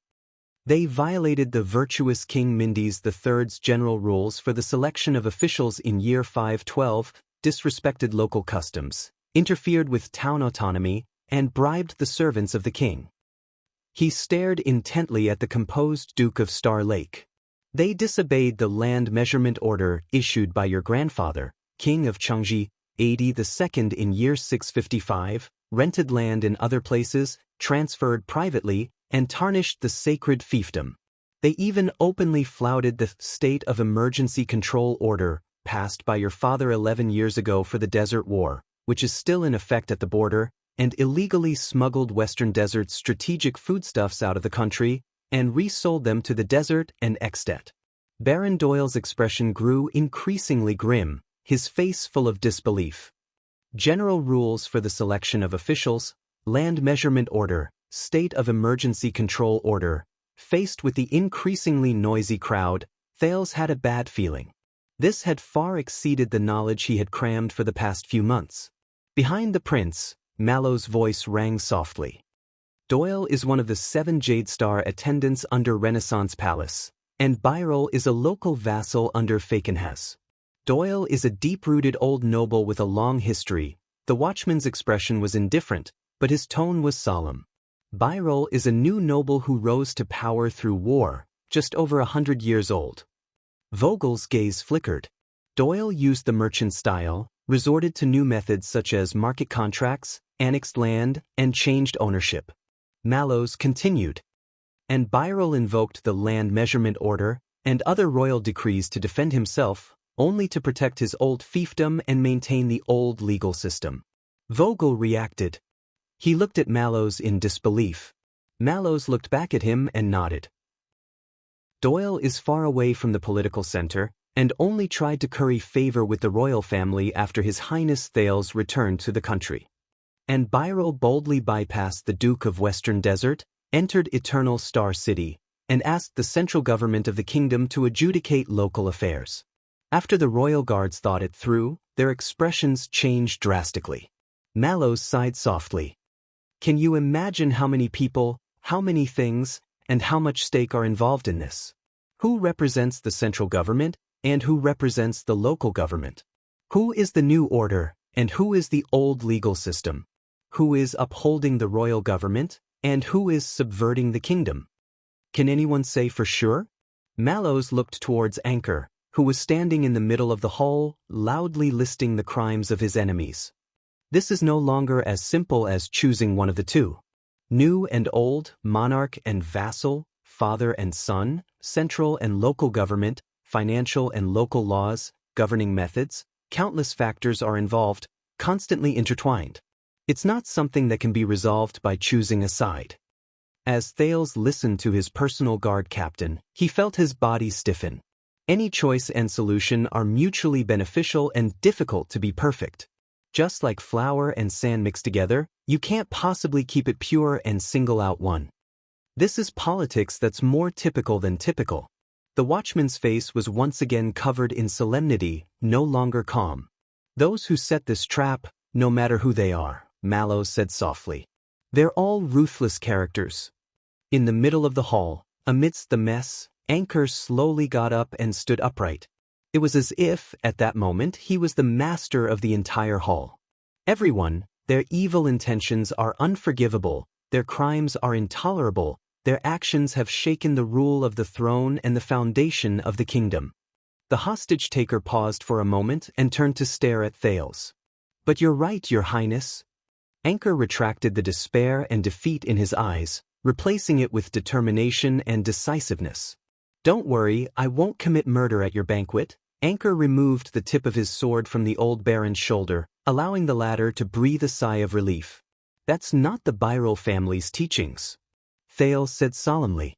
Then what are you doing? What else do you want? I said, Your Highness. Anchor smiled as if he had seen through the ways of the world. Revenge. Or as you put it, justice. Thales' heart skipped a beat. Behind him, Mallows turned his head anxiously.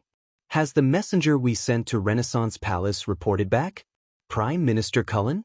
Count Casso? Or Sir Kirkman? Any of the important figures in the Imperial Conference? In the current situation, they can only endorse and make decisions. The guards looked at each other. Only Vogel shook his head gloomily. Count Casso left early due to his alcohol tolerance, the Minister of Finance followed suit, and the Prime Minister was one of the first to leave.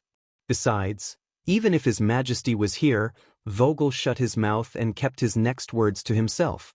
I can't just listen to your side of the story and make a hasty judgment here, Thales said with difficulty.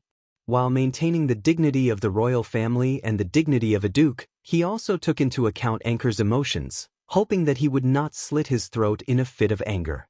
All I see is you. Anchor looked up abruptly and interrupted him. No need, Your Highness, no need. His smile became bright and open, like a lost traveler who had found a way out in the desert. I know, I understand. You are in a high position, you have many scruples, and you bear the hopes of the entire kingdom. I cannot and will not force you to stand up for me and put you in a dilemma, with many parties to blame. Anchor lowered his head and looked at the old baron, who did not even dare to breathe loudly, with a look of hatred on his face. But I also know that this person has deep connections, and has eyes and ears everywhere, while I am but an ordinary man with a single sword. Once I leave this hall, All hope will be lost, he said with a bitter smile. His words were filled with deep helplessness and clarity. When it comes to delving into the laws, weighing the pros and cons, and playing political games, how can I win against this bunch of sly old foxes? Amidst the discussions and gazes of the crowd, Thales gritted his teeth. So there's no need to trouble others, involve all parties, or be in a dilemma, Your Highness. Anchor looked at the short sword in his hand, slightly lost in thought. I just need to be simple, clear, and straightforward, end our feud. He looked up at Thales, his eyes full of longing. Just like what you did. Thales reached out for the arm of the chair, but in his shock, grabbed nothing. But it was too late. Your Highness, I beg of you. Please allow me, Anchor Byril of Crocaw City. Anchor spoke harshly and bellowed, allow me to follow in your footsteps, emulate your deeds, and recreate your legend. His footsteps, his deeds, his legend. Thales stared incredulously at the fanatical Anchor. Please allow me to awaken the ancient legal tradition of the age of the Empire, follow the grand and heroic ancient customs of the Redalians, and rewrite your epic journey in Extet. Allow me to Doyle of Mirror River, to this despicable scum of the nobility who killed my father and stole my home. At that moment, Thales' palms went cold. Anchor threw away his cumbersome coat, pointed his sword at the ceiling, and his voice shook the pillars, causing the everlasting lamp to flicker. Issue a challenge. For a moment, the hall was dead silent. Anchor's gaze was sharp, and he was unprecedentedly high-spirited. Let us, here in the reopened Mindy's Hall 18 years later, complete a great and glorious, fair and just, between nobles, between families, between nobles, between families, a duel to the death. Thales' heart was empty, his face expressionless. What the... Before Vogel could ask his incredulous question, the crowd erupted in a buzz. In the span of a few seconds, the discussion reached its peak. Shock and dissatisfaction intertwined and were indistinguishable. That's too much. The barbaric customs of the Northlanders? Are you kidding? But I heard that it's a tradition originating from the Empire. So the rumor is true? His Highness once challenged King Nuven? As a witness, His Highness witnessed King Nuven taking revenge on an archduke. It should be true. What about King Nuven himself? Was he defeated by King Chapman in a duel? Did His Highness witness it too? In the crowd, Jorge of Elefure City squeezed past two guests who were blocking his way with his size advantage, and with a fanatical expression, he raised his arms and roared, fanning the flames. Alright, a duel.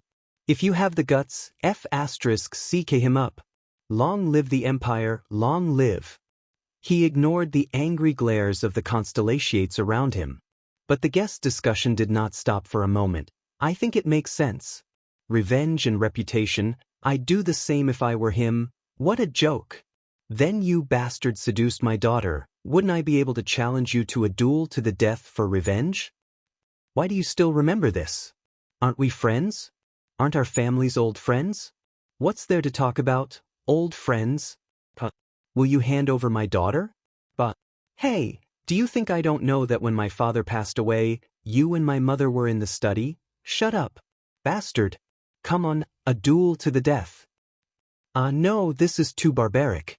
I'm just a lady, I can't stand it anymore. Bart, I'm going home. Uncle, Gauges, remember to tell me the result of the duel. All right, niece. At your age, you should take care of your health. I'll visit you another day, bastard. You're not allowed to say another word to my daughter. Even though the Constellation nobles were known for their restraint and respect, Mindy's Hall was still in chaos. The guards had to divide their energy to be vigilant against the hostage-taker, and at the same time, to persuade and suppress the noisy crowd of guests who still refused to leave. Your Highness, please bear witness to me with the entire kingdom. Anchor exhaled slowly, his expression relaxed, as if he had finally completed a difficult task. Witnessing bravery and passion is not exclusive to Northlanders. Witnessing justice in the hearts of men and revenge is a matter of course. On the steps, Thales tried his best to regulate his breathing, his head aching. He felt mentally exhausted and mentally drained. The Duke's voice rang with difficulty, Your request is not in line with Constellation's tradition, but you have a precedent. So, Your Highness, this is not murder. As long as it is with your permission, approval, and even witness, it is not murder. Anchor's voice seemed to come from the sky, full of hope and anticipation. But you witnessed it with your own eyes in Extet. It was you who set an example in front of the born king. It was the courage and qualifications you relied on to become famous. It was the method you used to protect the dignity of Constellation and the safety of the kingdom. It was a method that has existed since ancient times and could not be more justified. Anchor gritted his teeth. Blood vengeance. As you said, if there is a second way, I do not want to commit murder. Your Highness, please don't make me do that.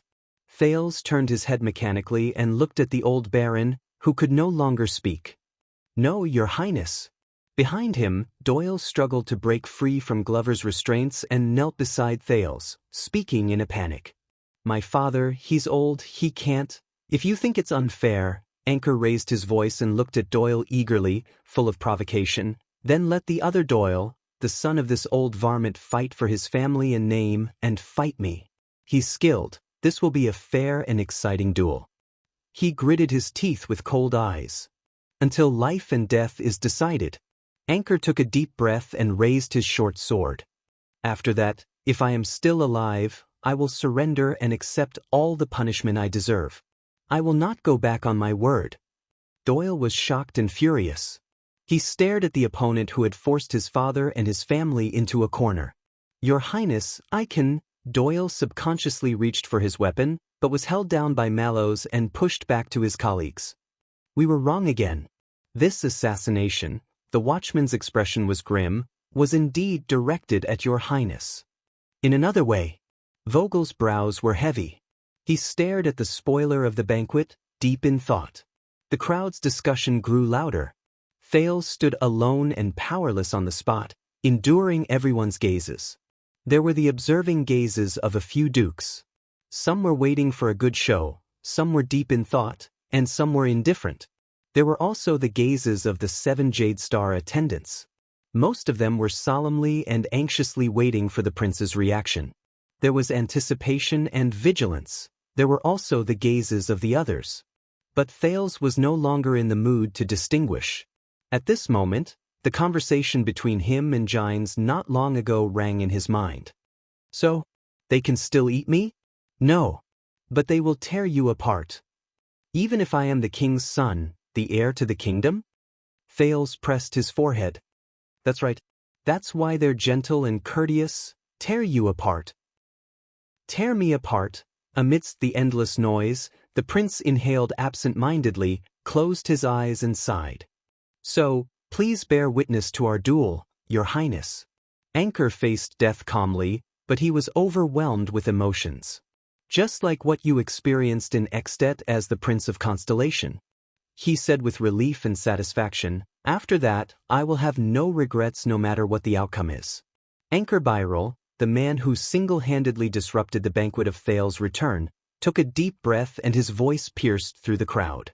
Because I believe that you are the hope of this kingdom. If the present and the past cannot be changed, at least in the future, you will definitely be better than your father. Anchor's eyes were bright. His voice was unique and clear amidst the incessant chatter. Better. At that moment, it was as if Mindy's Hall was a well-trained performance team, and a conductor had just made a gesture, causing the noisy chatter in the hall to disappear. Mallows closed his eyes deeply. Oh no. I believe, just like many people believe, that you will be better than him. Anchor took a step forward, looked at everyone, and raised his voice. King of Constellation. Thales tensed up. In the span of a few seconds, from dukes to counts, from guests to guards. No one dared to speak. No one even dared to breathe loudly. Everyone fell silent. In the next second, the chatter started again. But it had completely lost its previous arrogance and ease of watching a good show. They became restrained and nervous, like a low, heart-wrenching whisper. Heart-wrenching. And the gazes that had almost crushed Thales earlier were now retracted and looked elsewhere in the hall, as if it was a sin to look at him one more time. Thales took a deep breath and slowly sat down on his seat. He did not even look at the royal guards behind him. He did not have to guess to know how they would react. Discussions, gazes, emotions, they filled Mindy's hall to the brim, leaving no space. Only an inch of space was left for the master of the hall to stand on. Like a vacuum. But Thales did not feel relaxed at all. On the contrary, in this inch of vacuum he seemed to feel countless chains protruding from the void, from top to bottom, left to right, front to back, locking him tightly without leaving any gaps. Getting heavier. Tighter and tighter. Deeper and deeper. Damn it. Thales was expressionless as he maintained his elegant sitting posture. Only his nails dug into his palms. "Your Highness."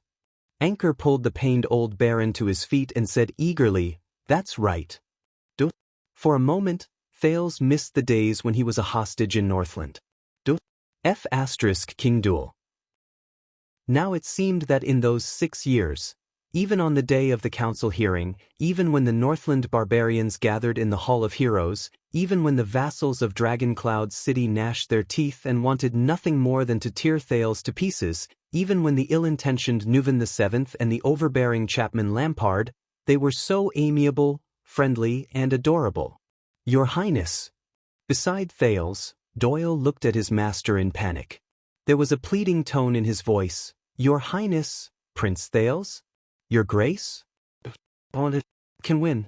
I can make that son of AB***. Thales sighed again. "That's right. You can win." And then, behind the distraught prince, amidst the heart-palpitating atmosphere, the royal guards moved. Tormund? Vogel, who had been deep in thought, suddenly called Mallows by his name instead of his surname or title. The watchman turned his head solemnly. "That sniper team of yours." The vice-captain was livid. He stared at the expectant Anchor Byrel and spoke cautiously and with great difficulty. "Are they still there?" Chapter 557. No. After Vogel suggested his idea, Mallows flatly rejected it. "It's too risky to snipe him now." Vogel frowned. "You were the one who suggested it first, and now you're changing your mind?" Mallows shook his head. Now he has a legitimate reason to ask His Highness to witness the duel in the name of revenge. Vogel scoffed in disdain. "Legitimate my ass." In front of them, Thales was still staring fixedly at the hostage Anchor. His thoughts were in a mess. What to do?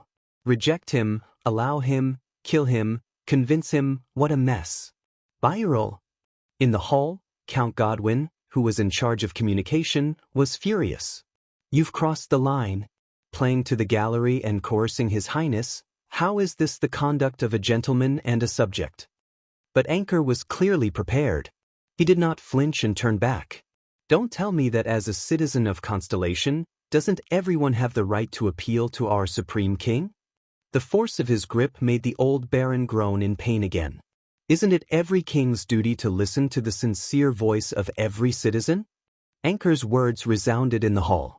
Not only did it make Thales' frown deepen, it also made the already uneasy guests even more agitated.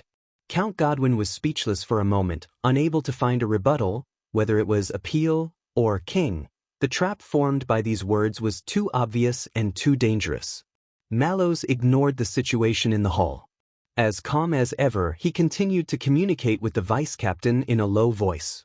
"If we make the first move, the one at fault is His Highness Thales. It's a cowardly, incompetent, and despicable act of silencing, at his Mindy's hall, at his banquet."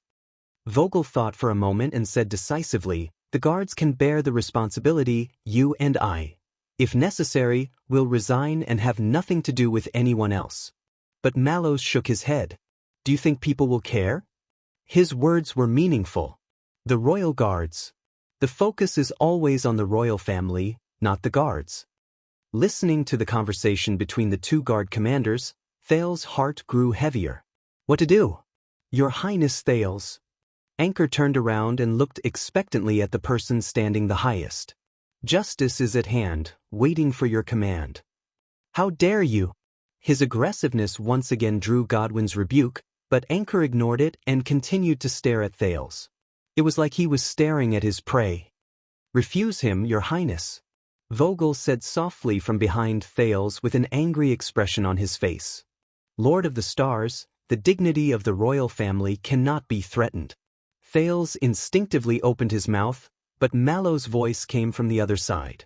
And then force him to kill the Baron? Turning His Highness into a cold-blooded bystander, a conniver of murder? Don't forget, those are the 7 Jade Star attendants who serve the royal family. Thales' teeth immediately felt as if they weighed 1,000 pounds, and he could not make a sound. Vogel immediately retorted. Even so, we can encourage the barbaric practice of duels to the death. His Highness being tainted by the influence of the northern region is secondary, but if the kingdom has an effective imitation in the future. Count Godwin and Anker's loud rebuke, Mallow's and Vogel's low bickering, the back-and-forth debates among the guests, countless voices entered Thales' perceptual range through Hell's senses, shaking his consciousness and attacking his spirit. He, who had already experienced a night of torture at the banquet, was exhausted. Mallow's voice continued, calm and indifferent as he refuted Vogel.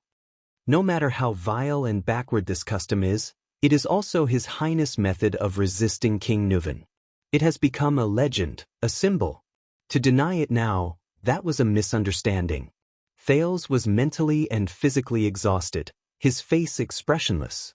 Back then, he was just scaring the Northland barbarians, but Nuven never.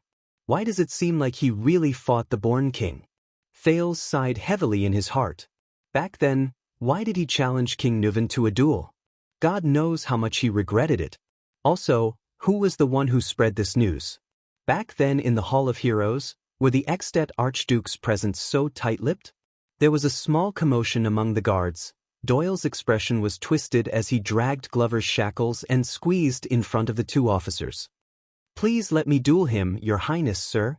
Doyle held Glover down, suppressed his emotions, and stared at the enemy who held his father hostage. I can kill him fair and square. This is just a grudge between 2 families. Doyle looked anxious, expectant, and nervous. Vogel snorted disdainfully. Thales' expression was gloomy. Then you'll be playing right into that guy's hands. Mallows shook his head. Byril died in a glorious duel to avenge his father. What happened to him will be remembered and forgiven to the greatest extent. No one will remember his illegal actions and ulterior motives. His Highness and the royal family will be forced to the teeth of the storm and be accused of abusing power and disregarding human life. In the hall, Anker calmly and clearly refuted Count Godwin's rebuke. Baron Doyle trembled under his sword. The audience's discussions rose one after another, becoming increasingly restless.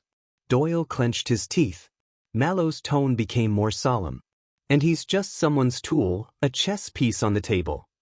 Chess piece. My child, be strong. Don't become a chess piece that can be manipulated and sacrificed at will. Fakenhaz's words came to mind.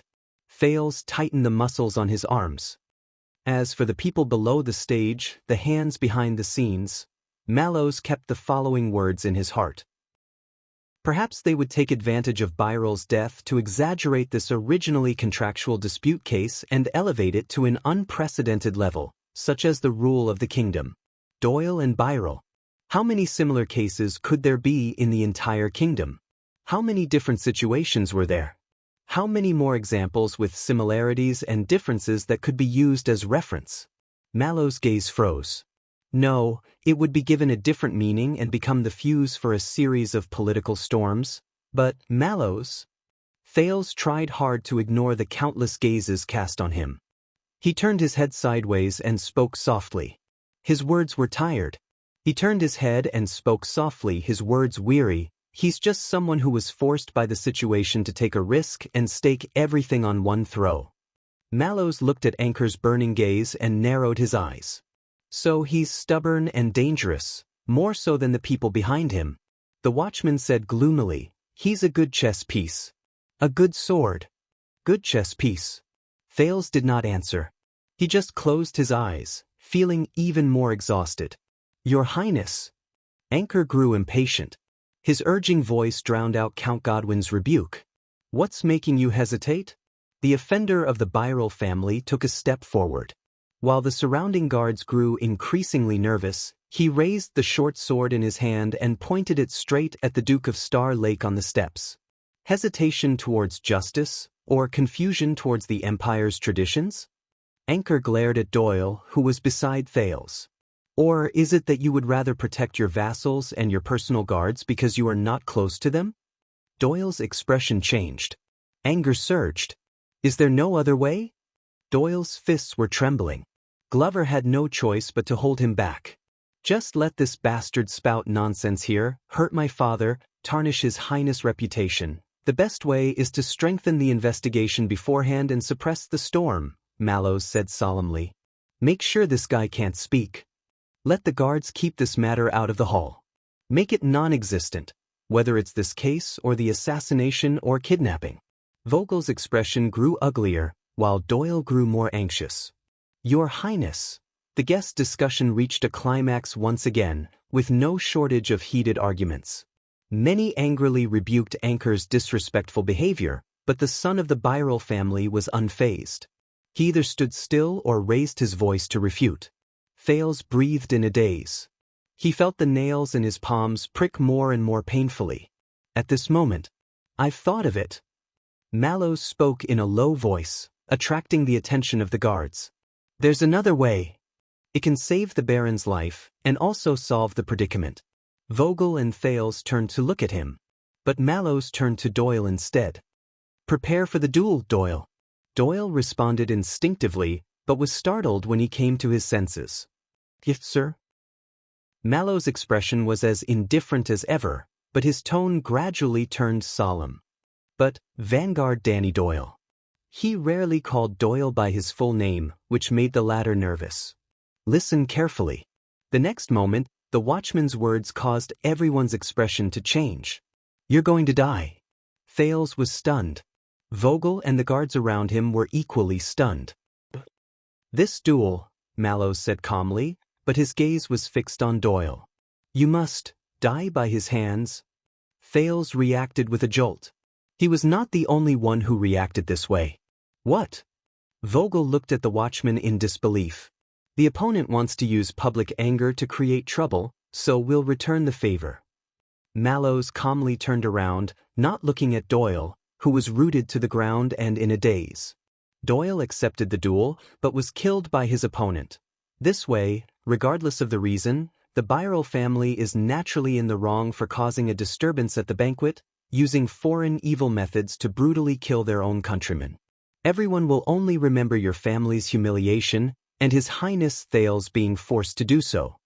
After the incident, the royal family can act as the mediator to uphold justice, occupy the moral high ground, and quell the fallout.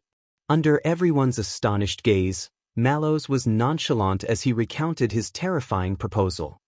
His Highness doesn't know about it. He is impartial. Doyle did not evade responsibility and took it upon himself. End of story. There was silence among the guards. Die. Doyle stood rooted to the ground, unable to regain his senses. Only Vogel got over his initial shock and frowned in doubt. But this way, the Doyle family, the son fought for his father with honor, died in the duel, and preserved the royal family's reputation. Mallows stared at the old baron who collapsed on the ground. The father shirked his responsibility and died of murder, causing the kingdom to descend into chaos. This concerns the bigger picture. They know what to choose. Thales saw Doyle tremble slightly, and he looked absent-minded. It was as if the former Doyle had disappeared. No, Thales said subconsciously. There must be a better way, but at this moment, neither Vogel nor Mallows seemed to care about what he said. But after that, Vogel folded his arms, as if seriously considering the possibilities and pros and cons of this solution. The 7 Jade Star attendants, their attitude towards the royal family. Doyle raised his head in a daze. There are pros and cons, but that's not something you and I can comment on. It's the consideration of His Majesty and the lords at the Imperial Conference, Mallows said calmly. It was exactly the same as the day Thales returned to Eternal Star City and suggested for him to stay in the carriage. In the game of chess, Birel is just a pawn, the 7 Jade Star attendants are also pawns, you and I are also pawns. We can only choose the path with the least losses. Thales froze in a daze. Pawns again. Pawns at the mercy of others. Is it worth it? Thales asked softly. But Mallows was still discussing with Vogel and did not notice him. So, Vanguard Doyle, how much do you want to save your father's life, save your family, save His Highness from his current predicament? Vogel asked the speechless Doyle softly. This was the first time he faced Doyle directly and addressed him by his name and title. Doyle shuddered again. But Vogel pressed on. So much so that you're willing to die for it? Doyle looked up. His tone was terrified and his breathing was rapid and uneasy. No one knew what he was going to say.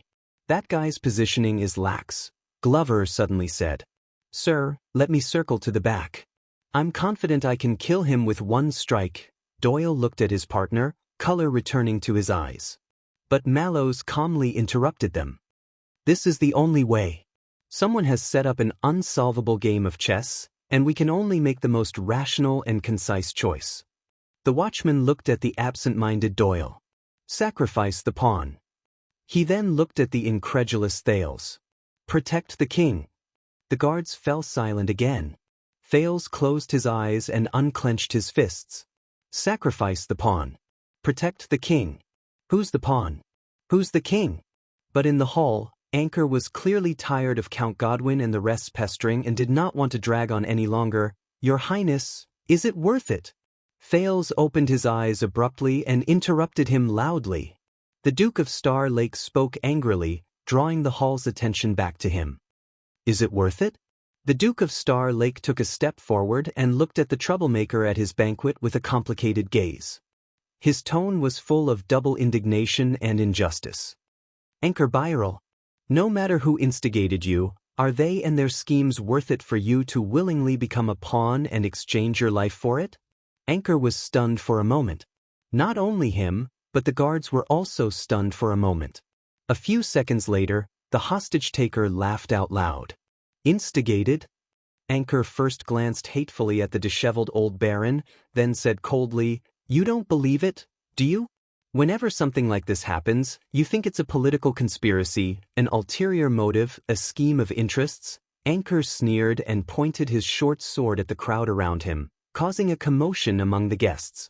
Just like most of the arrogant, indifferent, cold-blooded, ignorant, self-righteous, and hypocritical fools who think they're smart, self-righteous yet selfish, hypocritical, look on from the sidelines. Thales furrowed his brows. Why bother? There's always another way, they say. Ulterior motives, attention-seeking, they also say.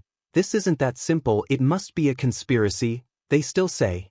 Just like you now. Anchor said bleakly, You don't believe what I've done. It's already the last and most desperate choice of me, a man of flesh and blood. For a moment, Thales thought he understood the meaning in Anchor's eyes. But this feeling quickly drifted away, and Anchor's gaze became unfamiliar again. Thales was silent for a moment. Then where did you get your weapon? The prince said in a low voice. The banquet security is very strict. You couldn't have brought it in alone. Anchor was stunned. He looked at the short sword in his hand, smiled sheepishly at first, then his gaze turned cold.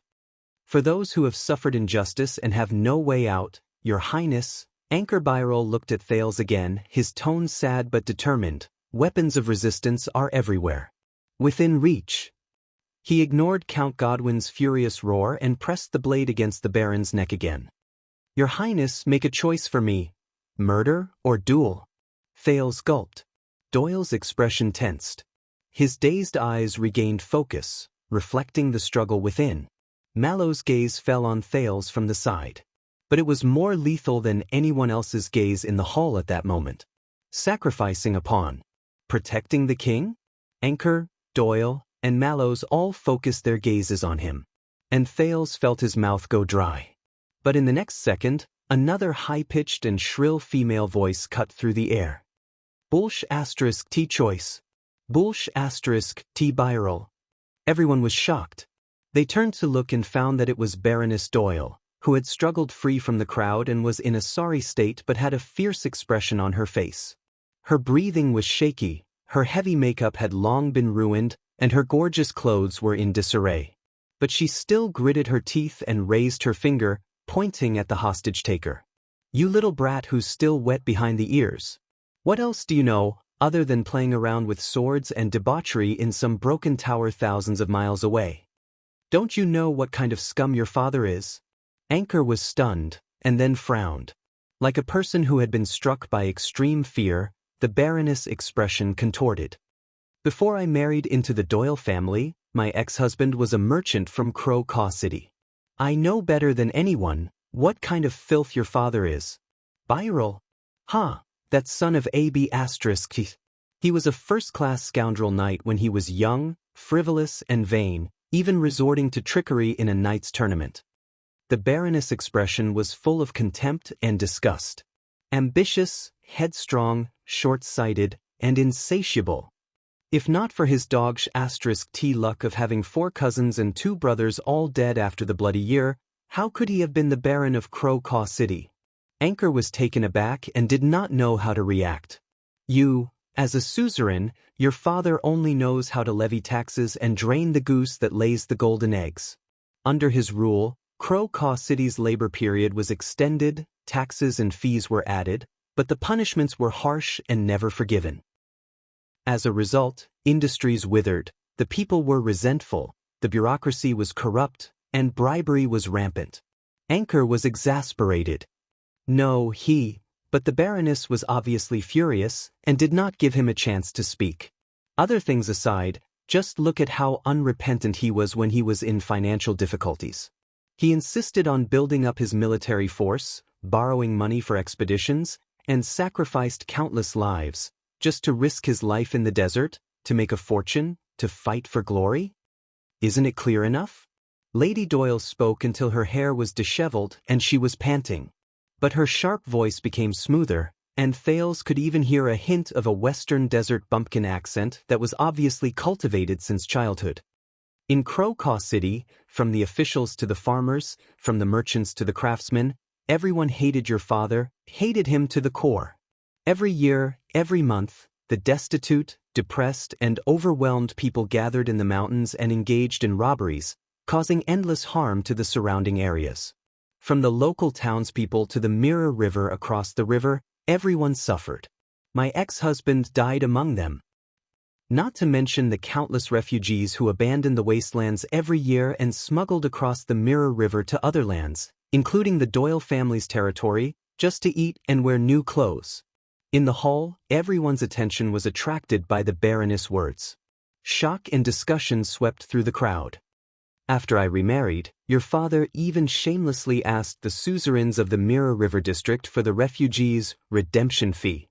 The Baron, my current husband, could only occasionally give him money to satisfy his appetite, and occasionally placate the refugees to return to farming to prevent the increase of robbers from endangering the surrounding areas. And this is what you call *T renting a house in a different place." Anchor was shocked and furious, and was momentarily speechless. Mortgaging land in a contract? Damn it, do you think any noble with integrity in the entire kingdom would mortgage their ancestral fiefdom and population for money without blinking an eye? Do you think the Doyles are the only ones who have lent your father money all these years? Whether it's merchants, nobles, knights, or officials, once the repayment period is up, he'll use the nobility's laws to act shamelessly, threatening to sue the creditors for murdering nobles and privately granting land. He's much more experienced than you in this kind of bullying, treacherous, shameless, and despicable act. Anchor gripped his sword, trembling. His face turned pale amidst the discussion. The Baroness shouted indignantly. In the face of such a shameless suzerain, the Byril vassals were divided, but dared not voice their anger. "How much do you think the Baron of Mirror River is like a saint? How generous he must be to make them cry to the heavens and desperately seek refuge with him. In order to escape your father, in order to survive, and even more so for the next generation of children, the people of Crow Caw City thought of ways to survive, and privately banded together to overcome the difficulties. What's wrong with that?" Under the astonished gazes of the crowd, the Baroness gritted her teeth and continued. "And we, the Doyles, are generous and generous. On account of generations of neighbors and kinship, we rent their uncultivated land, collect normal taxes, appease their spirits, hire exiled laborers, and allow them to live a normal life without becoming bandits. We even open roads to protect the roads, drive away bandits, and maintain peace between the two places. But to earn some profits and convenience in the process, what's wrong with that? Under Anchor's coercion, the old baron nodded cooperatively, his face covered in tears and bruises. His expression was innocent.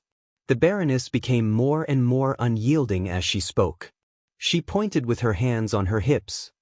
Towards your insatiable, ambitious, but untalented, shameless father, in order to stop him from going crazy, we were even more merciful. We delayed the investment and treated it as if we had wasted it and fed it to the dogs. What's wrong with that? And now you've come to us, haven't you? And you still have the cheek to challenge us to a duel? Anchor faced these accusations with an ugly expression, his breathing quickening. Lord Talon, Thales turned around and whispered to Vogel, just now, the Flag-Bearer Division's intelligence on the Byrol family. Earlier, the Flag-Bearer Division's intelligence on the Byrol family. Can I take a look? The vice-captain was taken aback. He clearly did not expect the Duke to ask him. But he only hesitated for a moment. Under Mallow's contemplative gaze, he summoned his subordinates and handed a stack of papers to Thales. Regarding the truth of these territories, you little brat who isn't home for 10 months a year, this little young master whose food and clothing are all earned by his father. The Baroness scowled and looked shrewish. Do you think you have the right to bark at us just because you've practiced swordsmanship overseas for 2 days, read 2 books, and slept with a few foreign girls? This. Anchor's lips twitched, unable to refute. All right, Thales thought to himself as he flipped through the intelligence. I've made a mistake. In this hall, a woman who remains calm in the face of iron spike, perhaps not just that Lady Eleanor. But Thales frowned as he flipped through the papers. No, the most that was written was where the Byrol family came from, how long its history was, how far its pedigree was, how big its territory was, how much it had changed, how many people there were in the family. There were no details about territorial governance or the dispute between the two families. There was no evidence to refute. You said you want to inherit your father's fief, family property, title and title? The Baroness scoffed. Then why don't you King inherit all the sins your father has committed against his vassals, his people, his neighbors, the kingdom, everyone, the sins he has accumulated, the evil he has done, the harm he has done, the lives he has owed, the blood he has stained. Byrol's little brat. After the Baroness screamed, she collapsed to the ground, drenched in sweat, and was held up by several female relatives. Thales frowned. The entire hall was silent. It seemed that everyone was stunned by the Baroness's performance. Even Doyle's expression froze. Doyle, right? Vogel addressed Doyle by his nickname. He looked at the Baroness in the middle of the hall with a complicated expression. Your father married a good wife. Doyle stared at his stepmother in a daze. Glover was as expressionless as ever, but he pressed down on his shoulder from the side. You know, Doyle looked absent-minded, as if he was talking to himself. When my father wanted to remarry, all these years, my attitude towards her has not been very good. Mallows did not say anything. He merely sighed softly. But Thales was as solemn as ever. He knew that it was not over. A few seconds later, the hall was once again drowned in a torrent of discussion. Everyone was fiercely discussing the latest news that the Baroness had just revealed. Anchor turned his head with difficulty and noticed that the guests' gazes had changed. They began to look at him more. At the son of the Byrol family. Apart from panic, he was also a little embarrassed and angry. Listen up, little brat. Baroness Doyle caught her breath. As she watched the guests discuss among themselves, she became more confident and arrogant. She did not care about her disheveled appearance and snorted coldly. I don't care whose connections you have, whose orders you have to harm our family. You have tarnished His Highness' reputation. The Baroness pointed directly at the person holding her husband hostage and shouted angrily. But if you dare, go ahead and try. Anchor shuddered violently. Instead, the expression of old Baron Doyle, who was being held hostage, changed as he said in horror, "That dear." The high-spirited Baroness lowered her gaze and revealed a ruthless expression. "Shut up." The old Baron shuddered and obediently shut his mouth. The Baroness glared fiercely at the troubled anchor and gritted her teeth. "But I swear, little brat of Byril. I swear to the setting sun, to the bright moon, to the dark night, to the desert god, to my grandaunt, to everything. If my husband suffers even the slightest bit of harm tonight." Her expression was vicious. "I will give it my all for the rest of my life. I will make your remaining brothers, sisters, friends, and relatives suffer all the torture you can imagine in the most painful, cruel, and terrifying way. I will make them cry in the end, begging me to kill them." As soon as she said that, everyone's expression changed, including Anchor. But the Baroness apparently did not notice. Ignoring the old Baron who was hurriedly signaling her with his eyes, she waved her arms and roared. "I will make sure that your family line ends without descendants. Just like the fate you were meant to have." The guests burst into an uproar. Thales, Mallows, Vogel and the rest frowned. T. As expected, when it comes to lying and quibbling, you're still the best. The hesitation and anger on Anchor's face faded, and he became cold again. "Alright, if that's the case, then let the gods decide our fate." In a fit of anger, he tightened his grip. The old Baron screamed, "No, no, no. Come on, coward son of Doyle." Anchor stared straight at Doyle on the steps and roared, "Come down and fight me. Let's put an end to this. Everything." The Baroness stared at the rapidly deteriorating situation. She seemed to realize something and froze in place. Doyle gripped the weapon at his waist tightly, feeling a mixture of shock and anger. "It's too early." Vogel looked at the public opinion around him, then at the enraged Anchor, who was clearly ready to pay any price, and sighed. You're tuning in to the Wandering Hero YouTube channel. Don't forget to subscribe and join us on this journey to catch the most captivating stories.